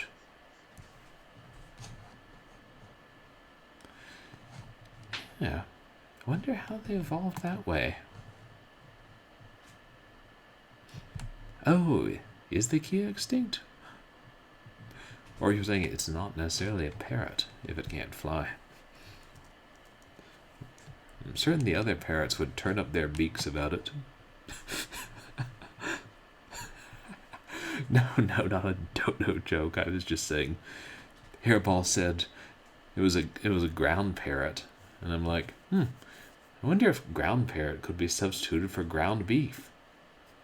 I'm sorry, I know that was horrible. My mind does these things.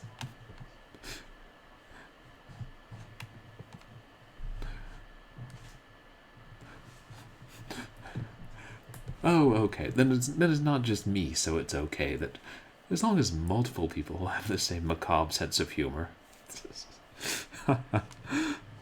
Well, true. I mean, I assume these little parrots that live on the ground are smaller than cows.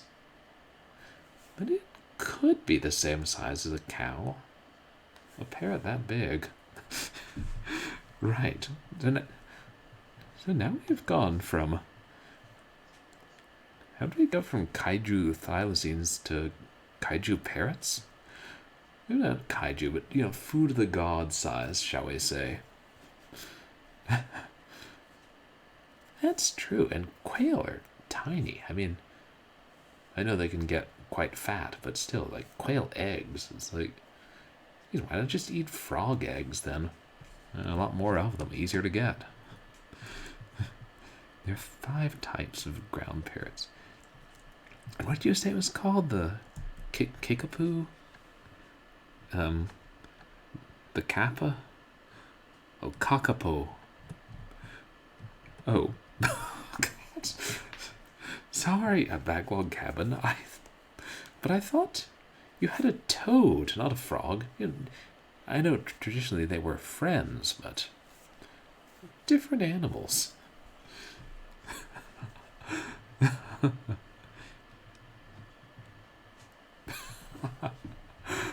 Well, nobody would eat toads. I mean, everybody knows toads taste terrible, whereas frogs are a bit more succulent. Oh. Oh wait, you can eat toads. Oh, okay, frog, yeah. I mean, and if toads eat toads, it's like Benjamin Franklin said with fish. He wanted to be a vegetarian, but fish eat other fish, so it's okay if he eats fish, you know. Don't try to be holier than the fish. Or, I don't know that he actually said that. Don't try to be holier than the fish pope. I'm getting my knowledge from, like, a children's book I read when I was 6 that very clearly said, a toad with golden eyes lives by the pump. Nobody bothers him. Toads taste terrible. And if you can't trust our animal friends at Maple Hill Farm, who can you trust? Was he the first pescatarian? Could be. I mean, I don't know that he was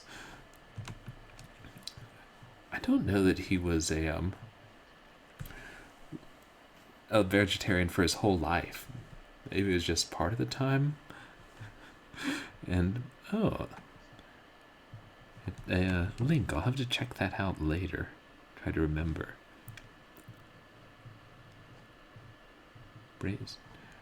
Oh, that described the hand. Oh, sometimes it's interesting. Some of these emotes are very much described. Yeah, pretty much. And the thing was also, like, after a shipwreck, and he'd been without food for a while, and then they gave him fish or something.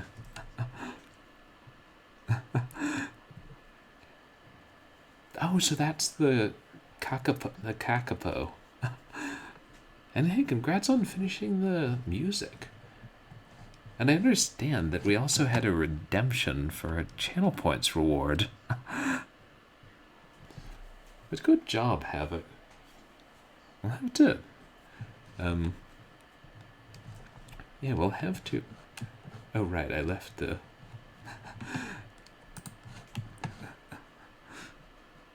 No, we'll look forward to hearing it in action. Ardeem Havoc. And, oops. We had, a redeem for a cool cat comes to call. Except, where is... Fluffbomb's not here, though, is he? And I was trying to bring him over, and I, like, had him in his carrier, but he wouldn't stay in his carrier, and he kept insulting the TSA agents.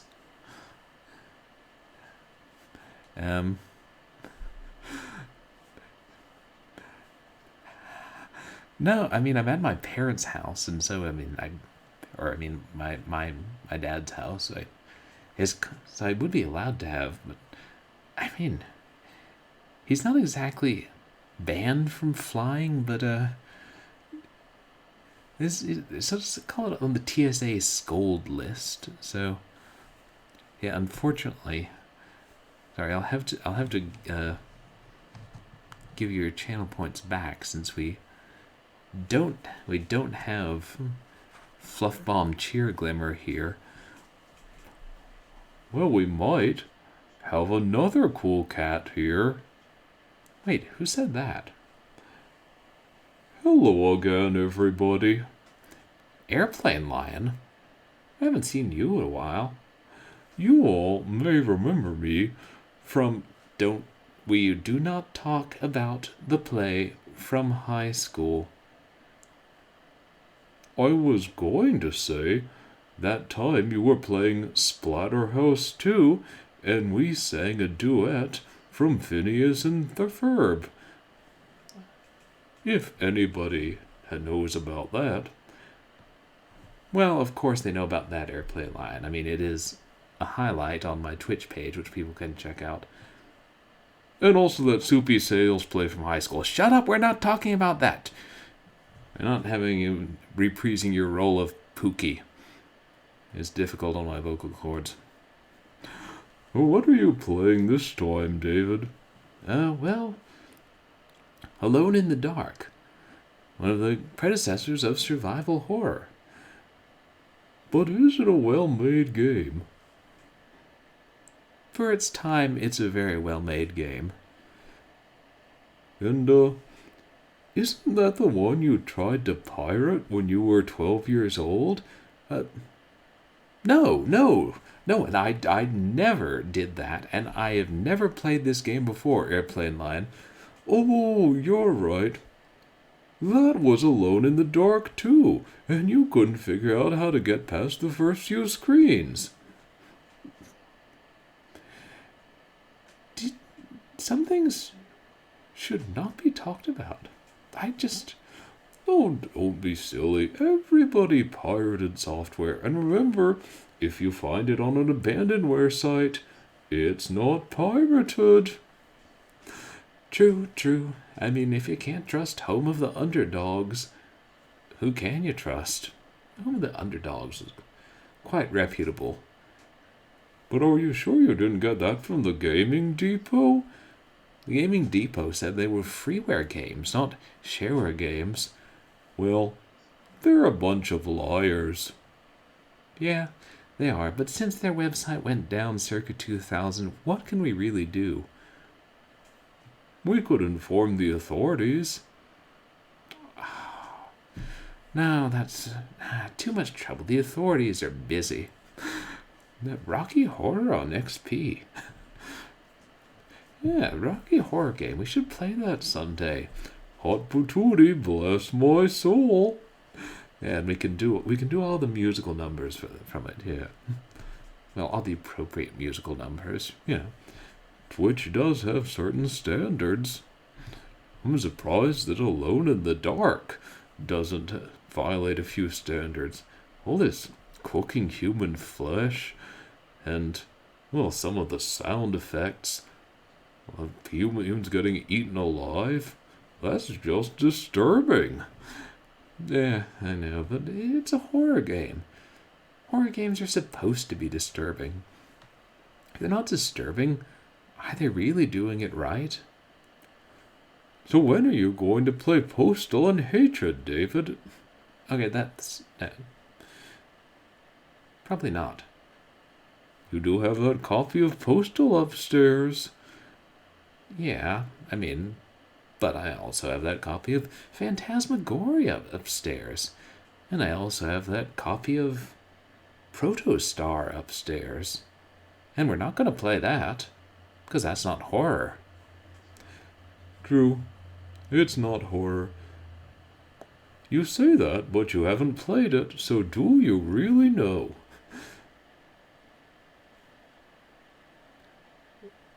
Why do you say that? Not that I've played it, I'm just sort of speculating. Airplane Line, are you the one who's been opening my games and playing them while I'm in California? How could I do that? I don't have any hands. Yeah, but the joystick to my Atari 2600 had all those teeth marks, and I did kind of wonder, oh, that was just your baby sister. I mean, yeah, but this was like 10 years ago. Are you saying when my sister was 15, she was chewing on my Atari 2600 joystick? Oh, sure, she was probably teething with her wisdom teeth. Yeah, if babies chew on silver teething rings when their teeth are coming in, why shouldn't we chew on things when our wisdom teeth are coming in? I could go for a nice silver coin right now. Really does wonderful things to your molars. Yeah, but I agree, Abracadagger. Airplane Line tends to be more reasonable. As opposed to that cat who tried to take over your stream and made some subtly violent remarks about people. I mean, I'll roar and terrify people, but I don't eat them. I'd rather eat ground beef. And maybe ground parrot. Cooked into nice patties. Some ketchup. And some milk. A nice glass of milk goes well with ground parrot. Try it. No, Airplane Line. We're not going to advise people to go grinding up animals and eating them. Well, I'm a carnivore. What do you expect me to do? Eat Swiss chard? Better Swiss chard than Swedish chard, I always say. That doesn't even make... You do not know your vegetables. Well, I try not to. Wait. Oh, well, abracadaggers. Sometimes I prefer raw meat. It all depends on the type of meat and the way it's prepared. Like, I don't go into a Japanese sushi restaurant and say, "Excuse me, buddy, but this is underdone. I'd like my, usagi roll to be well done, please. And, maybe crispy. Could you fry some onions with it?" What exactly is an usagi roll? I don't know. I don't eat sushi. I'd rather have beef. Remember, kids, if you go to eat raw sushi, you should know what you're eating, 'cause you might end up with an usagi roll, or an edamame roll, or an ara-ara roll, or a senpai kaiju roll, or a hentai roll. I don't know a lot of Japanese. Well, maybe they do sound good, Backlog Cabin, but I suspect the quality of the rice and the strength of the wasabi plays a strong part in how good the sushi is. And I say this based on nothing in particular. Yes, edamame roll, probably. Sushi was the rice? I thought sushi was the raw fish. So, if sushi is just... To be honest, I thought this fish was the sushi too. Well, just goes to show you. We don't know much Japanese between us, though we do have quite a yen to learn it.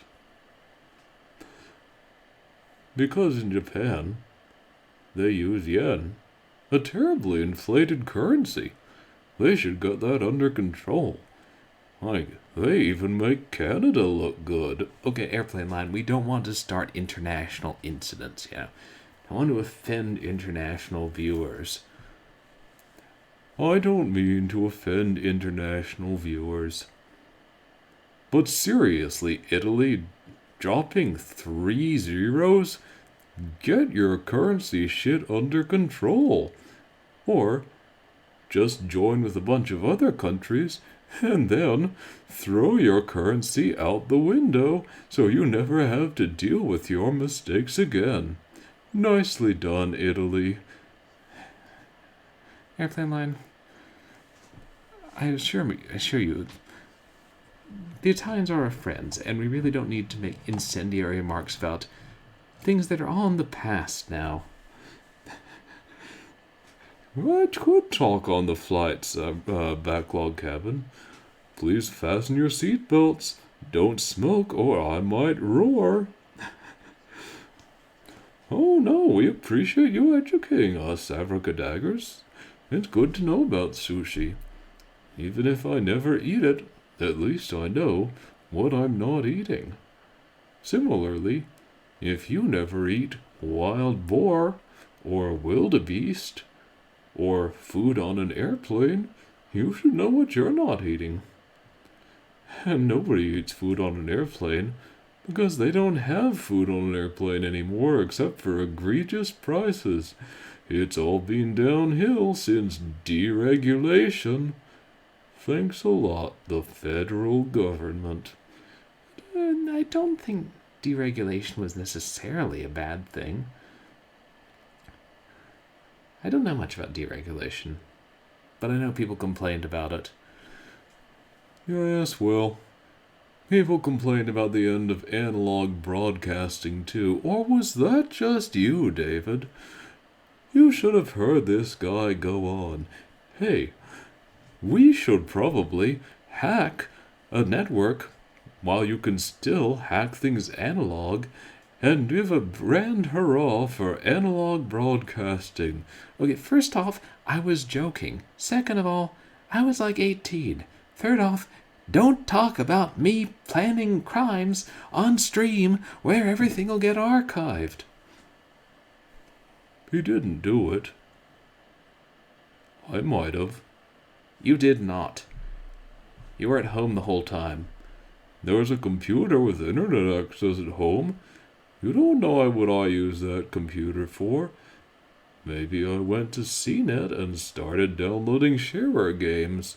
And then when I got bored, I opened up your copy of Pitfall the Mine Adventure for PC, and okay, so it was you. You realize you just dropped the value of that game by 50% when you opened it?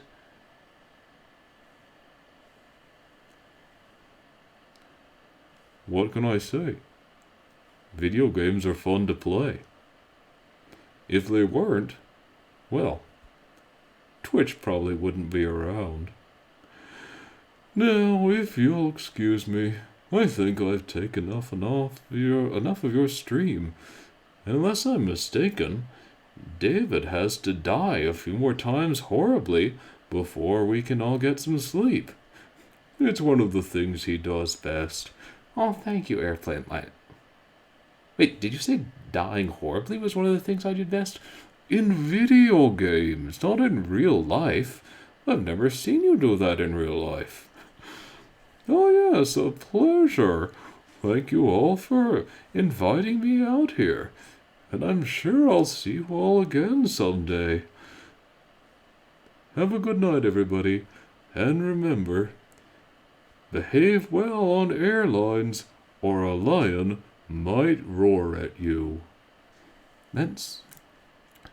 Thank you. I mean, it is good to behave on airlines, but I feel like you have a slightly unusual view of how things work, Airplane Lion.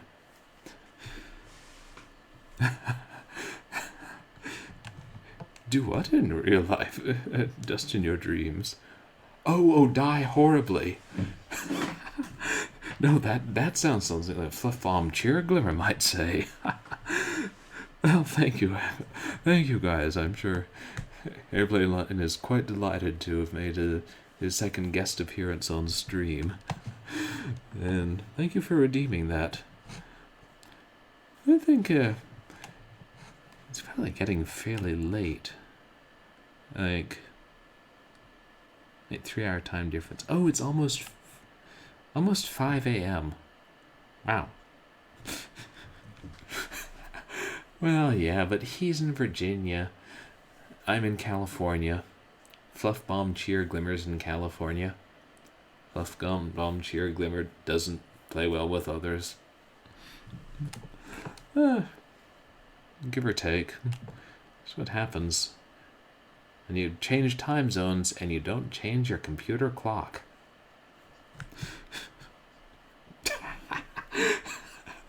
I mean, true. There are ways to transport lions. I mean, on airplanes. Especially an Airplane Lion. But, maybe it's better to keep our lives on the two coasts separate. Just like the two coasts themselves are separate. By a whole bunch of states. Like, I don't know, 40 of them just plopped in the middle there. Give or take. Now, since I've been going so long, and I don't know how much longer this game is, I think we'll go back, we'll finish it up, we'll go back to... We'll deal with those dancing ghosts. They'll probably kill us a couple of times before we grab whatever they're guarding. And then we'll venture deep underground where the bridges collapse and throw you screaming to your instant death. A lot of things cause your instant death around here. Read the wrong book, instantly die. You ghosts. Right. Yeah, I mean, if we we touch one? When I think about it, there was a scene in Alone in the Dark 3 when you had to dodge someone dangerous dancing as well. Alright. The gas.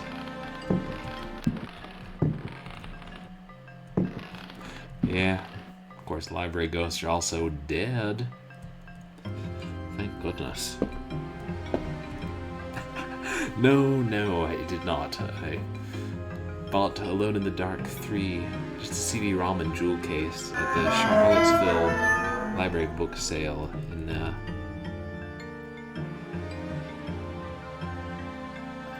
07? 08? And I played it over that summer when I didn't have internet at the house, and then I gave it away to a friend of mine in the college sci-fi club. It's probably 08 or 09. And I figured it would only cost me $2, and I would get a big box copy eventually, knowing me. I mean, I would always go to the book sales. Used to. Sometimes, as time passes, and you get so many more games, it gets harder to remember which year did you get which game in. And I have to tell myself, maybe it doesn't matter. Hello, ghosties. Don't I recognize us from Castlevania Symphony of the Night? MPL is easy to kill in this one.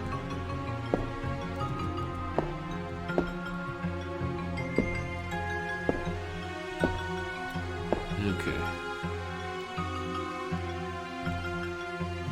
Gotta put stuff down so I can pick it up.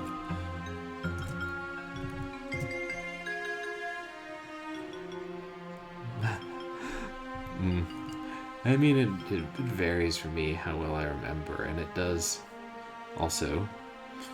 It helps, I think, when I'm remembering physical objects. And usually it's like I'm within I won't remember the exact here. You're right. I'm putting things down so I can pick things up and then put them down. Stupid pot of soup. Probably don't actually need it. This game isn't quite as outrageous as Ecstatica sometimes. Here, I'll put this down for the moment.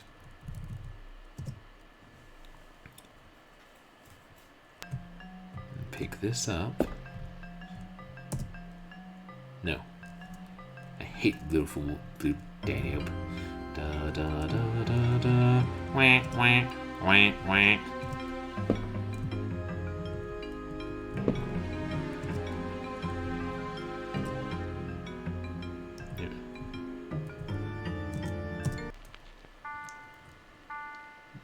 Dance of Death. Yeah, that's it.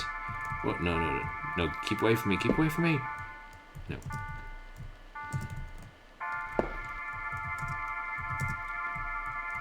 Shoot, I'll have to pick up my shit afterwards. Oh, now we're running.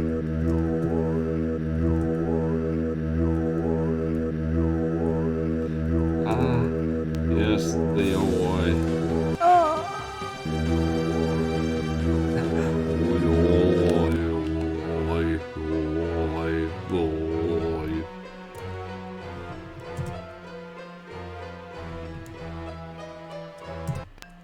Yeah. Ah, shoot. I should have saved once I was in the music room. Yeah, whatever it is. It's called the Twirling Colored Orbs. I don't know, it was probably on their stock music CD. Well, now I know not to drop my items in the music room. Yes, to give the girl a fair chance. If she doesn't brush against anyone, she goes free. But If she brushes against one of you once, you'll follow her until she's absolutely dead. Actions have consequences, and mistakes can be expensive. And if young Emily has not learned that now, well, I don't know when she will. You see, I'm really just trying to instruct humans on how to be proper and how not to be dead.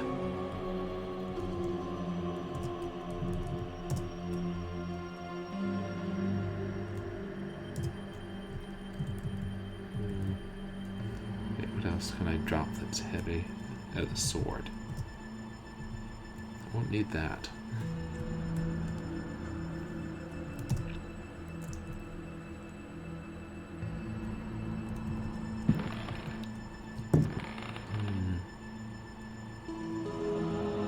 Right. Got the record.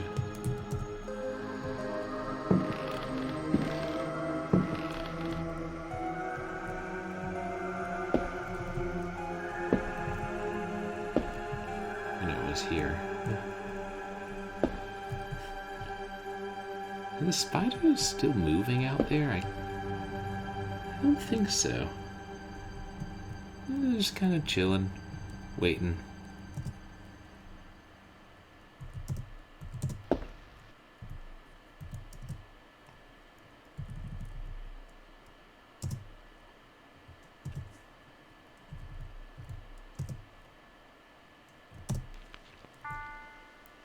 And let's go for a spin around the ballroom floor.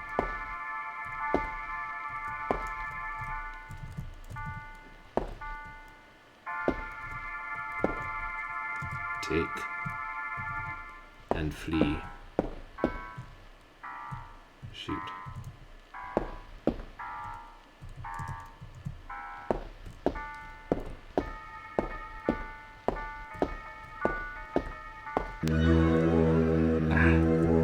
Drats.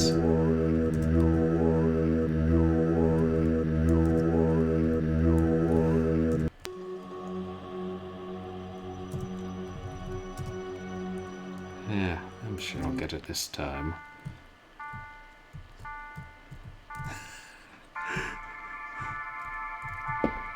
Oh, and I understand it. It is a pretty cool sound effect. Maybe I'll add a channel points redeem. 30 seconds of Alone in the Dark Yoi Ghost ASMR. Or Cosmic Tornado Orb ASMR. Something like that. Oh, wait, is that Dance Macabre? I don't know, it just reminded me of it for a minute.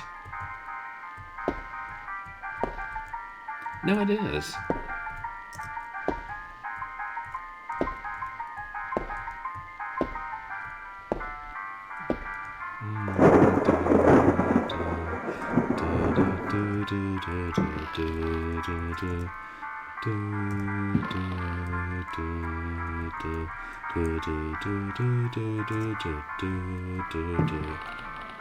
Oh, it's slightly different from Dance Macabre, isn't it? Wait. Oh. Huh.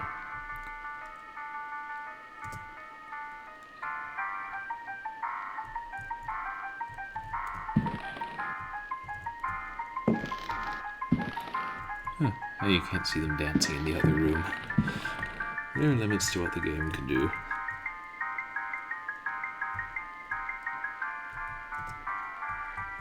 There. Something I actually need. Put that away, Emily. You're wasting oil.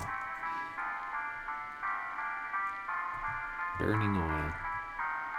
Oh shoot, when I set it down, it must automatically have lit.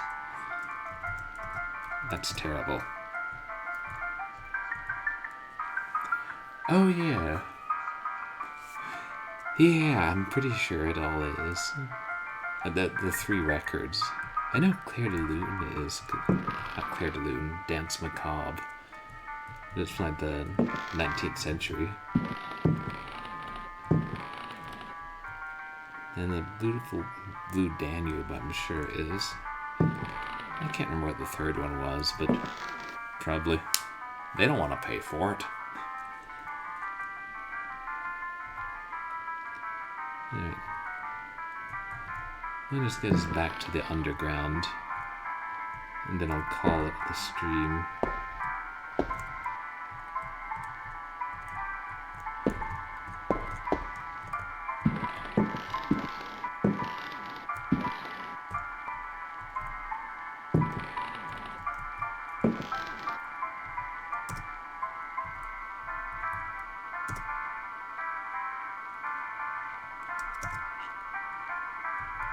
Yes.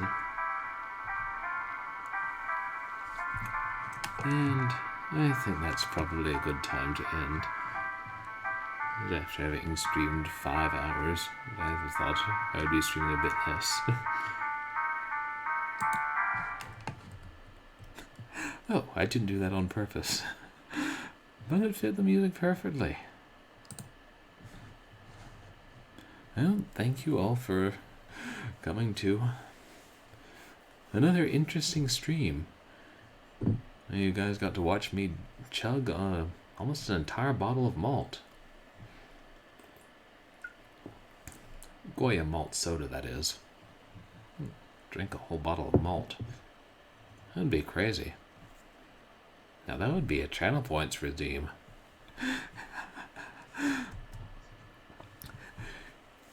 Yes. Yes, I did go for 5 hours abracadaggers. Yeah, it's a malt soda. I think Goya is a Spanish brand. Just, you know. Who do we think of when we think Goya? They sometimes sell their sodas at the discount store here. Yeah. I mean, you know, no sense rushing your soda.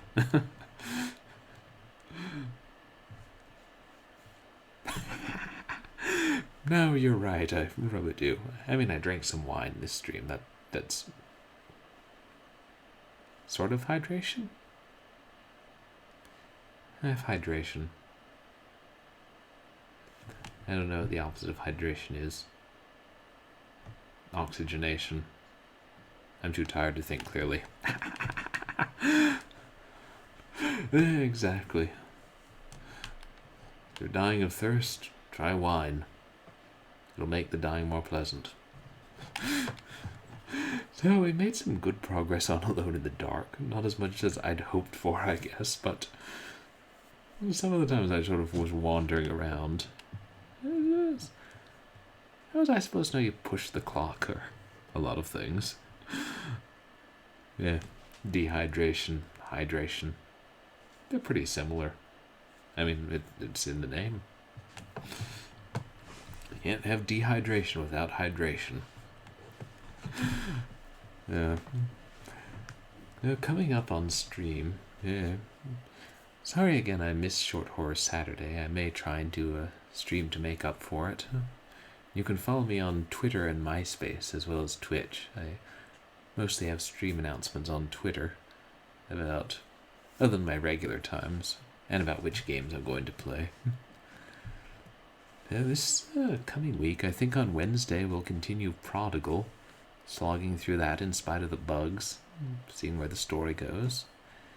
And then next Saturday, we'll have Short Horror Saturday, and next Sunday, which it'll probably be a short stream, because I can't think we have much of Alone in the Dark left, but that's perfect, because I fly back to California the next day, which means I probably actually will start my stream earlier than midnight, or whatever time I started. I can't count. And thank you to everybody, whether you're lurking or chatting, and to all the people who came on the raid. I really appreciate it. Yeah, 45 hours. Adventure and survival horror games can indeed end up taking longer than expected. And if you guys could hang out whilst we find somebody to raid, I'd really appreciate it. True, Dame Garen. Yeah, we gotta start at midnight. Spooktober is the time to do it. Let me see. Who's online? Oh shoot, it was his birthday stream. I hope he's still alive. That's right. Load, darn ya, load.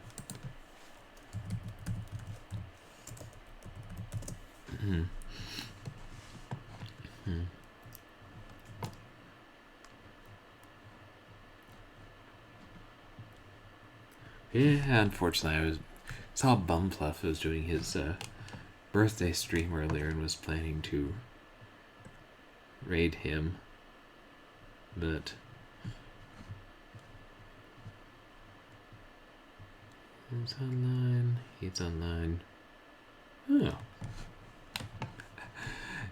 yeah, he's on. But also, Matt Glad's on. I know we've raided before, but he's playing the first Streets of Rage, it looks like, which is the predecessor to the best beat 'em up of all time, probably. Oh right, he's doing Gabriel. Shoot, that's a choice. Awesome FMV horror versus awesome beat 'em up game.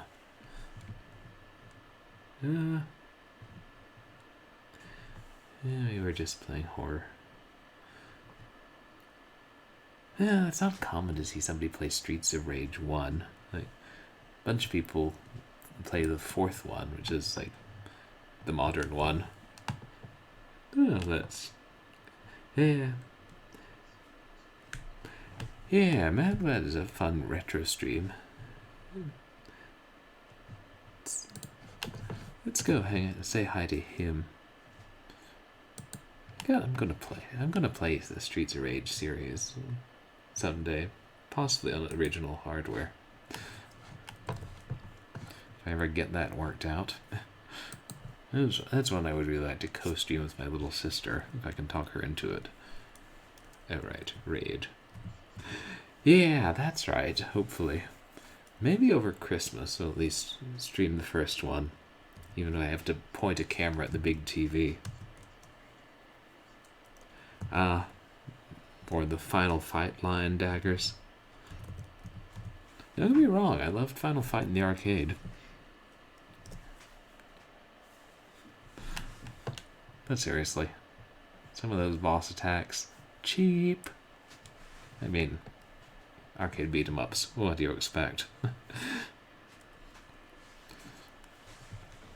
No, I was like, I dressed up as Mike Hagar for Halloween when I was 6 years old, so Final Fight's good, but I love Streets of Rage. Thank you again for everybody who came by and hung out. All the weird stuff that happened tonight. Bet you didn't expect horse apples on stream. Horse apples on stream. That sounds like it could be a game. Anyway, I'm Purblindgamer, and I'm always grateful that you guys come by and hang out for the weird games and the old games and the difficult, horrific games. So, yeah, have a good night, everyone. I'll hope to see you here next stream, and please say hi to Matt Glad. And remember, at this point, it's only 2 more weeks till Halloween, Halloween, Halloween. 2 more weeks till Halloween, Silver Shamrock.